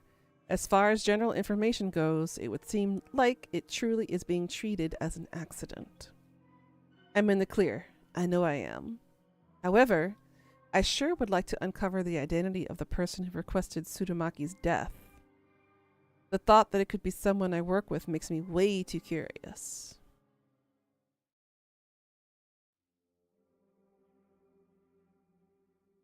This is her bedroom? Looks a little normal for a serial killer. Despite work being eventful this morning, the rest of the day passed quietly. Even Tomoe kept her distance from me. I wondered if I scared her off when I casually mentioned reporting her to the police. Not that I actually would report her. That would lead to the police getting mixed up in my life, and I can't really have that, considering my moonlighting operation. Especially now that I know I have a connection to Tsurumaki. I brushed my hair in front of the mirror in my bedroom. I removed my makeup, blah blah blah.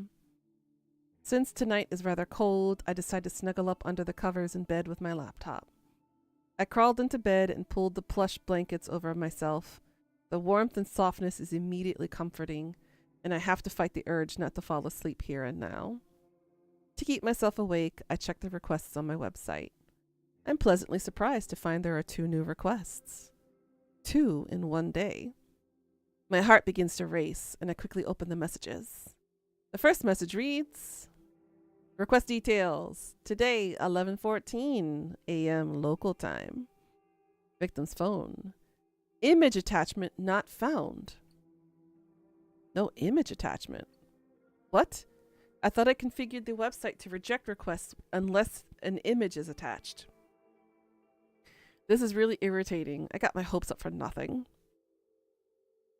It takes me a second to remember that there is another request waiting. My optimism renewed, I hurriedly clicked the unread message. Today, 5:06 p.m. local time. Victim's phone. Downloading image attachment. Yes! This request has been submitted correctly. The image is loading before my eyes. He kind of looks adorable. The new victim is male, early 20s. He's fit and athletic looking. His clothing is casual, so it's impossible to infer what kind of work he does. Maybe a basketball player? Tennis player? What do you guys think? He looks like he's a basketball player. The photo of him is pretty simple. I don't know if he uses it for his noise profile or if it's an ID photo of some sort. Either way, he looks like a happy person. I'm not so naive to pretend I can't guess at the reasons this guy is wanted dead. Well, there goes my theory out the window about it only being women. Perhaps an ex has submitted his details after a bad breakup, or a jealous sibling wants him out of the picture. Maybe this could be the person that we heard earlier in the convenience store about submitting her ex because he kept cheating. It could be it. People's motivations are purely selfish. Requesting the death of somebody is guaranteed to be motivated by self-interest. So why did somebody want Tsurumaki dead? She was so plain looking, so uninteresting. She didn't look like she was capable of even thinking about wronging somebody. Did somebody want revenge on her? Or did someone simply find her so dull that the thought of removing her from the planet seemed appealing? I interrupt my own thoughts and return to the task at hand. Dwelling on a past victim won't do me any good if I want to continue my streak of success. This new guy is attractive. It's almost a shame to have to chop him up. Well, we all get what's coming to us. No sense in trying to avoid scarring a pretty face. Beauty is superficial anyway. I know that as well as anyone. No one deserves to be spared just because they're good looking. Beautiful people should suffer as much as anyone else. Beautiful people do suffer as much as anyone else. Take Aoi, for example. She's gorgeous, absolutely stunning, and definitely my type. But she suffers endlessly at the hands of cruel stalkers and patrons. Ba-boom! I pinned it from the moment they talked about Aoi the first time. She's gay for her. Everyone suffers, beautiful or not. We all cop the crap we dealt. So why fuss over a beautiful corpse? This guy, or Aoi, or even Tomoe on a good day, beautiful people die the same way as the average person. The guy on my computer screen probably doesn't really deserve to die. I'm sure there's a petty reason his death has been requested. But I take all requests seriously. I won't turn a single one down. Corpse Girl's convictions will pave the way to her fame.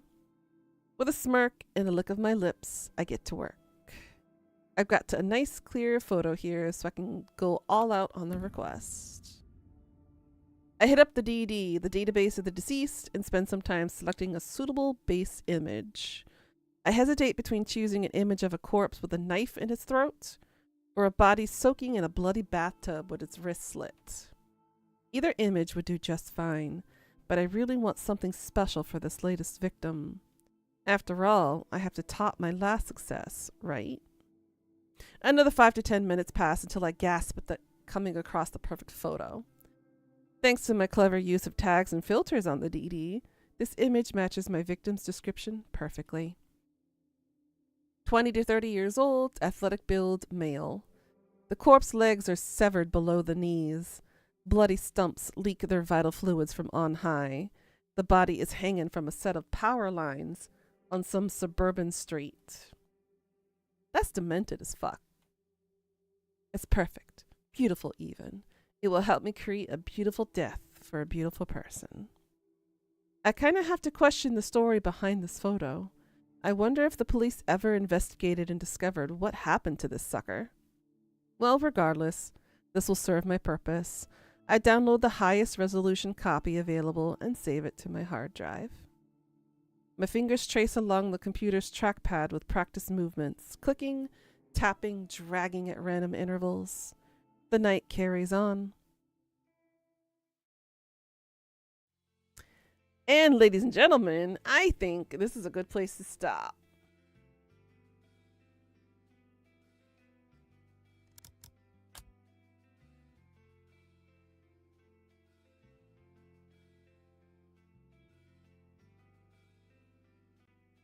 Ooh, it stopped responding. Un momento. So, what do you guys think? You're invested now? We will continue this next week. No, not next week. The week after, guys. I'm sorry you're going to have to wait.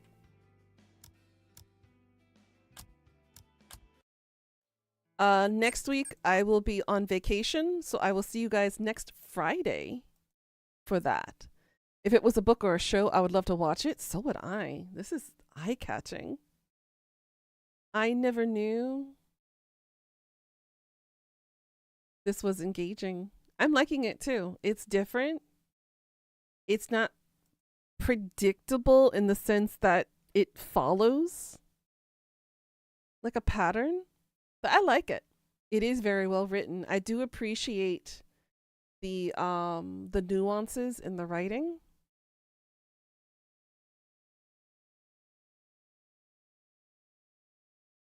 So the next time on the next episode of Nuna's Corpse Adventure. So for stream, guys, I will be back on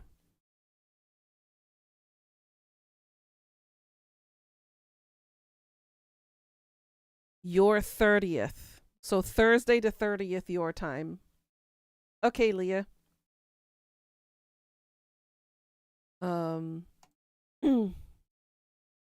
I will be out of town starting this Sunday, my time, Saturday y'all's time.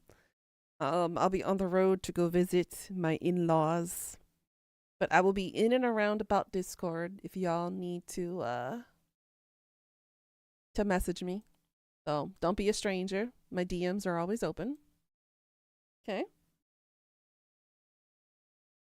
Don't die when I do. If it's Kai, I can't guarantee.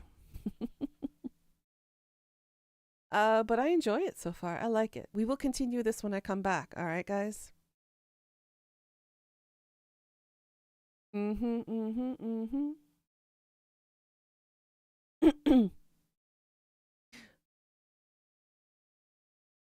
Didn't I tell you you would, Karma? Didn't I tell you you would? Always trusted Nuna. Nuna knows what she's talking about. It's not? We'll see about that, Leah. But thank you guys so much for joining and popping in and enjoying this crazy-ass story with me. I never thought that we would be seeing this game in the perspective of the killer. Honey, you did deny it. You said you'd never go out there.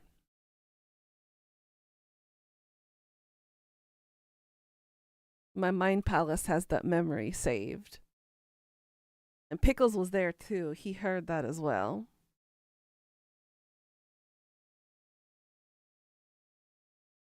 But anyways, thank you guys so much for joining. I will be in the VC kind of hanging and chilling while I get my foods and everything. And then I got to get my butt up to work for a long day at work today. I won't be back home until about 9:30 p.m. tonight. Which sucks, but hey, I got my my genius student coming back in to tutor. So I'm kind of excited to see him because I haven't seen him in like 2 weeks. So I'm going to have fun tutoring him today. And I've got 3 students to tutor today, actually. Quite a lot. I got a busy day ahead of me. But I hope you guys enjoyed today's stream. It was really fun. We will continue this game next Friday. Well, next Friday for me, next Thursday for you guys. Keep an eye out in the Discord for any and all updates and any messages I post. And I'll see you guys then. All right. Happy early Lunar New Year from this side of the world. I am going to be so busy helping with all the cooking. I'm going to see my nephew. I'm going to try to take as many pictures as I possibly can. We're expecting some snow on Monday and Tuesday. So I'm like, an opportunity for me to go play out in the snow. And I might, if I have enough data, do an IRL stream and show you guys around. I will be going to my in-laws' hometown. So this will be fun. But I'll see you guys then. Don't be strangers, y'all. Thanks for watching, and as always, please do like, comment, and subscribe to help our small community grow a little bit bigger. And I will provide more entertaining content for y'all. Annyeong, guys. Till next time. Mwah. Love you all. See ya later, alligators.